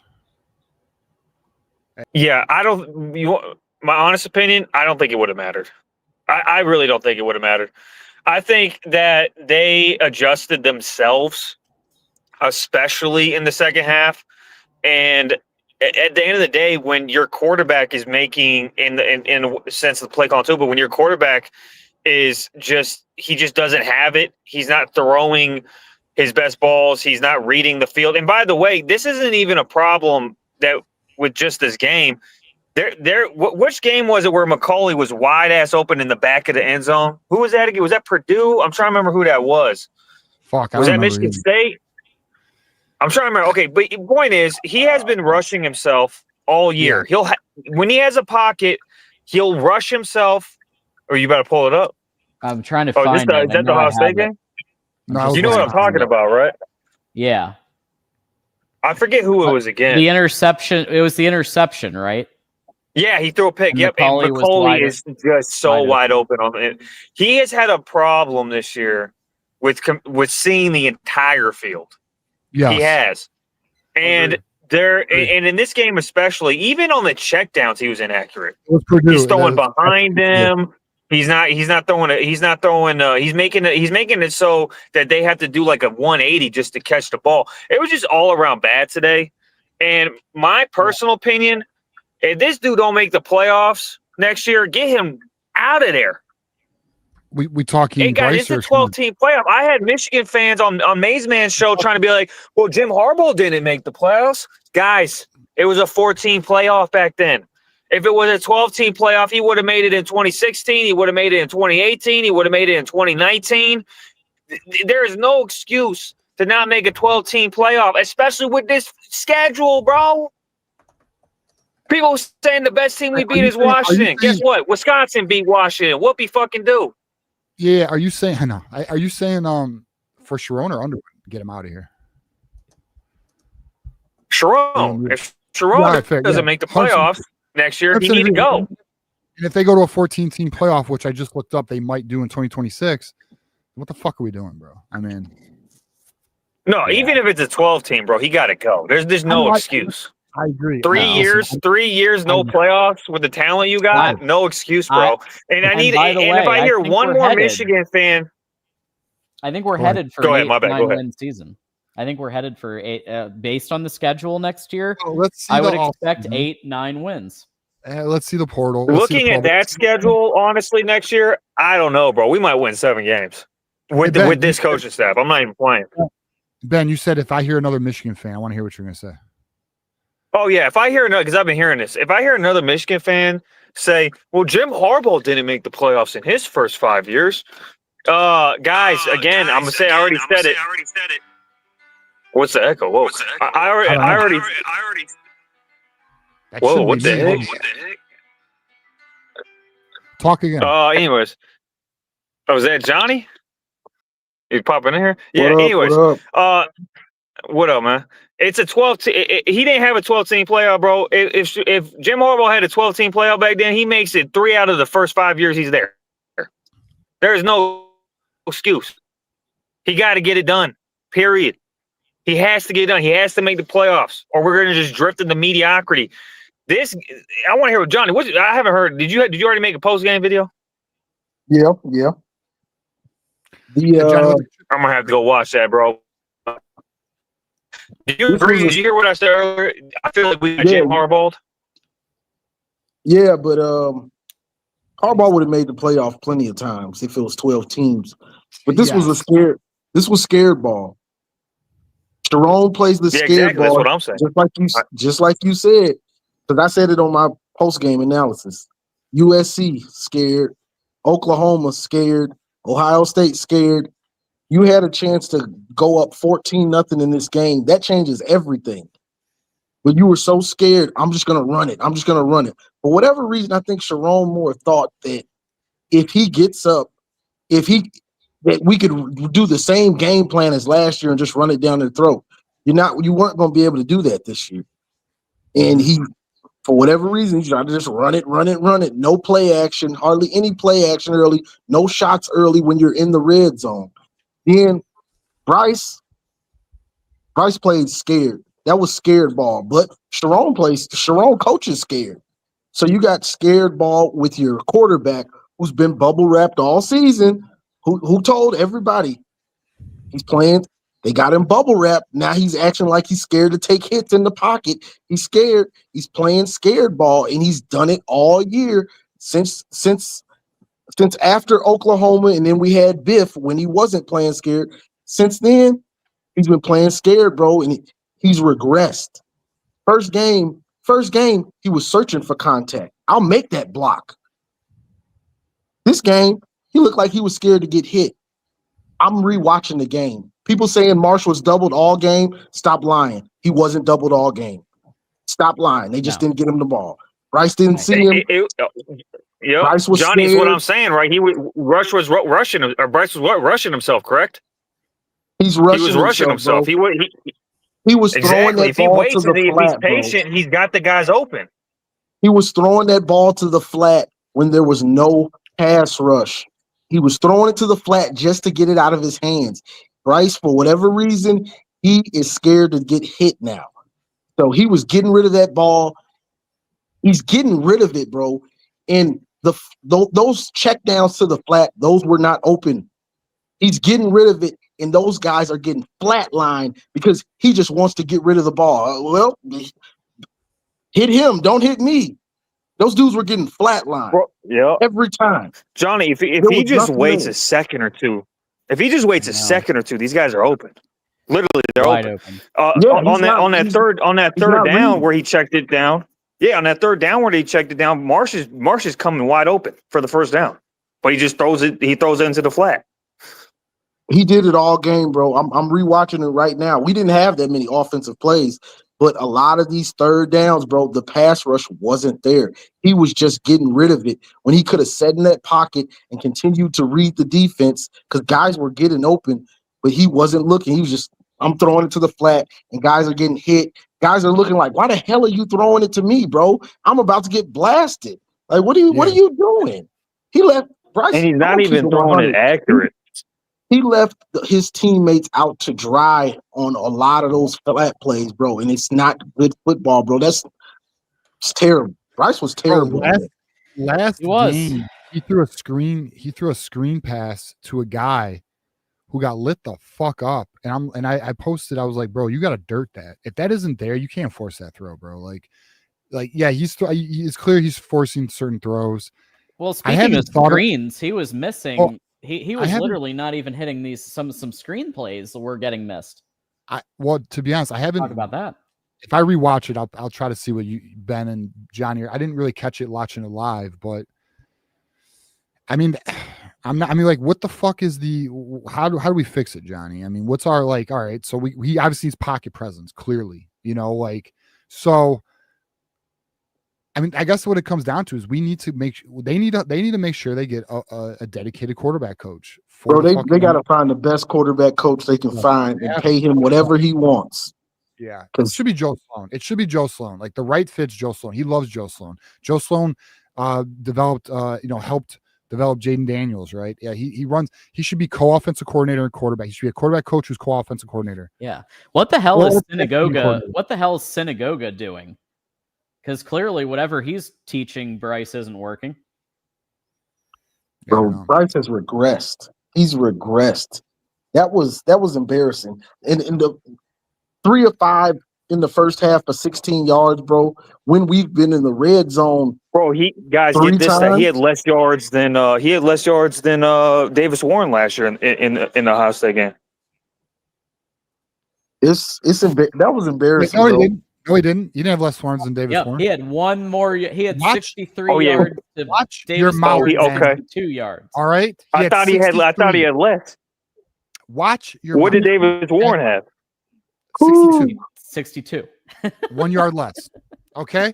So when you pay $12 million for a quarterback, you get another yard. All right, Ben? There it is. Respect One more that, yard. Okay. Respect it. All Bro, right, this Ben. is bad. Ben, final thoughts for us. We got a lot of callers to hit here. Yeah, we do.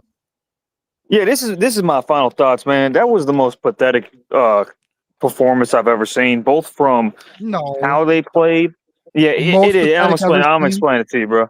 Yeah, I'm explaining it to you now. The Don Brown performances were pretty bad. Don't get me wrong; That's those what I are was pretty gonna go bad. with. Go ahead. All right. Yeah, I know those are pretty bad. Don't get me wrong, but to me, 2020 it's more was bad. because they didn't play. Even in those games, though, they didn't play scared. That Wisconsin game. They didn't play was so scared. bad. They just got whooped because Don Brown's an idiot. He just wanted to run man the whole time. Right. This game, and this is just a trend going on now. Even on the Ohio State game last year, he still played it. He still coached scared. He still coached scared. Mhm. We just happened to win that game 13-10. He thought he could And do that's it the again. truth. He's Yeah, a he very thought- yeah, conservative. He ain't the coach. guy, bro. This is my final thoughts. He isn't the guy. He'll never Okay. be the guy. And And the longer he's there, the more it's going to be like this, because that scared mentality is going to fester. The more he coaches like that, it's going to fester. It's going to become the culture there, and it's completely flipped in the rivalry in this sense. Ryan Day's playing Jim Harbaugh ball now, and we're starting to be the finesse team. We're starting to be the scared team. So he better right that ship, or he can get the fuck out of AA. I'm just being 100% right. honest. That's my final thoughts, bro. Thanks, thoughts. Ben. Go Yeah, blue. Ben. Appreciate you. man. If we have some time, we can bring some people back up for another round later because we're going 5 hours. Oh shit. We got to 5. All huh? right. Yeah, we got to 5. Damn. We got to 5. Okay, let's again 5-minute rapid fire. I'm gonna hold everybody this time. Okay, so we're gonna go. Johnny's gonna rock with us. So, yeah, I'll rock Johnny's with y'all. here. Johnny's here. Whenever you want to get off with us now. Dip whenever. Tim, I don't see you ready, so I'm gonna move on for now. Are you here? Okay, we're gonna Nico. go. Or Yeah, whoever. we're gonna next. Yeah, I got it. So next up we've got, is Colby here? Yes, Colby's in the house. Hey, Colby, You ready, Colby? you're muted. Colby. Let me see if I can unmute him. Nope. He's Okay. not ready. All right. Come back when you're unmuted. Next up we got Nick. What Hey, up, Nick. fellas? What up, Nick? What up? Ah, you Talk can to hear me. Okay. Hell yeah, man. All right. So, yeah, I would ask how y'all feeling, but I think it's pretty clear. That was a disaster, dude. I'm sure, was it 16 or 18 rushing yards in the first half? I don't know what they finished with. Or wait a second. I'm sorry, not rushing yards, passing yards in the first half. Dude, was it the first 3 red zone trips that they kicked all field goals? When Yep. they kicked that 3rd 3 field goal, I was like, it's over. Mhm. It's over. You can't do that shit. remember. Hey, Jeremiah Smith, that was not a touchdown, but that's not why we lost, but it wasn't a touchdown. Anyway, Yeah, 63 passing yards today. yeah, dude. I think people are being really, really fucking hard on Bryce. Now, does Bryce have a lot of areas to improve? Yes. But the overwhelming sentiment in the chat appears like people are out. And I think that's crazy. I think that is so crazy.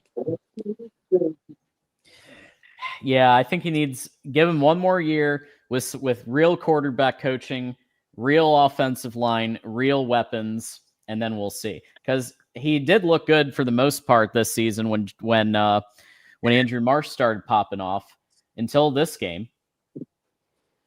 Well, Yeah.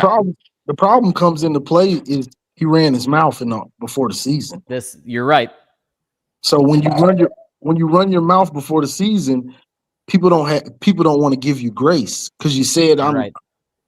They never seen anybody like me and all this stuff, and the smiling when we're down against USC and things like that. You lose grace when you do things like this. Right. You're gonna talk that shit. You gotta back that shit up.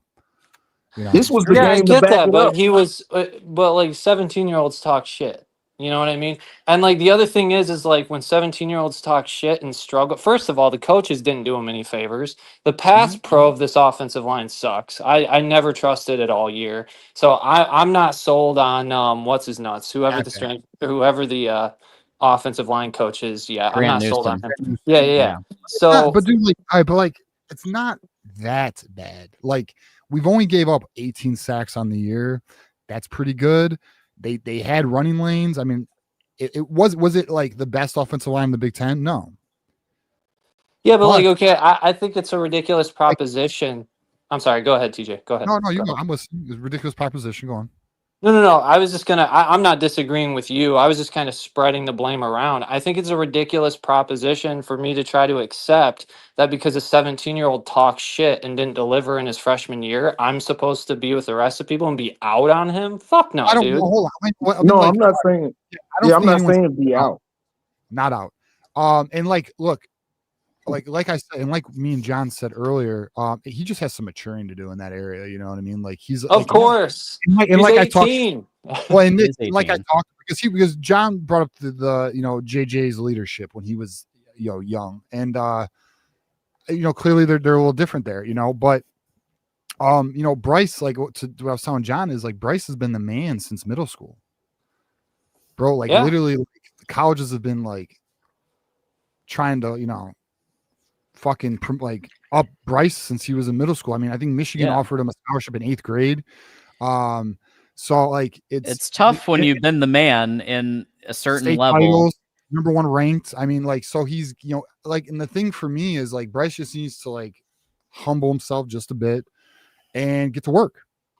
That's it. I'm not out on Bryce. I believe in Bryce. I think Bryce is going to. I think Bryce is a great talent. I think he just has to put more work in. That's all. Yeah, then we don't disagree. I think people in the chat going, Bryce sucks. Bryce sucks.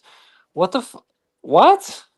It was terrible. He was terrible today, bro. He was terrible. Today was shit. Today was shit. And like he didn't He have a was great shit, year. but you got okay, yeah, but, like, yeah. Let's also call for what it is. What weapons did he have? He had running backs. Okay. He has 1 freshman wide receiver. Man, we missed Colston Loveland today. I was just gonna say, you tell me who our best tight end is. Yeah, our tight end's blow this year, dude. We'll say Marlon Klein. What Zach the fuck Marshall, is he doing? in my opinion? Sure. All right, but none of them are consistently producing. And then like wide receivers, like Samaj Morgan's really one of our best options, which is wild. What happened to him, bro? Did he quit too? I don't know. I have no idea. Who? Dude. Wait, I who? don't. Samaj. Oh, well. Hey. I don't know. I don't know. Hey, with everything that's going on, am I crazy for feeling like the culture, like something's like seriously wrong? Like you're not crazy by thinking. Like, because I'm not trying to freak out, but like when you lose momentum in this rivalry, dude, we've seen it before. Those losses can stack. This shit has got to get fixed. We don't have time to wait a year or two for Sharon to figure. I'm not saying fire Sharon. I'm saying like he needs to be put under pressure, and he will be, like you said, TJ, by the donors. So much shit has got to change. So many coaches need to go. JB Brown even making it to this point is blasphemous. I'll address Justin Tress in a second, because last time I called in, I was too stoned to actually lay out my case. But like that whole argument that he's not really involved in player injury is complete bullshit. But like I just need to say this about Ron Bellamy. Actually, you know what, John? I pretty much repeat what you say, so just promise me this. Before this is done, go on a Ron Bellamy rant for me before you guys are done with your show. 100%. So but I'll just move to keep my call here shorter, keep everything on time. I'll just move it. Dude, we had so many injuries before we even played a game. Okay, and tons of our injuries this year have been repeating and non-contact injuries. That implicates the strength and conditioning coach. They do things like tendon strengthening, soft tissue resilience, load tolerance, hamstring, like all that type of shit, and recovery windows. Something is broken. I'm not saying that injuries didn't happen this year because of bad luck. But what I am saying is that our players do not look nearly as physically prepared as they were under Ben Herbert. And I think if you're I mean, yes, calling for coaches to be fired, sure, in reality, that's harsh, but this is Michigan, dude. Yeah. Like, this There has to shit's be a gotta certain stop. standard. Yeah, it's gotta stop. I'll never forget the first time I was like, oh shit. When I was like, we might really be fucked without Ben Herbert. Was that first fucking drive against Texas, dude. Our defense was gassed. Like right away. You And told I last just I remember. yeah, last year. They were. Yeah. Yeah, their hands were on their fucking hips. They were gassed. I don't disagree. And Jordan Marshall, I remember. repeat soft tissue injury. I'm sorry, that's strength and conditioning. That's their department. Jordan Marshall's was a shoulder joint issue. Oh, okay. Well, Yeah. Yeah, he similar fell on thing that though with shoulder. repeat injuries. It all Jimmy Roller was soft tissue. yeah, man. I just think Michigan deserves better. That's my main thing. I But agree. I think we need a better strength and conditioning coach, Yeah. and I think some changes need to be made. I mean, it's just I what it think is. I mean, I think we need a better nutritionist too.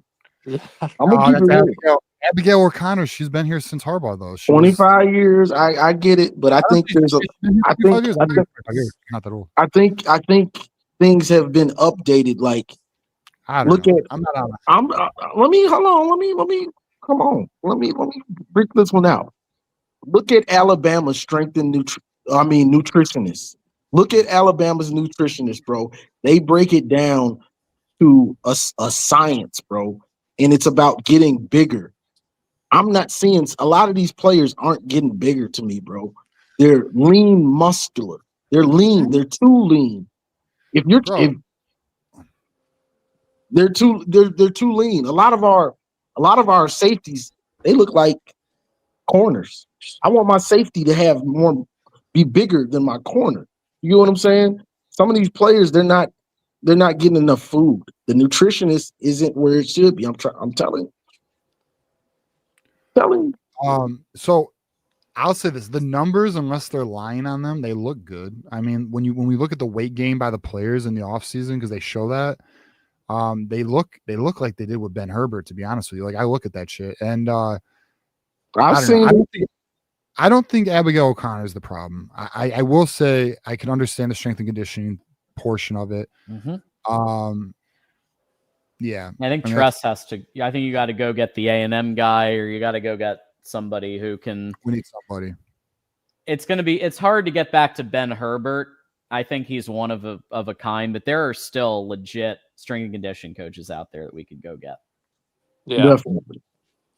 Yeah, so I'll give you all my final yeah. thoughts real quick. Yep. Our players today looked more excited to chirp at Ohio State players between the plays than they appeared to be at actually executing the plays.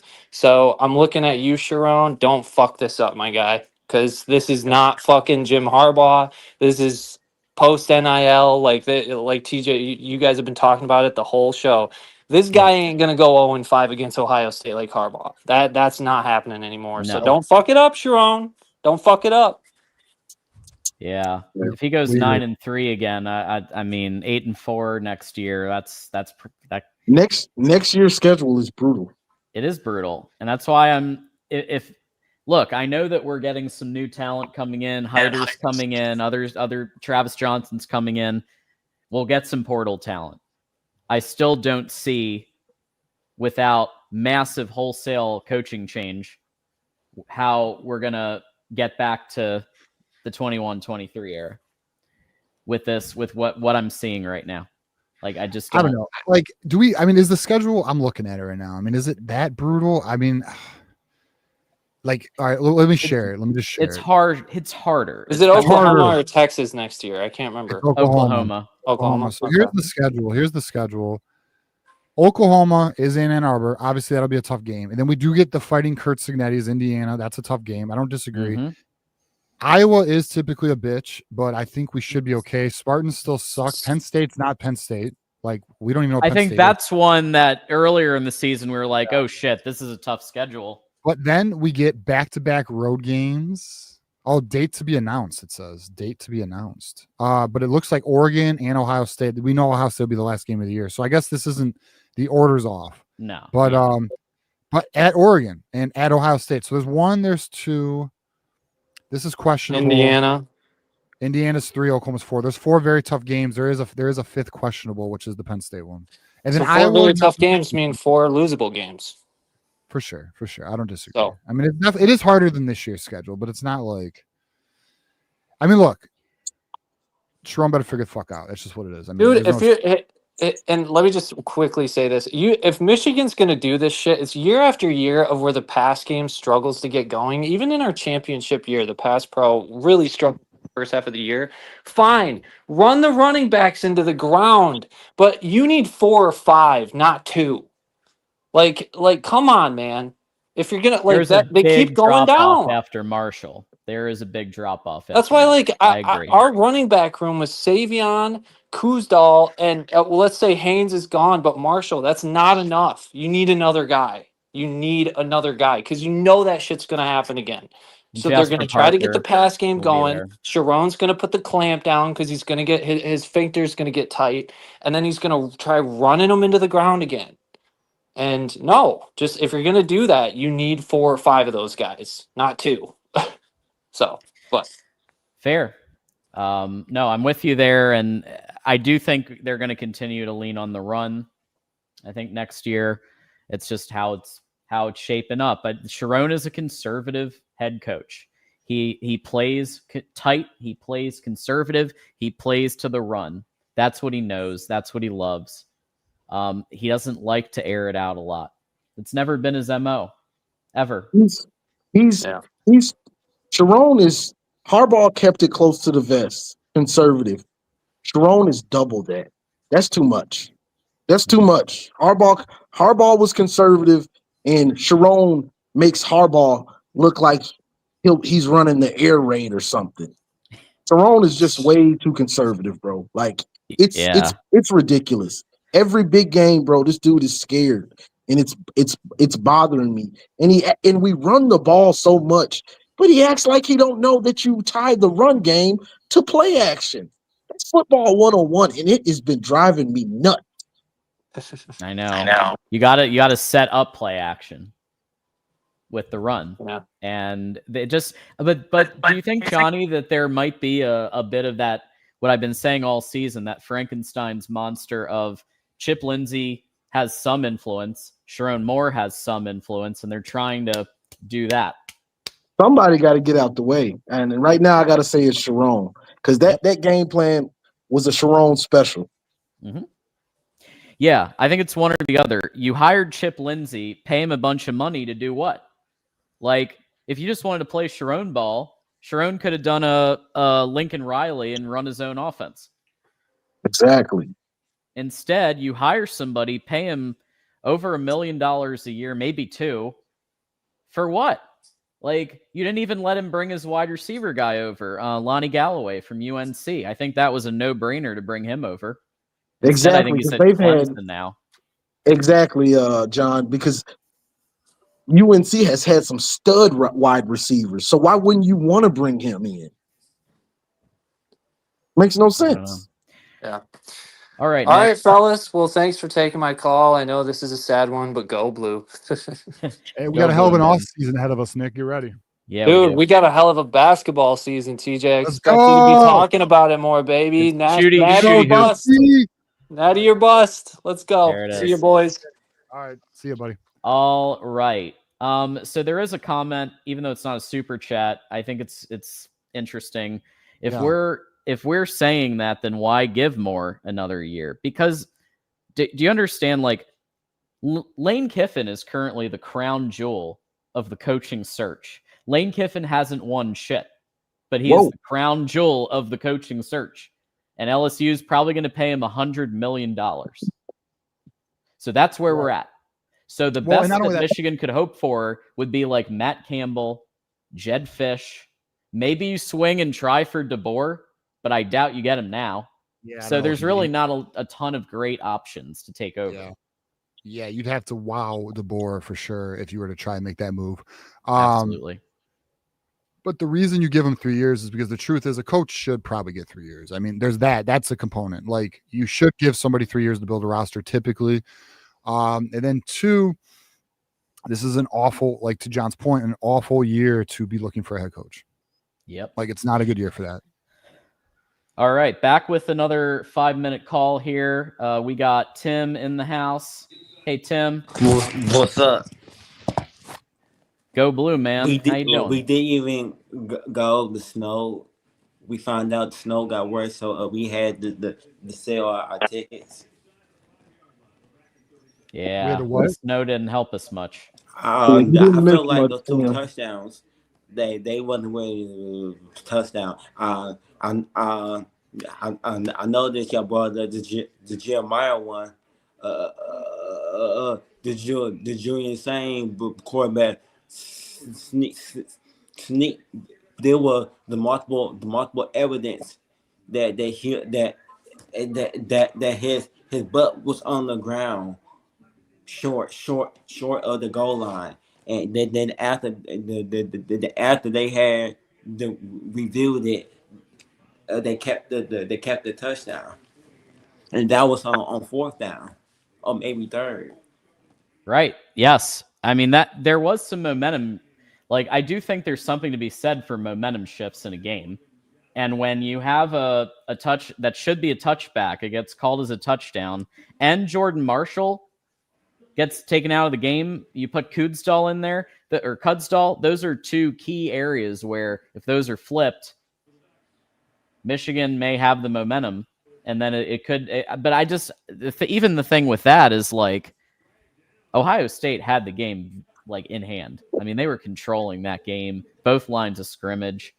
It's tough to say the momentum would do so much to overcome all of the obstacles. Why would we would come out the second half and did what Penn State did?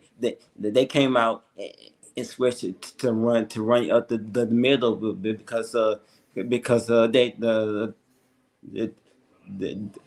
thought that the D line was so tired of chasing them up them on the sides, and for some reason we copied a second half adjustment that Penn State tried and failed. Yeah, they tried running up the middle and it was getting stuffed. The Our first second half, half that they looked at like they almost gave up down there. They almost gave up the first half in two possession.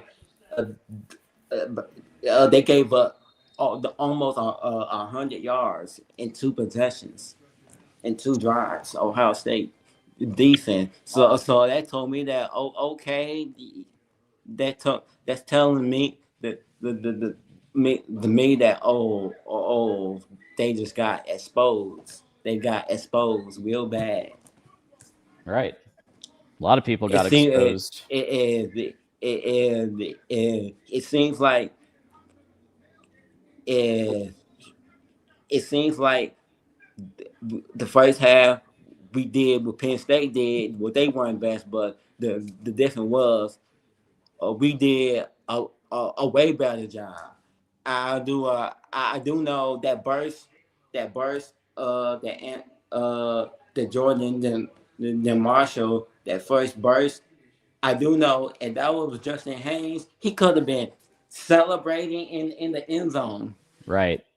yeah, that's a touchdown with justice. And that cost that cool the other Kudsdal?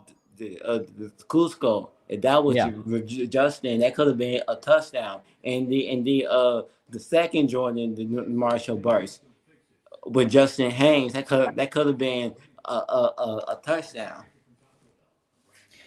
Yeah, personnel was a problem. There's no doubt. It was part of the problem, right? There were a lot of injuries.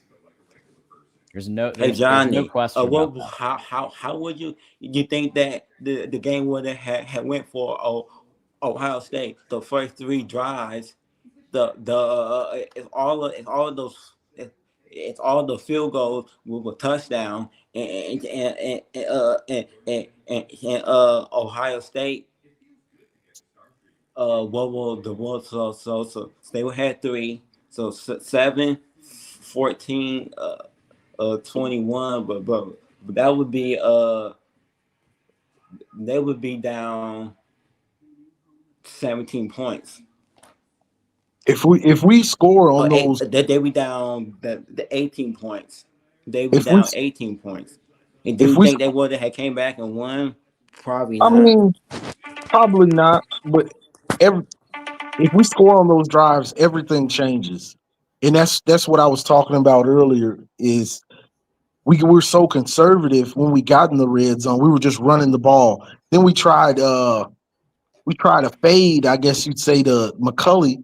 That hasn't worked all year, bro. Why are we even running that? Why are we trying that? Like it hasn't worked all year. We've only tried it a few times. It's never worked. Why are we trying that, bro? Like, and once Patricia started blowing up the screens, okay, maybe you switch it up. I know Chip Lindsey loves running screens. I know. But when they're getting blown up, you try something else. Try an RPO. Where was the QB counter all game? The QB counter that was so successful earlier in the season, you use the running back as the blocker. Bryce goes up the left side. Where was that? no QB design run. Why didn't No read. they do that? Why didn't they do that play where that play where they did in the road they did in the baseball stadium with Jordan the Marshall. They gave Jordan the Marshall the football. Then Jordan the Marshall, he throws it back to Bryce, and Bryce is running down the field and scored. They could have did that. They could have done a lot of things with Bryce. All right, Tim, we got a lot of callers. What's your final thought for us? The defense, I feel like the defense cost us the game. Wow, defense, huh? I think they were doing their best with the offense struggling. They kept going on the field. Yeah, they were on the field a lot. They were OSU in a lot of plays. Pressure. Yeah, they played their part in us losing. Hill, that pick, that pick that he caught, and that was the hardest pick. And those other picks he could have had caught was much easier. Definitely. He chose to intercept a difficult catch instead of the easier ones. He had a chance, bro. Yep. And why? Yep. Could have been a different game. And why I come the why. This is the last question, Tim. We got to move on. One more. I got one more question. One more question. Why? All right. When we had Jim the hardball, our corners never outweigh our safeties. How come the corners is weighing more than the safeties outside the Buckeye killer that wasn't playing today? That intercepted that ball that was going for Marvin Harrison in 23. Our safeties supposed to weigh a little bit. They supposed to be bigger. You talked about that, Johnny. The weight disparity with the safeties and corners. Yeah, definitely, bro. And I know people think I'm nitpicking when I say that, but don't just believe me. Just watch other teams. Look at some of the other teams' skill position and secondary guys. There's a difference in the way they look. Why our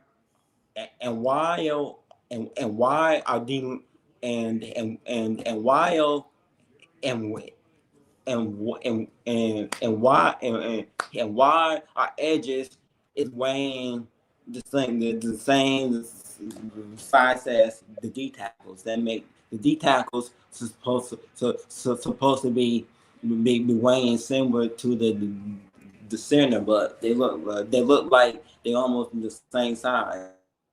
The edges in the D tackle. Yeah, there's a lot of weight. And our D line, they looked kind of small. They looked kind of small. they looked small in the middle. Well, I think the D line in general needs to get shored up. There's just no the edge rush isn't there. There's no it's more than a weight issue. I think there's fundamentals not being properly brought in. To just let Julian Sayin have whatever amount of time he wanted. That's more than just a weight thing. Whatever they did that first drive, why didn't they do that again all game long? Yeah. The defense. Yeah. It's a great question. But they had two. All right, Tim. We're gonna let you go. Thanks so much for calling in. I feel like they need a scheme change. Okay. A scheme change. Move away from the Raven system and try something else. I'm talking about the offense. Oh, the offense? Okay. Maybe. I think they need to pick either Chip system or Sharon just calls his own offense, but right now doesn't make sense. Tim, we got to let you go, man. Thanks so much as always for calling in, and everybody subscribe to Tim's channel. Thunder Redmond.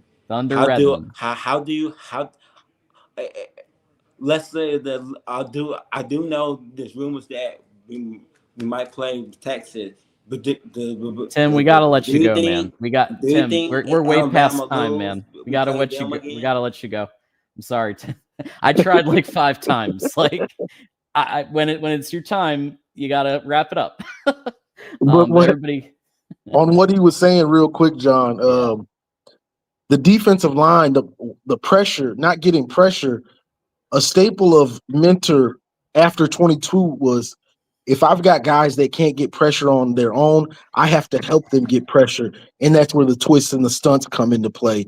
And I don't think I saw any today. Mm-hmm. And that's a problem, bro. You can't just have them bull rush all game and see they're not getting pressure. They're not getting there. You got to give them help with twists and stunts. I know. Yeah. It's not just weight. It's fundamentals. It's what moves are you making? Exactly. You gotta help these dudes.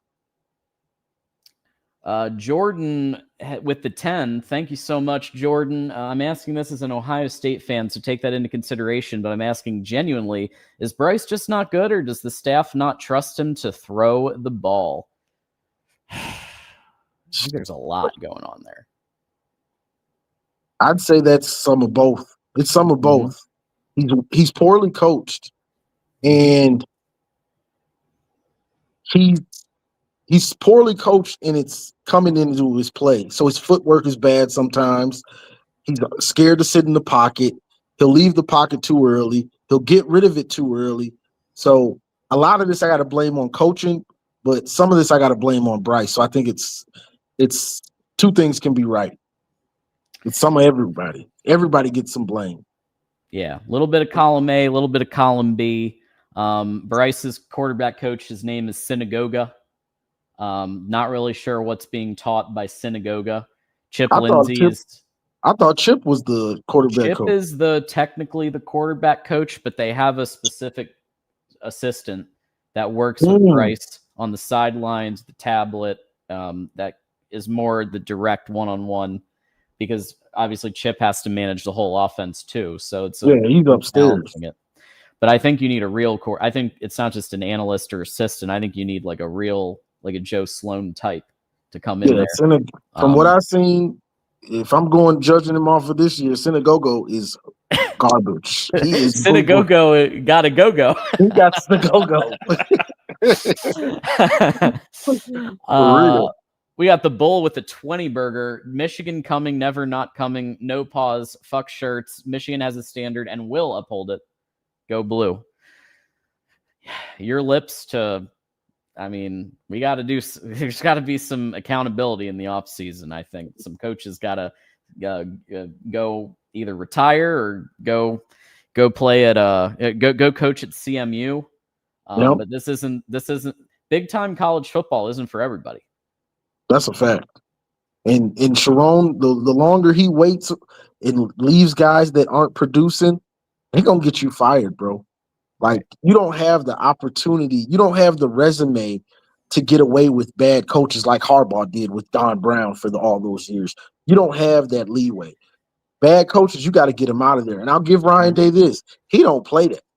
When he sees a coach is bad and isn't producing, he gets them out of there as soon as possible. Facts. He really does. Even, he even pushed, what's his face out last year? Jim Knowles. I mean, he didn't fight that hard for him. They did offer him, but they didn't counter fully what Penn State and Notre Dame were offering. Exactly. You want to go? All right. I'm gonna find the best coach I can get. Yeah. That's what. By the way, you can't attend the Natty Parade either. I mean, that was that. I thought that was a little petty. Like, let him go to the parade. Come on. Right. They said I ain't playing. I got a ring now. I'm not playing around. Calvin with the 10. If you're Coach Moore, how do you get top-notch talent to come to Michigan when they could go to Ohio State, Georgia, and Texas? And what's the first thing that you address in the offseason? I think you got to fire some of these coaches. What's his name? Your boy, Ron Bellamy. I'd get him out of there. Special teams, you're out of there. Brown. Yep. JB Brown, you got to go. And you got to figure out this. You got to figure out this offensive scheme. Like, what exactly are you trying to accomplish? Because besides running the ball, it doesn't look like you know exactly how you want to attack a defense through the air. So, yeah, whether that's Chip Lindsey or Sharon, I think Sharon just needs to fall back. I think he just needs to fall back, honestly, because it's the merging. It's not working. All we're seeing is smash. We haven't seen the spread with it. We're just smashing teams. I mean, Yeah. It's really bad when your best wide receiver by far has 0 yards in a game. Bro, and Andrew Marsh didn't have a single yard. That's another problem. Why the hell didn't you focus on trying to get him the ball? He wasn't double teamed all game. I saw people saying that. I just rewatched like all our offensive plays. He was barely double teamed, bro. He wasn't double teamed like that. Bryce was either missing him or we just didn't try to get him the ball. And you have to find ways. I don't care if it's a jet sweep. I don't care if it's a slant. I don't care if it's a drag, something simple to get the ball in his hands. Let him. He's our best receiver. Why aren't we focused on trying to get him the ball? We're trying to force feed McCulley when McCulley isn't. He's barely half the receiver Marsh is as a freshman. Yeah. There needs to be a lot looked at. I mean, I guess the first thing to answer the first part of the question, how do you get top-notch talent to come to Michigan? Well, a big part of the pitch can be, number one, academics and setting yourself up for after college. It's still NFL quality, I think, program in a lot of ways to prep you for the NFL. Number two, you can say, well, look at what Andrew Marsh did when he had opportunities. You can come in and elevate it even more, right? You can come in and play as a true freshman, or you can come in and play right. If you're good, you got it. You're gonna play, and we did show that this year a little bit with Andrew Marsh. They made a change away from Samaj Morgan, Andrew Marsh, and then Channing Goodwin coming in. So I think there's stuff you can say there. But I think you got to address a lot. Firings, yes, but also just, what do you want your program to be? Because the donors are not going to just let Sharon stick around for 5 years and do 8-4, 9-3 seasons. That's not going to be enough. So it's also about the NIL donors and what they're willing to tolerate. So I think he gets one more year, but there needs to be some significant changes, just like Jim Harbaugh after 2020, right? He got another year, but he had to change a lot. I hope that's where we are, and we're not even a year before that, where he still gets all of next year free reign, and then 27's that year. I really hope that that's not what Ward Manuel is thinking, but it might be, because he doesn't like to take action. I don't know if y'all noticed. Yeah, that's a fact. Sharon's got to look himself in the mirror and see what the problems are with this program. And is it me? Am I too friendly? Am I too much of a friend to the players and not holding them accountable Like what the hell was Jay Sean Barham thinking, bro? What the hell was that? Yeah, with that penalty. Yeah. That was unbelievable. He was just coming at the ref. I mean, I wonder if he was trying to explain himself to the referee, but it came off as. That's what I thought, but you just can't do it, bro. Like, just chill out. Like, right. There was all the barking after the play, and then when we're getting the ball ran down our throat, now guys want to fight and stuff. No, do the fighting between the whistles. After the play, you're not doing anything but hurting yourself. Do the fighting in between the whistles. Another thing, the tackling was atrocious. No wrapping up. A lot of guys just coming up, shoulder shiver. I like to call it the chicken wing, coming up with that chicken wing, and the running backs bouncing right off. Like, bro, this is not fundamentally sound football. But it's been like this, John, all year. We've seen this bad tackling show up in big games. I think it looked better in the first quarter and got progressively worse because I do think they made some pretty good plays in the first quarter to keep it really close. And then the offense just did nothing to answer. Yeah, by the second half, it was I just like, bro, why the defense fell apart because they were on the field so much. That's a fact. That is true. You look at, and we've talked about this repeatedly, but time of possession, 40 minutes for Ohio State, 20 minutes for Michigan. That's disgusting. I know. What did we run, bro? Like 40 plays? If that, yeah. That's horrible, bro. This game plan was horrible. And it's not just the game plan. It was a lot of Bryce, too. I have to throw that in there. It wasn't just the game plan. Bryce was horrible, too. All right, looks like Colby is ready to go here. So, Colby, go Blue. Thanks for joining us. Go Blue, guys. Man, this is honestly one of the most disappointing losses. I don't know what else to say. You guys pretty much hit the nail on the head, but I'm sick of all these guys defending Sharon like, oh, we went 9-3. We made progress this year. Like, if you want to be Iowa, go on. That's not me. I'm not settling for worse. Let's go. That's what I said a couple shows ago. Do we want to be Iowa or do we want to be an elite, nationally recognized program? I know. It's like you have all the money in the world. You got Larry Ellison. Why can't we get the top elite? Why can't we be what Ohio State is, if not better, every year? We were there for 3 years. There's no excuse. And don't give me this crap that, not saying you guys specifically, but like, how is the injuries on the strength and conditioning coach? What are they doing in the weight room? What are they doing in practice? What are they doing outside of football? Why are we headbutting referees, for Christ's sake? That's the number one rule. You don't touch a referee. Ever.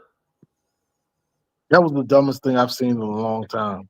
It'd be one thing if it was a freshman doing it, but this is a senior doing it. And then you have guys going on spiritual journeys, like Quentin the last 2 games of the year. It's like, I see way too many Juwan Howard vibes with this. Does anybody know exactly what the hell is going on with Hausman? Like, exactly what it is? He could be on Mars for all I know. Hell, he might be the first guy to land on Mars. Yeah. We talked about it I don't want to go into too much detail, but we did talk about it in the members stream earlier today. But suffice it to say, I just don't think the mental was there. They definitely have lost their mental edge. Like when Ben Herbert was here, you have to remember he was at Wisconsin when they had when they were legit under Brett Bielema. They had those sick offensive lines like that. Those teams were tough when you had Joe Thomas, Travis Frederick. I mean, they could run the ball at anybody. And then you bring that to Michigan. I'm like those guys were mentally on point every game. And I've heard Ben Herbert talk before, and I'm like, this guy definitely knows what he's doing.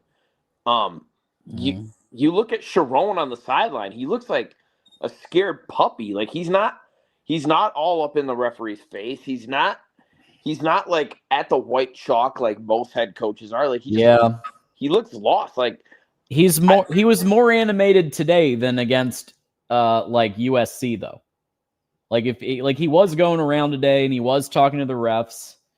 There have been games where he's just like out to lunch. So I know it was better than it's that. not consistent. It's like I don't know if I'm sure he takes it seriously. I mean, as a matter of fact, I know he does, but he just doesn't have it in him. And I don't think his coaches have it either. I think Wink needs to retire. Ron Bellamy, like you said, I mean, when's the last time Michigan's had a 1,000-yard receiver? Was it 2013? Yeah, I believe so. I don't even And that think guy was 5'10" or something like that. Oh, was it Jeremy Gallen? Yeah, it was Jeremy Gallen, man. He has the all-time receiving yards record. That's embarrassing. That's totally embarrassing. Like, why? Yeah, you could say, oh, we beat Ohio State 4 years in a row, and they had all these elite receivers. Yeah, well, guess what? Now they're about to whoop us 4 years in a row if we don't do anything like that. Maybe even more than 4 years. Yeah. Ronnie, I believe Ronnie Bell had just under a foul. Yeah, he was close the one year. And did anyone think he was elite though? Not really. No. But this is an ongoing trend, right? It's been this way, and that's why Ron Bellamy. I don't know why they kept him. I really don't. If you're bringing in a new OC because the pass game is horrible, because it was horrible. It was 129th last year. The service academies were the only schools below. That's embarrassing. And they run a triple option. Okay. And you know who the pass game coordinator is, John? Ron Bellamy. Exactly. Oh dear God. Exactly. Yeah. So that's me slapping myself right now after hearing that. My God. Should have been. So I talked about when they brought Chip Lindsey on. I said right away, it might have even been that episode. Let's get his wide receivers coach from UNC, Lonnie Galloway. Let's bring him in. Josh Huff good, and that guy's Caleb Downs' brother. Maybe those two could have gone at it. That would have been nice seeing brother on brother crime. Yeah, they've had some stud receivers,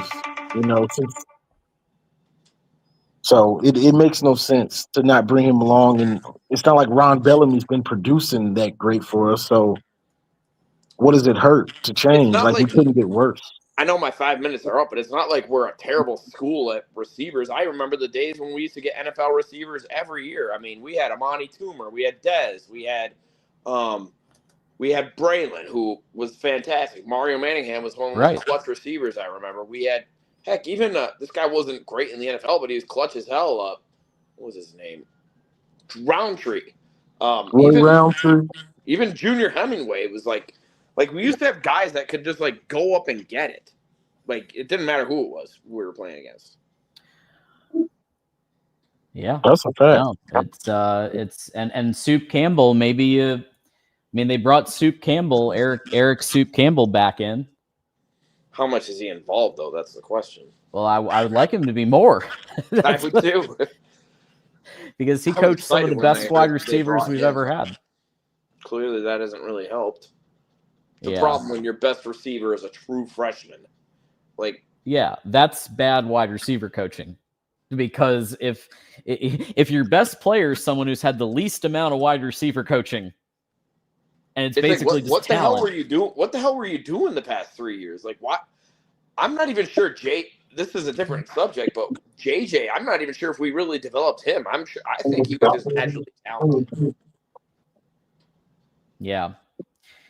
Yeah, there was a little bit of the Kirk Campbell aspect of that too, but I get what you're saying. Colby, final thought for us? Well, it's basketball season. Hey, anyone want to start a voice of college basketball if they even have that already? Yeah. Shooty hoops. Undefeated. Not undefeated. They're beating the hell out of teams too.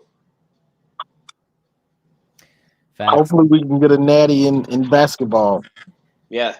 Something Ohio State doesn't care about. Yeah, right. A lot of them are Michigan State basketball fans. They used to care about it back when Thad Matta was their coach, but it's like, we like football. We're a football state. I mean, no, you got to have both. Definitely. One question before I go. If you had to pick Natty in football or basketball, can't have both. If you could have only one. Oh, it's football for me. No questions Yeah. asked. It's football. Okay. And it sucks because it has been a while since the last basketball natty, but Yeah, it's still football. It's got to be. Yeah, I mean, I'd take it. I'd take it right now. But that 23 season, man, and that national championship was one of the best feelings I've had in my life. That's a fact. Great. I mean, I ran outside my apartment in January in shorts. yeah. I get it. Like, there was no snow on the ground, so I mean, there you go. All right, Colby. Appreciate you stopping by. Sounds good. All right. Go Appreciate it, Colby. All right. We do have another super chat here we want to get to real quick.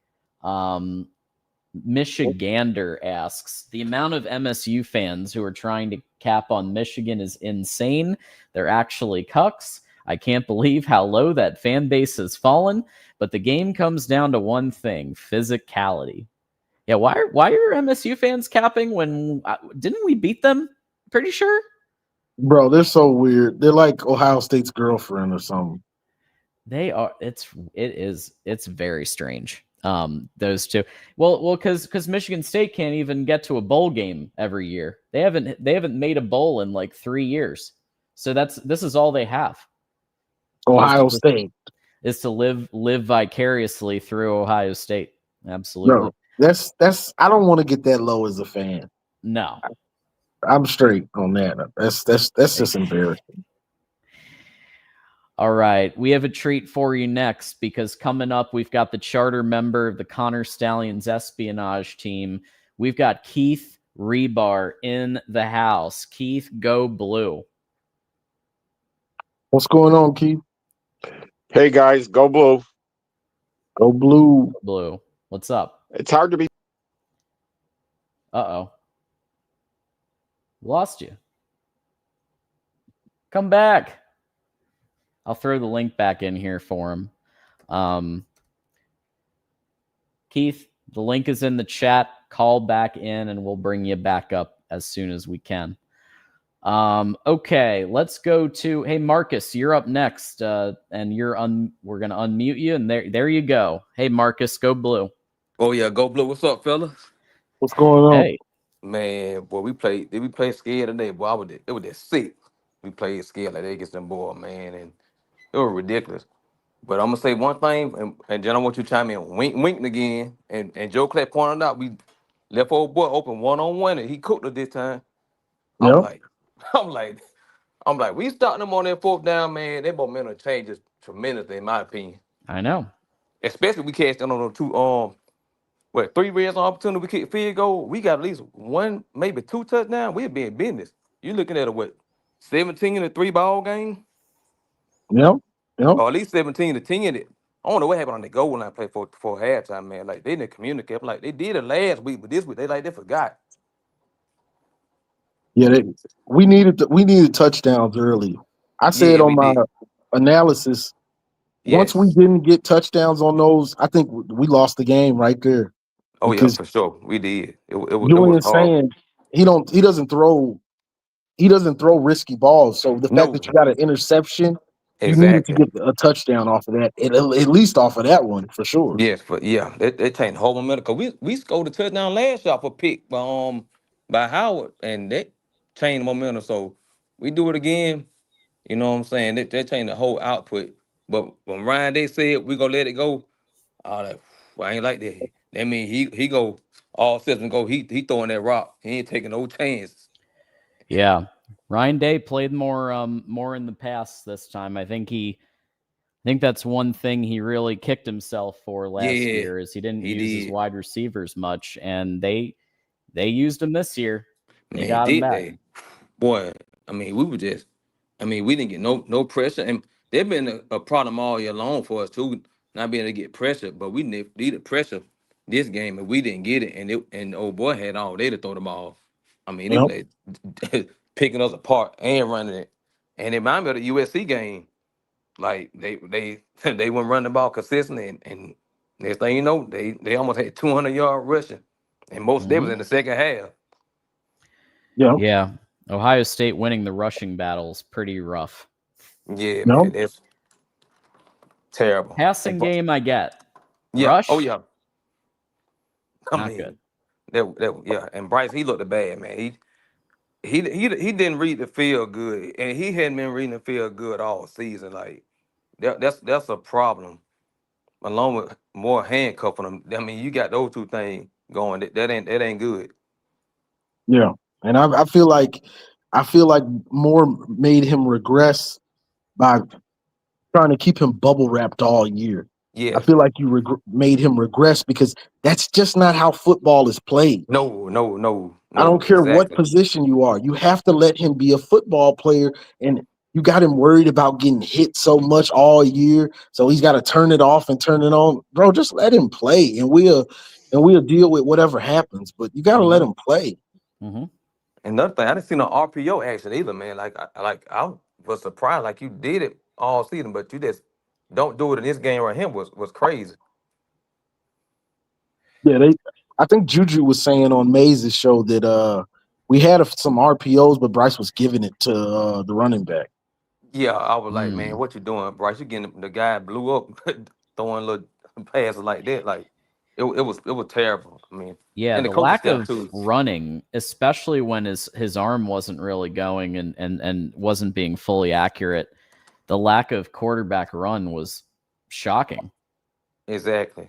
And it's You'd think that'd be a big part of today's game plan. Exactly. And like the snow, they were like, okay, it's snowing. I'm like, well, don't rely on the snow. You still got to play football. And Ohio State, like, it don't matter. We're going to do rain, sleet, or snow. And they did it. Yeah. That offensive line, they played bully ball in that second half, and they just wore us out. Yes, they did. We didn't have no sustainable drive whatsoever. It was just piss poor management. But I say that right here. Jerome Moore had to make a decision like Jim Harbaugh did.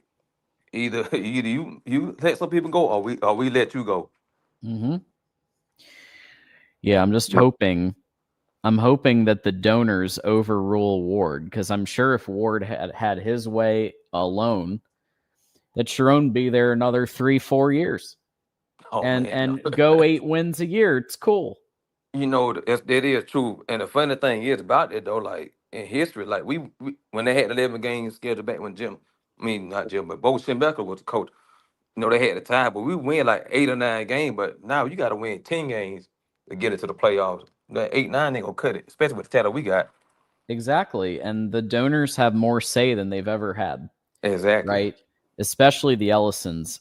I would guarantee the Ellisons are not happy, and that they wanted to go playoffs this year, and that they're going to insist. They're going to insist that coaching changes are made. And guess what?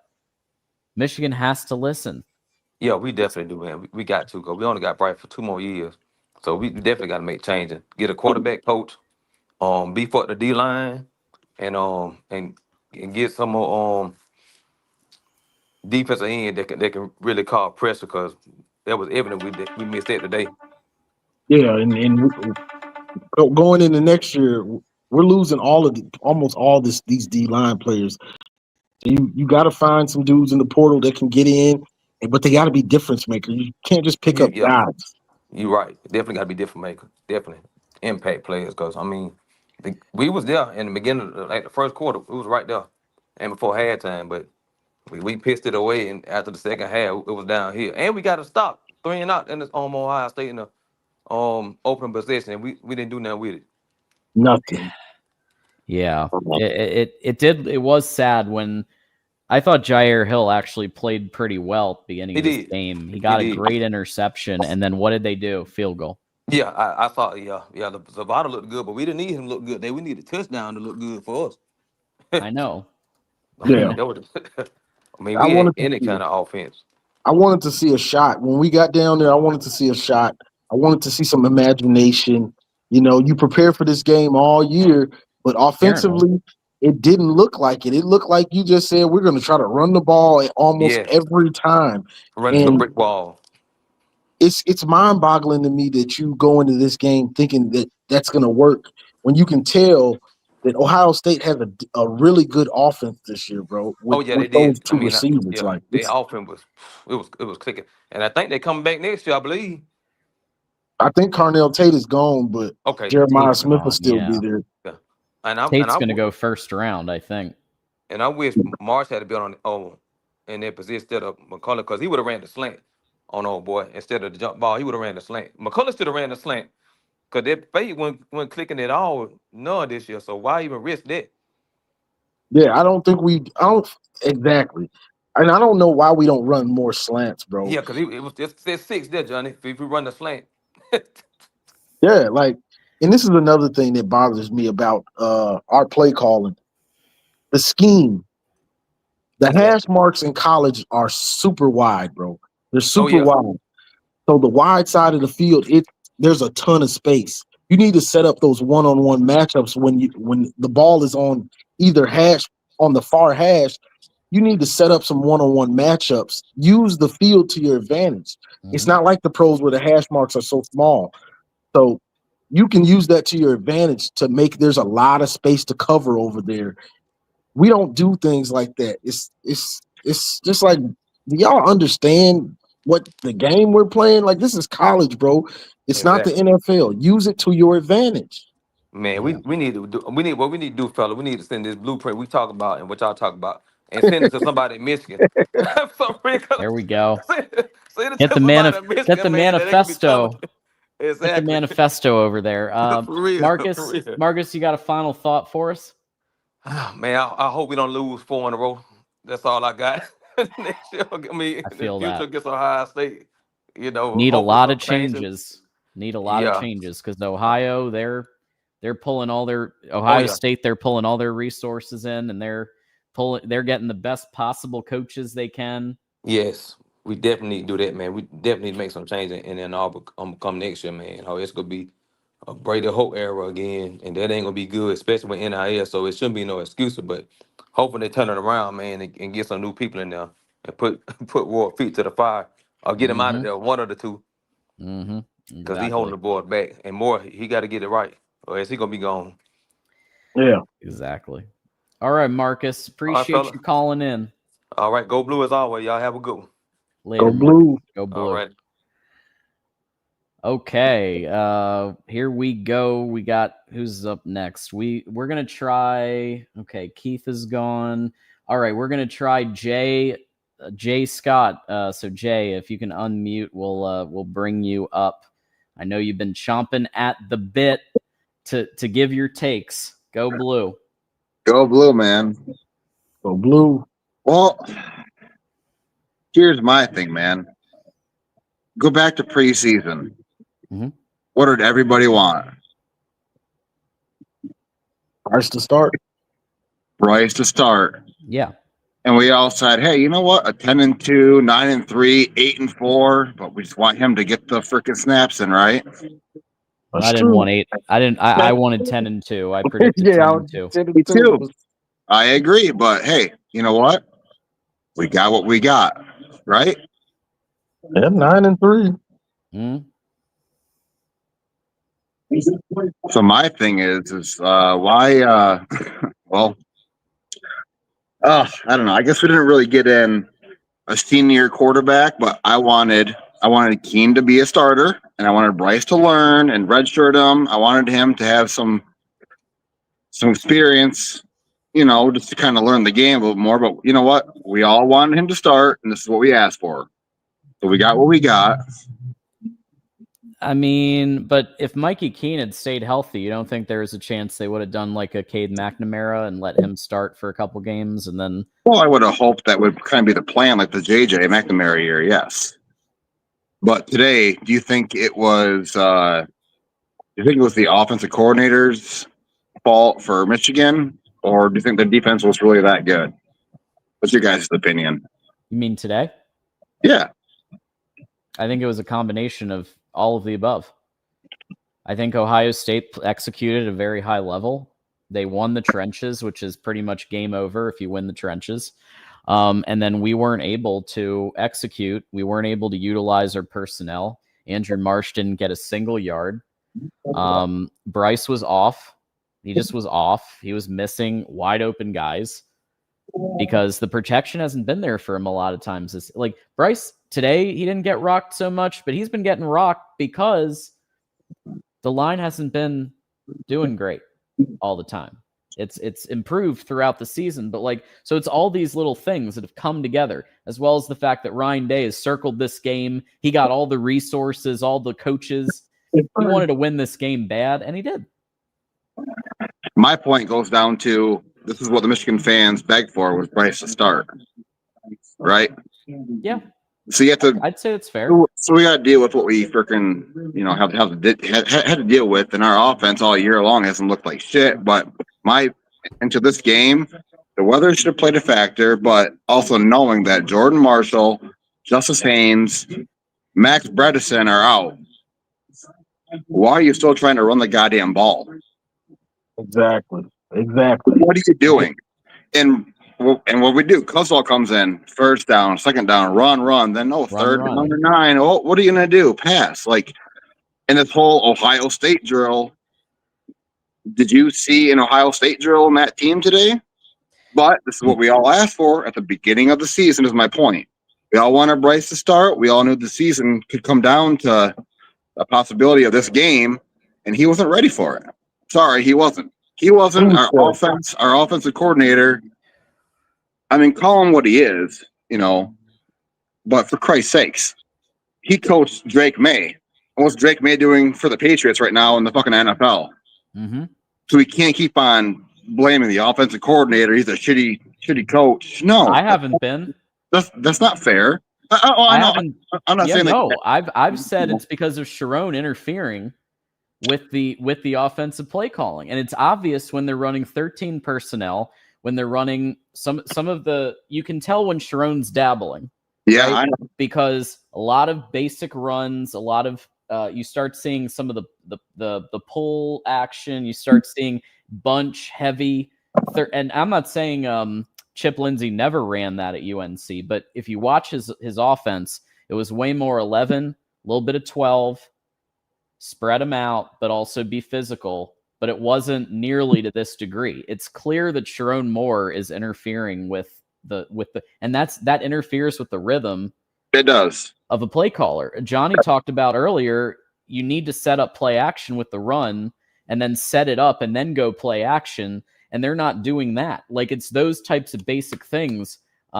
We had similar problems I would say at times in 22 early when Matt Weiss tried to get in there and Joel Klatt would say he was doing his Wednesday, Thursday night homework and show it on Saturday. Yeah. So I think you just let Chip Lindsey do what he's hired to do. I completely understand what you're saying. But the fact that everyone's going after the offensive coordinator and the play call, the play calling was shit, but you brought Lindsey there to do what? To train your quarterback, right? And this year we all knew it was a risk starting an 18-year-old true freshman quarterback. Yep. He does have a history of producing good quarterbacks. Drake May is killing it in the NFL. It's just the whole game plan was just awful, though, man. You spend $12 million on this freaking kid, and he's an amazing quarterback. Yeah, he makes some bad decisions. It's gonna happen, but you can't be one-dimensional against an Ohio State team that's number 1 in the freaking country. You gotta make any kind of trick play, some kind of play action, some kind of reverse run with Bryce. You gotta throw the damn ball to your tight ends. How many tight end passes did we complete today? 1? You got Marshall, Tanetti, you got Klein. He's 6'7". Yeah. Zach Marshall is a legit pass catcher. He's got good hands, and when they used him against Washington, he was on it, right? Why are we using him? We've been scared to throw across the middle with Bryce pretty much all year. I can probably count on maybe 10 passes across the middle all year or something. It's a low number, and that's you just can't do that, especially when you run it as much as we do. Those tight ends going up the seam, that's part of the bread and butter also. Dude, Yeah. yeah. Montclair's point is like, you know that your top 2 running backs are out. You got Mad Max out, so you can't run the ball for shit. Why not throw to your damn tight ends? Like, I mean, just do something different. And they're just doing the same boring shit that you can't do. Like, you gotta be able to play action, some kind of. I mean, I didn't see one trick play. I didn't see no Ohio State drill. I didn't see a damn thing. Yeah, it was really conservative. NFL. Maybe I don't really know the reason other than I think because of the injuries. Maybe they made some changes in what they called. But well, that's my point, John. Though is like you know that Haynes is out, Marshall's hurt, Bredesen's out, so you got to change your game plan. I think the game plan stayed the same. We're gonna try to run it down Ohio State's throat. They're trying to play the same damn game plan, knowing that your best fucking chance for a run, or for running the ball, is out.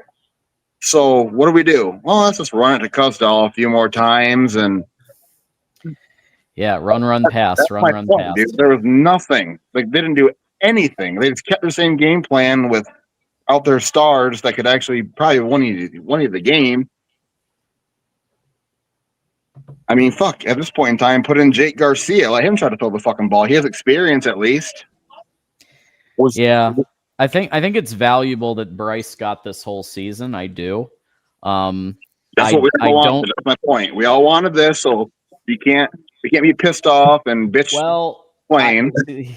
Well, this is what I disagree with. I don't think that we should be okay with how things turned out just because Bryce had to be played. Because of today, or because of the season? I disagree that we should be okay with a 9-3 season. Well, this is what we all know. There were fundamental coaching. I disagree, though, Jonathan, because. Well, let me finish my point. Go ahead. Let me finish my point. Go ahead. Please. Thank you. So here's the thing. There were fundamental coaching and personnel problems all year. Same last year.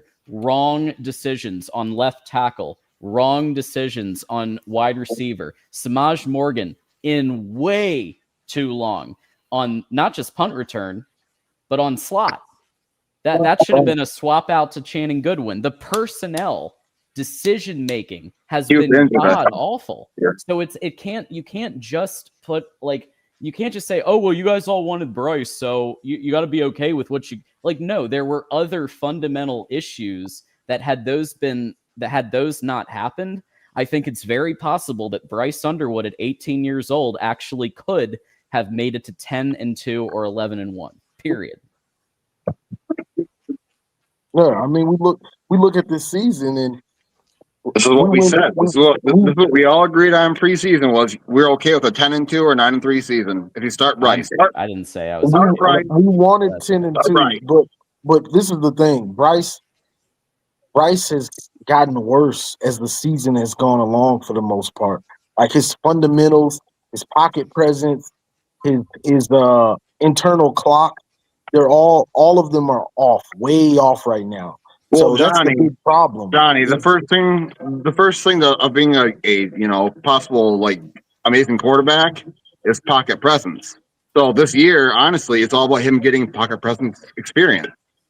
They're trying to throw him in the fire to be able to read defenses and make decisions. I know, but he has to learn somewhere. That's why I wish we could have redshirted him this year. We had no goddamn backup quarterback really to start. So this is what we get. We couldn't. No, but this is the thing.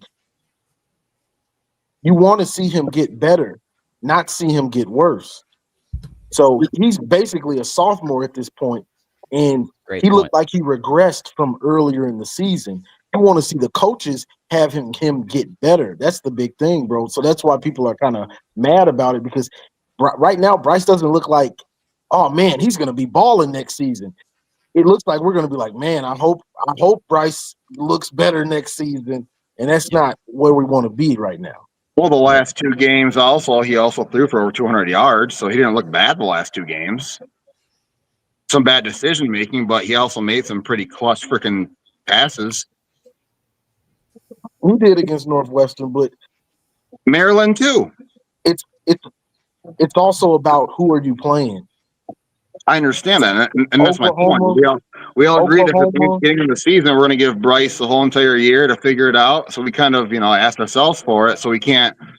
My point is trying to make glass half full. We can't bitch about losing the game because he's not being put in the best situation. We get knew it, but I Justice want to see Hayman, the Jordan Marshall, coaching. and Max Bredesen were out. And what we still try to fucking do? Play bully ball because Coach Moore says, "Oh, if you got the most rushing yards, you're going to win the game." Well, how'd that work out? It didn't. It didn't. But this is the thing, though. I blame them for the game plan. It was garbage. But then when I look at Bryce, I say to myself, we couldn't have threw it more because he was escaping the pocket. I mean, he was leaving the pocket too early. He was just throwing it to check downs when the pocket was clean sometimes. So he wasn't reading the field. So I can't say, oh, they should have. We really should have threw it more when he was playing like garbage. I mean, you got to at least try, though. That's the whole point, right? I wanted to see some. I wanted to see more shots when we were in the red zone. Me too, exactly. But like we have, 6 freshmen that are playing today, right? And you know that your best chance to win the game is to run the ball, and your 3 best players are out. So maybe you got to change your game plan up and say, you know what, fuck it. It's going to be a learning experience. Let's just start chucking the ball down the field, see what happens. Let's try to make, try to open it up. The game plan was garbage. It was garbage. It was. I mean, no tight ends, like quick little tight end, 3-yard, 5-yard slants. Nothing up the middle, nothing easy. It was just like, let's run the ball, 3rd down and 9.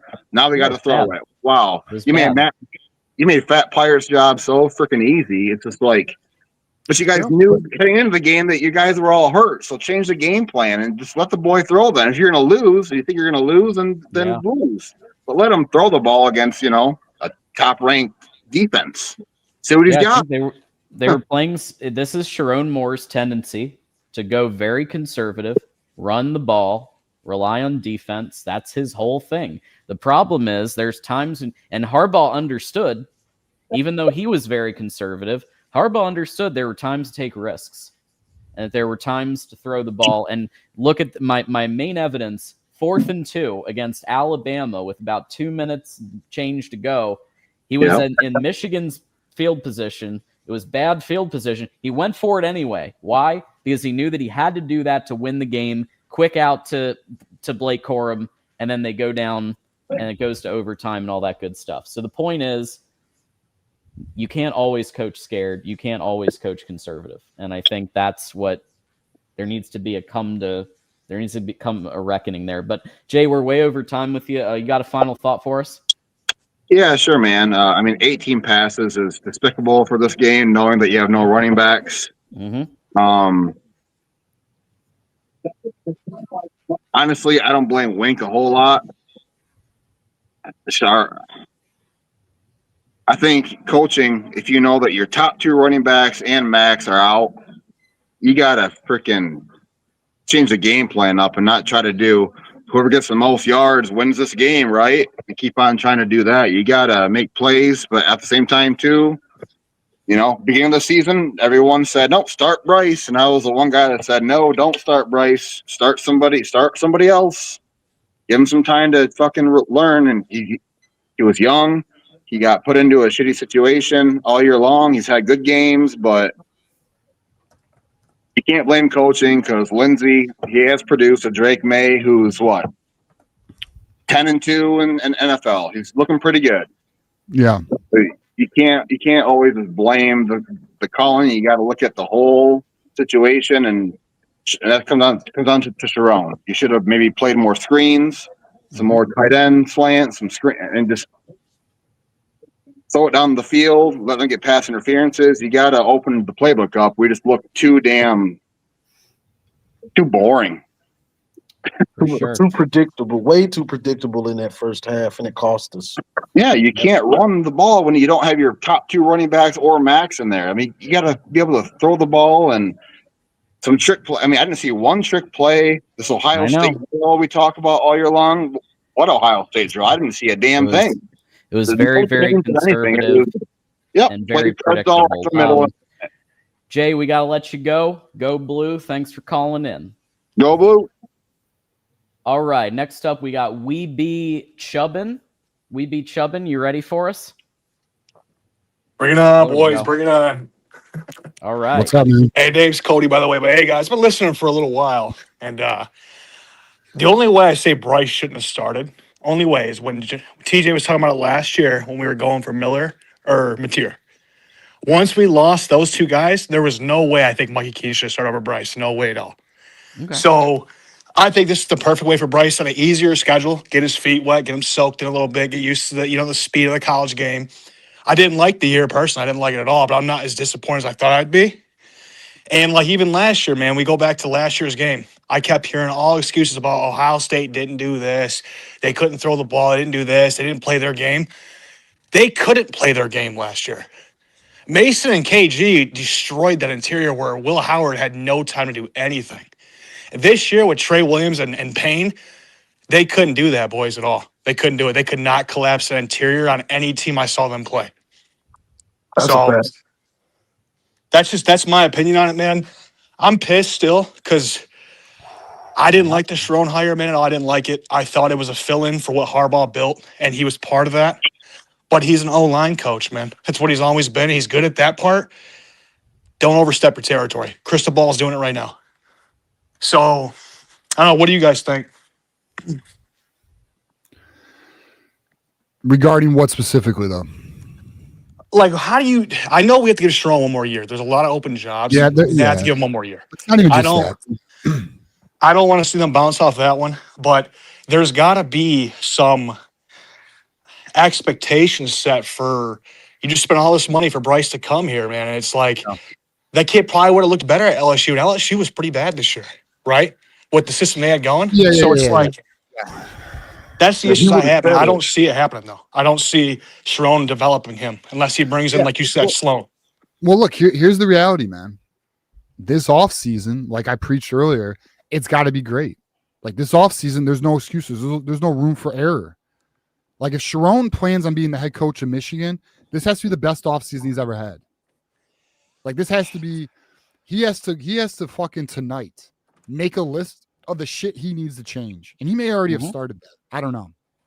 But he's got to be proactive and aggressive. Coaching staff, other staff members within the program that need change.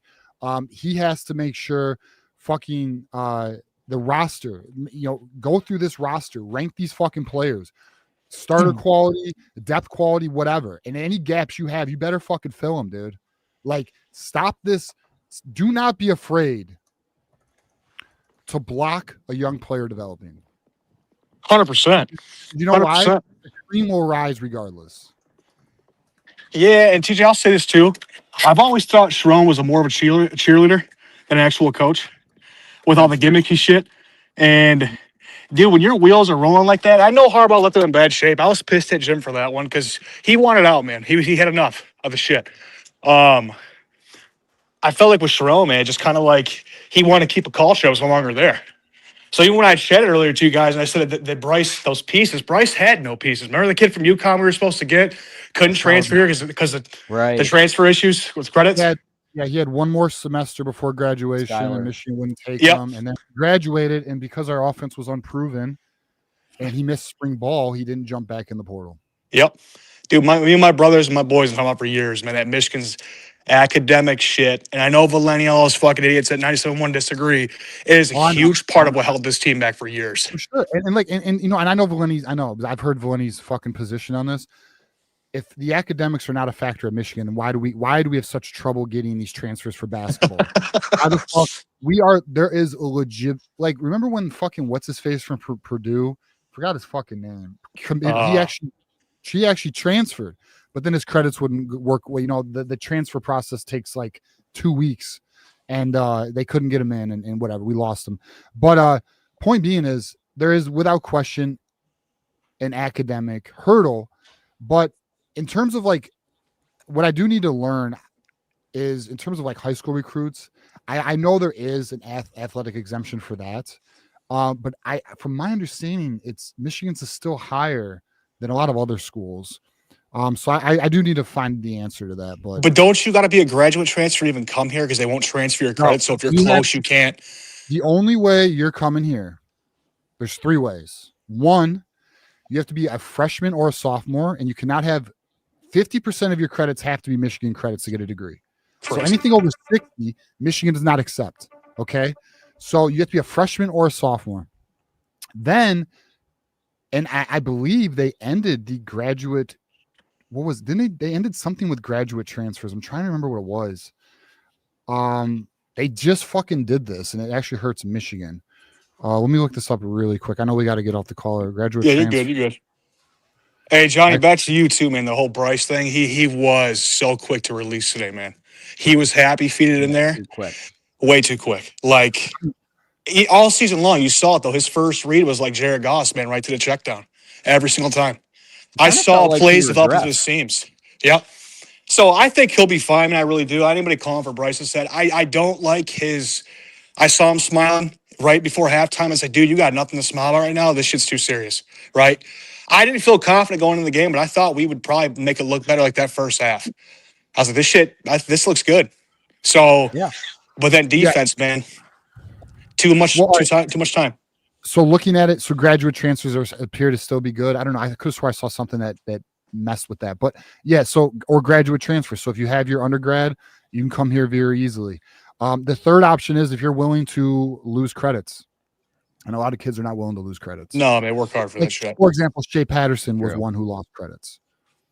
Yeah, but even doing Shea transferred here, man, like he had a great year at Ole Miss, and he still never fit here.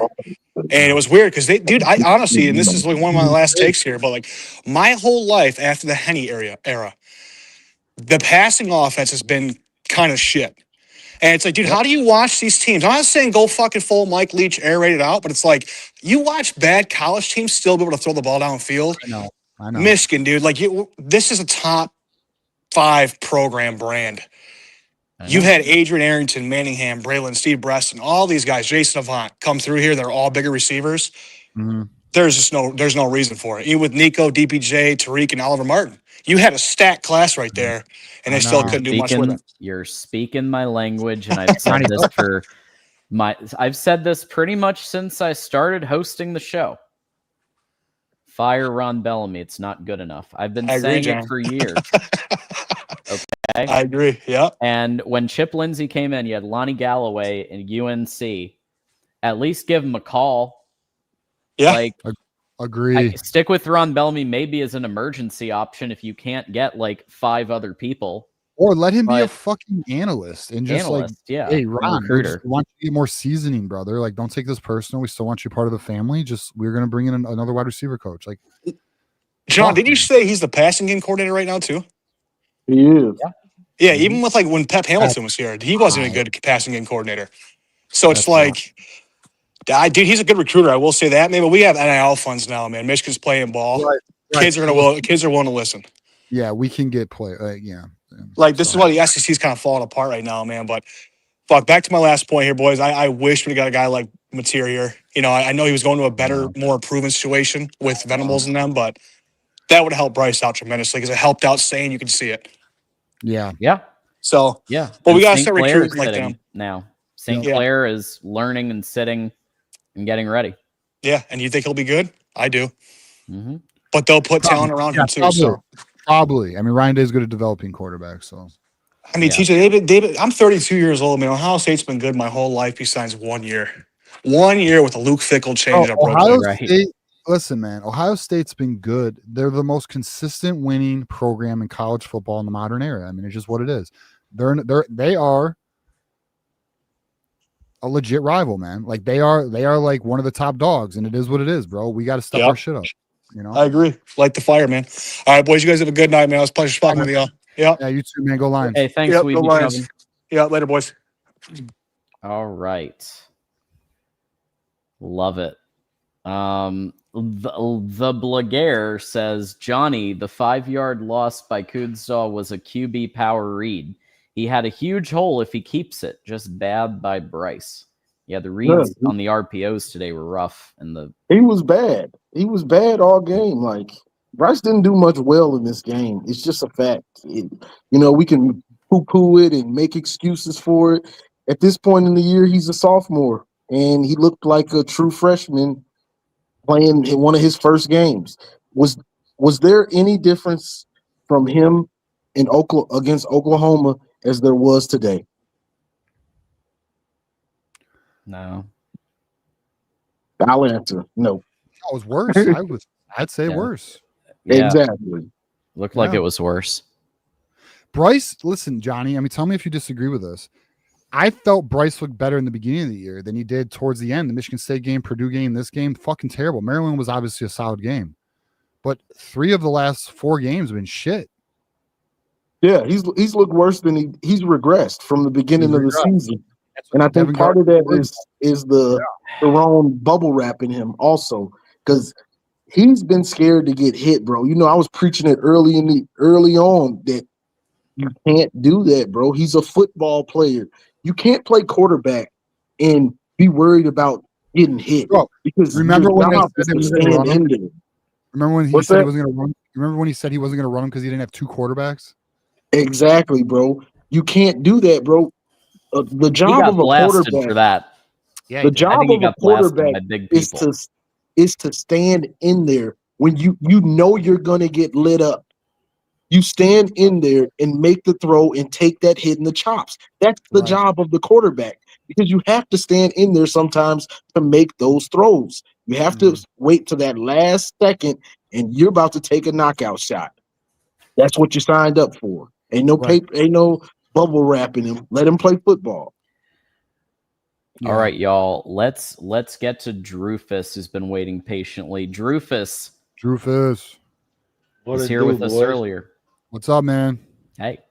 This is a shit fucking day. That's what's up, man. I know. I agree, bro. Fuck Ohio. Man, on a different note, what is how many recruits were there for us today? A lot of big ones too, to be honest with you. Sales was there. Yeah, let me see if I can get the list. Hold on. What do you think the impact of today is on that? I don't know. To be honest, though, it could be used. It can actually be used as a positive. It could be like, look, immediate playing time. We need the pitch can be, we need you. If we had you, this wouldn't have happened. You know, like it can be actually, believe it or not, those things can be used as an opportunity for recruiting. You know, because like the truth is too, though, like we also just accept this. I mean, we are a borderline playoff team. We're just not a playoff team. No, it's just what it is, you know. So then the pitch to these recruits would be, we need you to get over that hump. We need you to be a consistent playoff winner. We're right there. We got the youngest team in the Big Ten. We went 9-3. We just need a little bit more talent influx, and then we can get there. We can be that consistent playoff team. And kids are gonna eat that shit up because they're like, oh, it's me. I'm important. He's looking, you know what I mean? So like there's a way to spin it. Well, today was a playoff game. I mean, if we win, we're in the playoffs. And, So fact. You know, we lost. We're out of the playoffs. I mean, the 9-3 Citrus Bowl, right? Yep. Probably against Texas, unless they get in. Is that where we end up? Citrus Bowl? Yep, Citrus Bowl against Texas, most likely. And that's gonna be a shit show. Texas is better than us. Yeah, they are. It's defensively, and the way Arch's quiet, it's kept, has put together a pretty good year. Just gonna say that he's gotten better as the year went on. Yep. Well, I thought the Purdue game was Bryce's worst game of the year. The Northwestern game was extremely lackluster. I will say, as far as running the ball and passing the ball, you know, run the ball, third down, we can't convert, we're off the field. That was the story today. However, run, pass. If we would have came out and we'd have started chucking the ball and you know, and we would have lost and the outcome would have been the same. Do you think the conversation is, we're a running team, why the fuck are we not running the ball? Oh shit. You know? And you know, I think that Ohio State was for I don't even want to say it, but they were better today, man. They were the better football team today. Absolutely. Damn sure. They were absolutely the better football team. John, I appreciate your live, man. Yeah.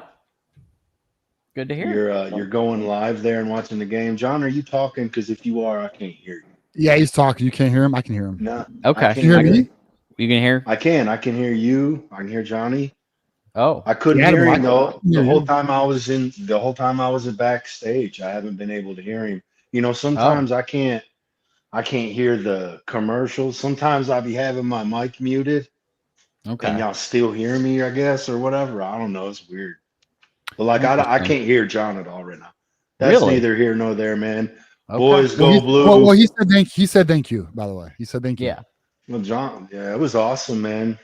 Yeah. I could hear him fine during Yeah. the live. He was not a happy camper. I wasn't either, man. Today was a fucking shit day. Yeah.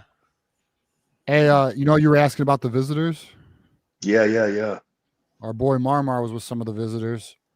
That's Marmar and Zion Robinson. Oh, snap.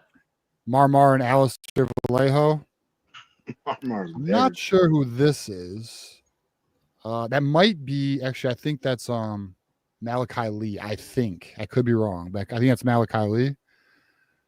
And Marmar putting in that work. Yeah. Marmar recruiting for the boys. Going hard for blue. Yeah, he Go went to the blue. game.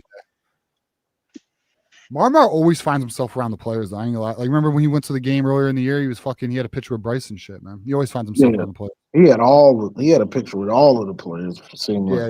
Yeah. Bryce need to quit taking fucking pictures and go. Bryce needs to lock in, bro. I think we all agree Bryce got to lock in. This got to be his hardest worked off season. No games, bro. Straight focus. Kobe Black Mamba mentality. Fuck everybody. Become the greatest. I mean, that needs to be his mentality right now. Yeah, because his feel for the game right now, his feel for playing quarterback, it's off. It's off right now. Honestly, Bryce needs, and maybe he's gotten this right. Like my intent is not to talk out of place, right? But Bryce needs an honest fucking conversation by somebody he trusts. Someone needs to sit him down and just keep it 100 with him, man. Like, brother, you are great, right? You are very talented. You're skilled, but there's a lot of work that needs to be done here. You know. How many Buckeyes have y'all had call in tonight?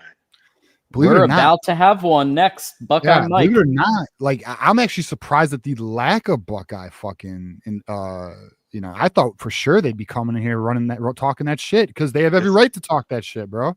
It's funny you say that because there's Buckeye fans in the chat talking about post that link, DJ, and ain't none of them fucking calling in. You want to know some real shit, bro? Because me and Johnny do the Thursday call-in show, and Johnny knows this because he does his show.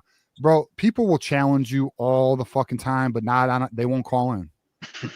They won't call in, bro. And I don't know what it is because, I'm all about debate, bro. Like, I'll hear your side even if I disagree with you. Like, I'll hear you, and I'm not going to fucking treat you like shit unless you, get out of pocket or something. But, typically, I don't know. I'm actually surprised how many people don't call in, to be real with you. Because I debate people all the time on Twitter, and I say, call in on Thursday then. Let's get into it, and they never want to. Yep. It's different when you up here. You start forgetting players' names that you've been saying every day for the last couple of years. Yeah, bro, it's actually amazing. And John, I don't know if you guys have done this, but I'll rewatch our shit from time to time, and I'll miss fucking speak. I swear to God, I'm thinking a different name, and I'll say a name that comes out of my mouth. It's amazing how live that works. Television. Yeah, dude. You'll be thinking defense, but you'll say offense. It's real fucking weird, bro. I've had that happen a few times.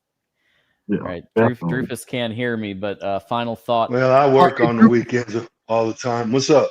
Hey, Drufus, this is a final thought here, brother. Yeah. None, man.